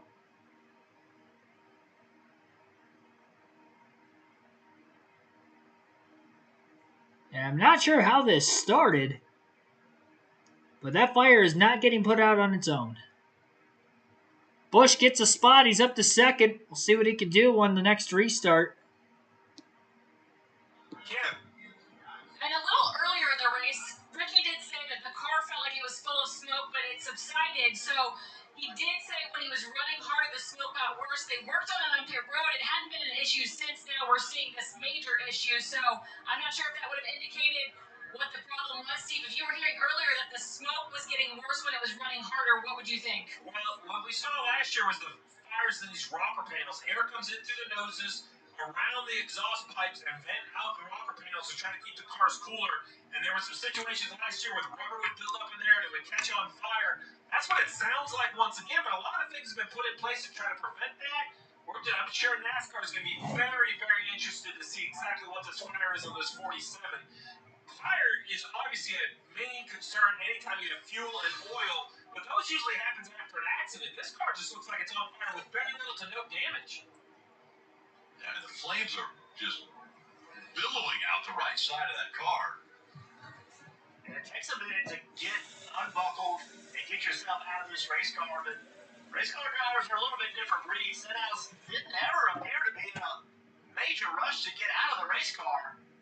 Look at that thing. It is just absolutely filled with smoke before we see him pop out. The other thing that happens when you're in a car like this, when it's that much smoke, you can see nothing. You have zero visibility. You're getting out of that car, unbuckling your belts, doing all that by feel. But even here, he's just pretty calm. I'm gonna get out. That is scary stuff. Steve, to your point about the changes that have been made to the car, you hope that is something odd, something strange that is on fire and not a reoccurrence of what we have seen in the past. So what could it be, right? There could be tire rubber in there. You could have had an oil leak or something that maybe puts a little bit of some sort of flammable material. You mix that with the rubber. The hot exhaust is in there. There's a lot of things that it could be. So I don't think we want to try to guess exactly what it would be. But I will tell you that NASCAR put a lot of work into this last year. So if this is another issue around that rocker box area, it's going to be high on the priority list on Monday for the officials, JTG Racing. This car might actually go back to the tech center, not back to the shop. What I mean, NASCAR will actually take it back only about a mile from here to the tech center to see exactly what happened. There's going to be a lot of curious eyes when this car gets pulled back into the garage. So the AMR safety crew was immediately there to help out Ricky Stenhouse Jr. They're going to pull his car back to the garage area. As you mentioned, that one will probably go back to the tech center. But now these teams with under 12 laps to go have to make the decision inside or outside on the restart. It's worked every time so far for the 16 of Allmendinger to be on that driver's side right when they get to the restart zone. The new restart zone has had an impact on this race today. It's a very difficult restart zone. The idea was to try to separate the fields just a little bit, get into turn one. Watch what happened on this last restart. Watch the 8 car of Kyle Busch. Gets a great launch right there. The 54 actually jumped the curb. And when he jumped the curb, now he's not making rear grip with the rear tires. And Kyle Busch able to take advantage of it. And that's why that restart zone is so difficult. There's huge curves in that front chicane, and you're actually turning the car while you're trying to accelerate. The rear tire, Steve, will not make rear grip when you're turning the car. It unloads one side of it, and it just makes it so easy to spin the rear tires. And the cars that pitted didn't want to see this yellow, because now they're losing laps to use those new tires. The one other thing about Kyle Busch, he has been, for probably the past decade, one of the best, if not the best, on restarts. He has been so good. He said on the radio just moments ago, I promise you, I did not pack my bags to come finish second this weekend. So you know he's going to be aggressive on the restart.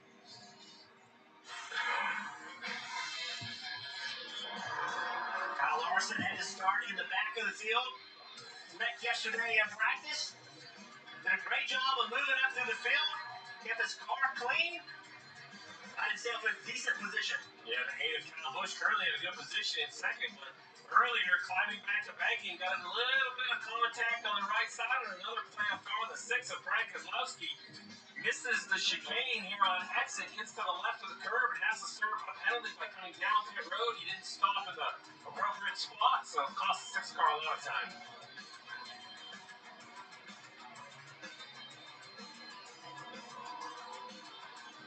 Tyler Reddick winning the stage. Maxson points out on that stage now. Josh Balicki and Corey LaJoy contact. Chase Elliott was going to come to pit road. Could not come to pit road. Lost some track position through that. Yeah, then more contact on the restart right here. You see beating and banging up front, the 8 to 16. And then the 11 trying to make up spots, just gets in too deep, spins around, and then contact with the 42 right there. Breaks the right rear toe length. 11 and Denny Hamlin out of the race. Brad Keselowski again on this front straightaway chicane. Trying to carry too much space in there. Around he goes.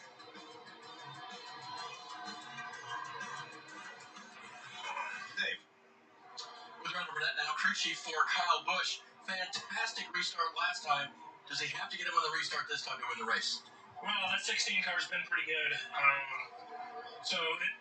we're going to get him, I think we're going to have to get him here pretty quick and hopefully hold him off. AJ's one of the best on these places, so it's not going to be an easy feat to do. But really proud of the effort on the city group today. We knew what we had to do when we came in here. Everybody's executed well. We've got a fast car, so we got the best in the business behind the wheel. Hopefully we can pull it off for us. They're getting very close to their goal, guys. Jim, back to your original questions. We look at the points. Truex plus 26, Reddick plus 28.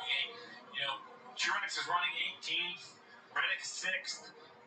How much risk do you take? Is Ross Chastain back there at 22nd? I mean, you would think 26 is, no problem, and we're safe, but so many cars on the lead lap, still 33 cars is a lot of points to lose if you have an issue. And we saw Jimmy Johnson here one day. If he would have just settled for second, he would have advanced the next round of playoffs. He wanted that win. He pushed on the front stretch chicane and ended his playoffs. So anything can happen. I think the Jimmy Johnson fans say it's still too soon to talk about that. Ryan Blaney thanked him that day, by the way. 10-lap shootout. Kyle Busch, AJ Allmendinger bouncing fenders before they even get into the Geico restart zone. Green flag is going to be back in the air. Busch gets a good launch. No, but he hit the curb and couldn't keep the rear tires to lock up. And as a result, Byron going to get to the outside of the 8. AJ Allmendinger is all clear. Byron should get into second, getting into turn 3. Busch is leaning on him, trying to get back in line to the bottom behind him. That's exactly what's going to happen. It was the same thing that happened to Ty Gibbs on the restart before that, where he clipped the curb exiting the chicane with the left side tires, caused him to have that spin. Car on the outside of row 2 gets by. This time it's the 24, and we'll see if Byron can run down the 16 of Allmendinger. A lot of 2x2 traffic behind him. Tyler Reddick ended up losing a spot to Joey Logano, who moves back into the top 5. And Reddick, who had a fast car all day, just can't get going on these restarts. Chase Elliott, Christopher Bell, Ryan Blaney all battling for position. Big block by Elliott, pulling back down to the bottom after clearing the 12 and the 20. Bell and Blaney remain side by side to the back straightaway. Into that chicane. Ryan Preece going to get by Kyle Larson for position. Preece looking for a top 10 finish. I believe it'd be the second consecutive week. I believe he ended up having a top 10 at Talladega a week ago. Kyle Larson, Chase Elliott now side by side for 10th. Elliott slightly fresher tires going to outbrake Larson. Larson losing spots here. Busch can find his way to victory lane. Kyle Larson would only be 2 points ahead of Martin Truex Jr. Blaney and Bell are still rubbing fenders right now as they continue to lose positions. 3 wide goes Austin Dillon to the inside. He bangs into Ryan Blaney trying to get by both of them. He can't clear the 12. He'll have to dive in line behind him, but he does clear Christopher Bell. Those two were not giving each other any room. Chastain locking his tires up, trying to make a pass on Kevin Harvick. He'll get by the 4. And look to attack on the next car in front of him as well in line, which looks to be the 51 of Andy Lally. 51 of Todd Gillen, excuse me. Lally's in the 15 and is off the racetrack and out of the race. Chastain will get by Gillen in the 51 car through turn 9. All clear into oval 1 and 2. Coming up on 8 laps to go this time by for AJ Allmendinger. William Byron, 0.8 of a second off the race lead.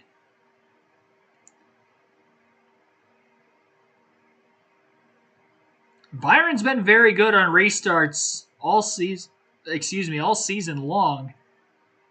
If we were to get one more and he's on the front row, he could maybe make the most of the opportunity of trying to stay with Allmendinger. And a great job by AJ Allmendinger, all these late race restarts, and he has done a pretty much perfect job of hanging on in front of the field every single time. The one time Busch got around him very early in the final stage with about 50 to go, he still passed him within about a half a lap. William Byron running some time trial laps now, though, trying to keep up with the 16 car. And Kyle Busch wants to be close in case they get together, that he could steal a win. He's been in this position a few times before. Think back to the Bristol Dirt Race last season when Chase Briscoe and Tyler Reddick got into each other in the last lap. Steals the win. Or the Clash in 2021 when Ryan Blaney and Chase Elliott got together on the final lap, final chicane. And Busch ended up stealing the win that day. 2013 got a win at Auto Club when Denny Hamlin and Joey Logano got into each other late. Goes from third to first in the final quarter of that race. So Busch has been in this situation before, but not with as much on the line as what he's got right now, which would be a trip to the round of 8 of the playoffs.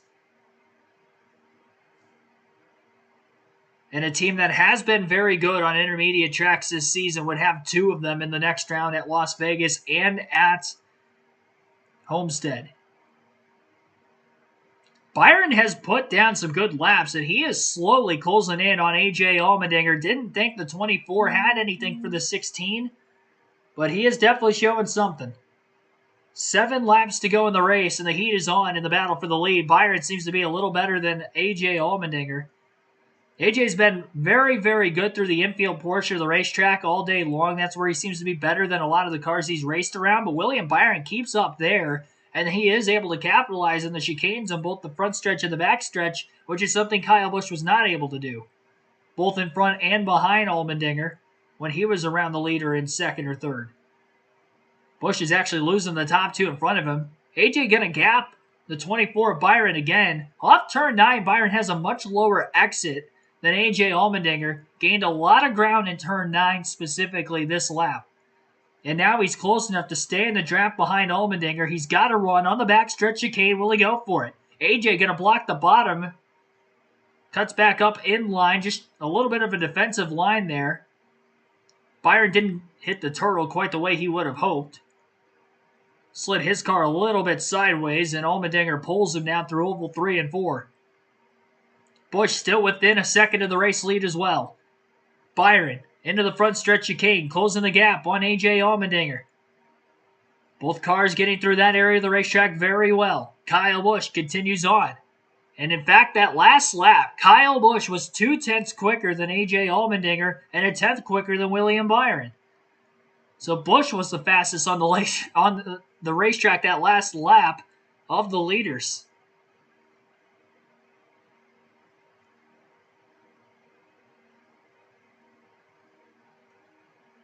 And if you're a Martin Truex Jr. fan, you're hoping Kyle Busch does not win this race because that would put him 3 points behind Kyle Larson as we run.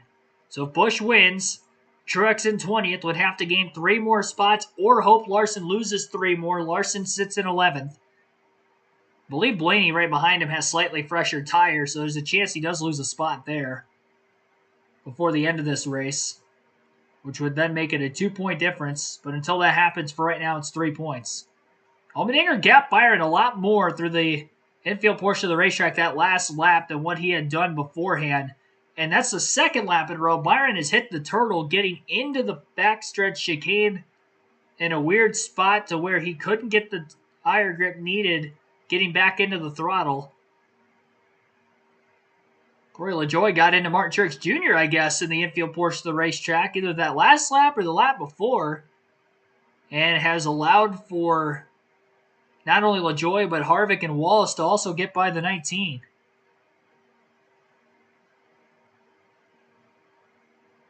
So Truex back to 20th. I'm not sure if that means he had a 6-point gap on Larson. Yeah, that's exactly what that means. So he was 6 points. Or I should say that he's within 3 points of him now. They were actually tied for that last spot until he lost those 3 spots on the restart. So now Truex would have to get those 3 spots back, and he's only got 5 laps to do it. Allmendinger to a 0.7 of a second lead over Byron. He's far enough away now. It's going to be hard for Byron to get a good draft in the oval portion of the racetrack.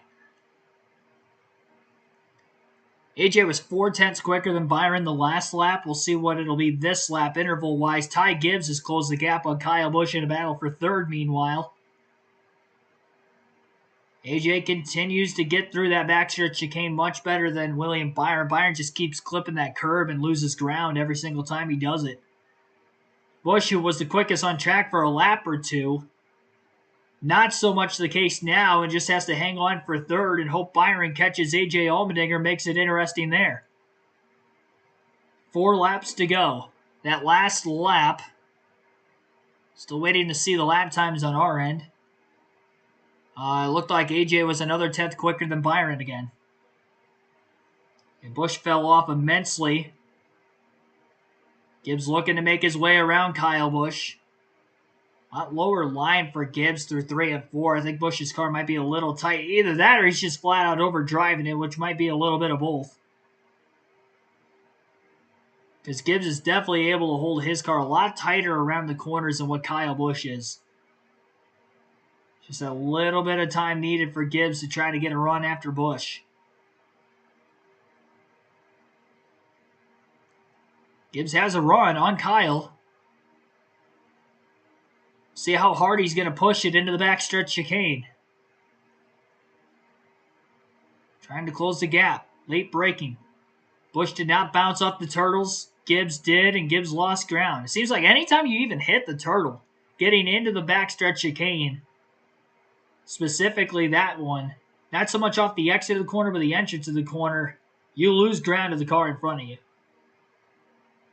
And I would imagine the same is probably going to be said for that exit of the front stretch chicane when we've seen drivers hit that turtle as well.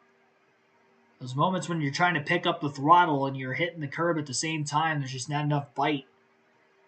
Byron picked back up again. He was 0.3 quicker than AJ Allmendinger the last lap, so they're just kind of trading back and forth. It really seems like Byron's quicker than the 16 when Byron doesn't hit that first turtle getting into the backstretch chicane.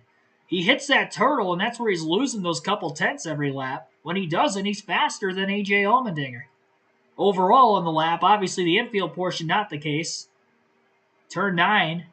Seems like Byron's still able to get a good run through that corner.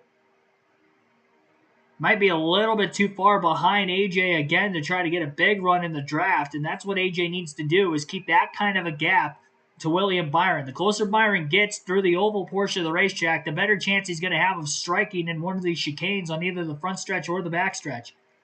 Byron, not a violent hop off the curb that time. He stayed more glued to the track, but probably would have gained a little bit more ground if he didn't hit it at all. Trying to keep it close as they come up on 2 laps to go in the Bank of America ROVAL 400.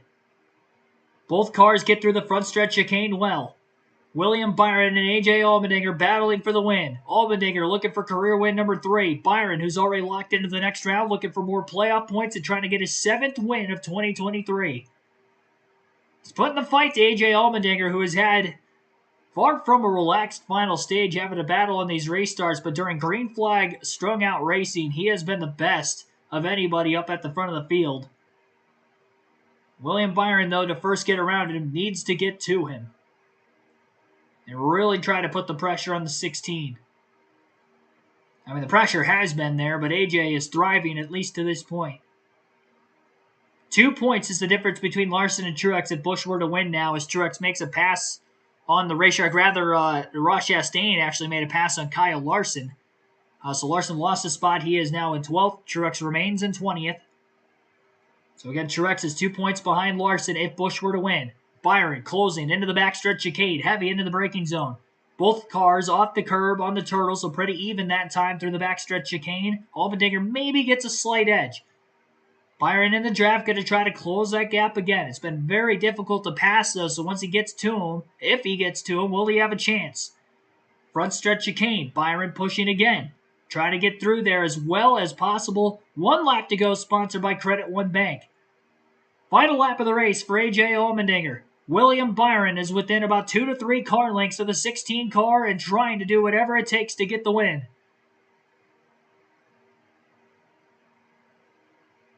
Allmendinger through turns 3 and 4. A couple of right-handers, 2 more right-handers to come following this corner. Pretty good for both cars, staying steady. Byron maybe a little tighter to the bottom than Allmendinger, but not by much off the exit of turn 4 that last time. Trying to stay tight to the wall. It looked like AJ really gapped Byron through turn 6 and 7. 8 and 9. Byron's been good in 9. He needs to be great here if he's going to want to get close enough to try to strike the 16. He's got 2 chicanes to go to try to get there. AJ gapped him just a little bit through the infield portion of the racetrack. Last time through the backstretch chicane, Byron off the curb just a little bit. Allmendinger didn't hit it at all. Byron didn't really gain enough time. He's got one more shot to do it. How hard will he push? He's about 4 car lengths back. He's going to go as hard as he can into this front stretch chicane. A.J. Allmendinger going to take it easy enough. He's far enough ahead of the 24. And A.J. Allmendinger is going to win at the Charlotte Roval. His 3rd career win in the NASCAR Cup Series.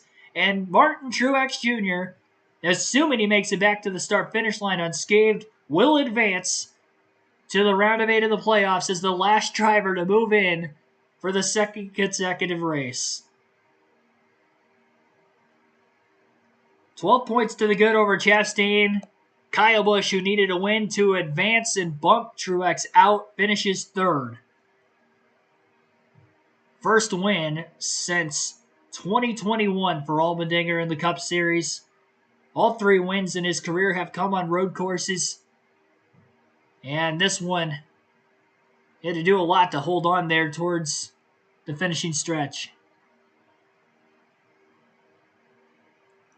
3 hours, 5 minutes, 55 seconds total time on the race today, finishing under the regulation of 109 laps and 400 kilometers.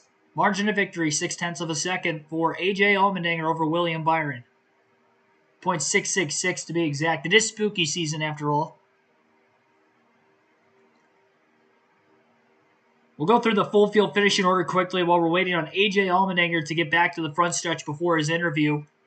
So with Allmendinger getting the win, William Byron finishes 2nd. Kyle Busch, 3 seconds off the lead, finishes 3rd. Ty Gibson 4th. Joey Logano 5th. Tyler Reddick 6th. Chris Buescher 7th. Alex Bowman 8th. Chase Elliott 9th. And Ross Chastain rounds out the top 10. Ryan Preece in 11th. Ryan Blaney in 12th. Kyle Larson 13th. Austin Dillon 14th. Christopher Bell 15th. Bubba Wallace in 16th. Corey LaJoie 17th. Brant Keselowski 18th. Kevin Harvick 19th. Martin Truex Jr. in 20th. Eric Almirola, 21st. 22nd for Justin Haley. Todd Gillen, 23rd. Harrison Burton, 24th. Austin Dillon, 25th. Josh Bilicki, 26th. Austin Hill, 27th. 28th place finish for Chase Briscoe. Mike Rockefeller, 29th. Zane Smith, 30th. 31st for Ty Dillon. Michael McDowell, 32nd. Daniel Suarez still finished the race on the lead lap at 33rd. 34th place finish for Ricky Stenhouse Jr., who ended up DNFing after that fire, finishing 34th. 35th place finish for Andy Lally. Eric Jones, 36th. And Denny Hamlin going to round out the 37-car field today. A.J. Allmendinger led the most laps. He led 46 of the 109 laps today. Most of those in the final stage, and gets the win. Only led 2 different times. Kyle Busch led for 6 laps. Tyler Reddick, who won stage 1, ended up leading for 28 laps from the pole. 15 laps led for Chase Elliott. The 12 of Blaney led 6 laps. Christopher Bell led 9 laps. Chase Elliott also ended up as a stage winner as he won stage 2 today. And those 5 different leaders combined for 7 lead changes in the race today. 7 different cautions as well, 6 of which for incident. And then, of course, the stage caution break at the end of stage 1 as well. And that results in our finish. Average race speed of 81.76 miles per hour. A.J. Allmendinger captures the checkered flag. And here he is with his victory celebration.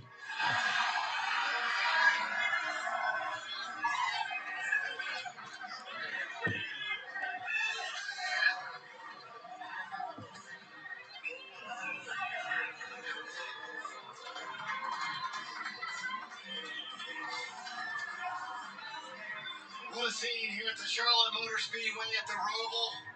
And what a team celebration for A.J. Allmendinger, the new dad. Son Arrow coming into the world, the first non-playoff driver to win here in 2023. He cried that entire cool-down lap. A.J., you've won some big races in your life.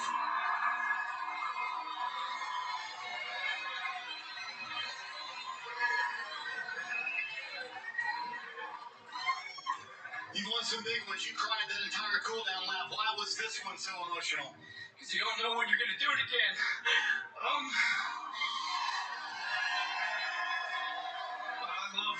all the men and women at car racing so much. First of all, out of my beautiful wife, my new baby boy. I usually give these checker flags away, but I'm gonna have to wrap this around Arrow. My mom and dad, all my family and friends. Those people see how much anguish and how much I put it on my shoulders when we're struggling, and I mean, it just means the world. Like, I hate crying right now, but it's a freaking cup race, man. You don't know when it's ever gonna happen again. Let's go! Come on! Does all the anguish make these moments worth it, AJ? And more. This is why you do it. This is the only reason you do it. You fight all the blood, sweat, tears. Everybody at car race, it's just been such a, I'd say down year, but up and down year. You know, it's our second year in the Cup Series. I can't thank Celsius enough for coming on board. Nutrient Ag Solutions, Action Industries, Lee Filter, all of our partners, Chevy, ECR for everything that they do for us, Matt Hogg, especially Chris Rice, Sparko and Arai Helmets and Corby Concepts, everybody that allows me to do this, but especially Matt and Chris. I freaking love you guys so much. The emotion continues for AJ Allmendinger. Chris Rice, the president of Collin Racing, comes in. You can tell this one means so much to AJ. He's won at Indianapolis, but this win at the ROVAL might be the most important one of his career. And he's going into the stands ring to go hang out with all the fans here at the Charlotte Motor Speedway.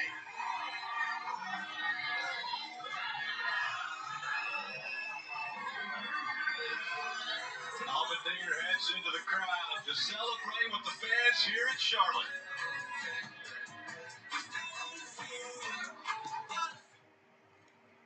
So we went through the finishing order. I'm sure we'll get other interviews from some of the top finishers of today's race. And when that happens, you guys will get to listen into it. But we'll continue our post-race coverage here live on KRC. So we'll go through, of course, the fantasy side of things. Didn't have like specific, predictions like I usually have for the race. So we don't really have to go over that in our post-race show. But we'll take a look at the Fantasy League. You can join the NASCAR Fantasy League on the mobile app or website, NASCAR.com or NASCAR's mobile app. Chance to win 2 tickets to any NASCAR race of your choosing the following season, excluding the Daytona 500. If you win the championship for the regular season or playoffs, we reset the points for the playoffs. So there's 2 separate champions there. As for the playoff side of things, this was my team here today. Had AJ Allmendinger, who ended up winning the race on the team. Christopher Bell, who didn't have a great finish, but scored a lot of stage points today. Chase Elliott, who had a top 10. Tyler Reddick, who had I think a 5th place finish there late either. 6th place, sorry. But it's still a solid day. Ended up winning a stage as well. Chase Elliott won a stage too. Daniel Suarez had a good day going until he ended up wrecking. He was mid-pack most of that final stage. Hindsight, I would have ended up putting him in the garage instead of Kyle Busch. I think I originally had Chase Elliott there. And Busch wasn't running quite where the other drivers were for those first 2 stages. First 2 stages, he was like right around 10th. And the other drivers were pretty much like top 6 the whole day. So that's why I ended up putting Kyle Busch back in the running order there just a little bit. Or why I put him in the garage because of where he was in the running order at that point in the race.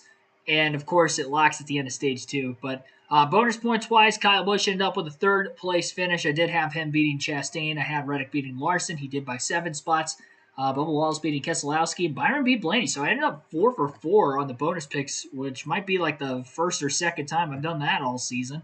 We'll take a look at the league this week. Inside Uranus will be your Charlotte ROVAL winner with 243 points. Start Crypto, 236 points, finishing in 2nd. PSHAT Motorsports finishes 3rd with 226 points. 217 points for me, finishing in 4th. And Nathan Powers rounds out our top 5 this weekend with 213 points. Take a look at Inside Uranus' score, or the drivers he had on his team with the 243-point score. He had Tyler Reddick as well, who ended up winning. Or didn't win, but had the most points of any driver today. Chase Elliott, 2nd most. I also had him. Also had Allmendinger, who was the 3rd most, so solid points stay there. Christopher Bell, who was 6th. Only difference is he had Byron. I had Suarez in the lineup. I'm not sure where Kyle Busch. Busch would have ranked 5th, so yeah, if I had Busch in my lineup, I guess I would have won this week. But could have, would have, should have. Those bonus points saved me. They allowed me to get a top 5 finish at least. having those correct. He had Truex in his garage. Good move to have him there, so he didn't lose any points in his starting lineup.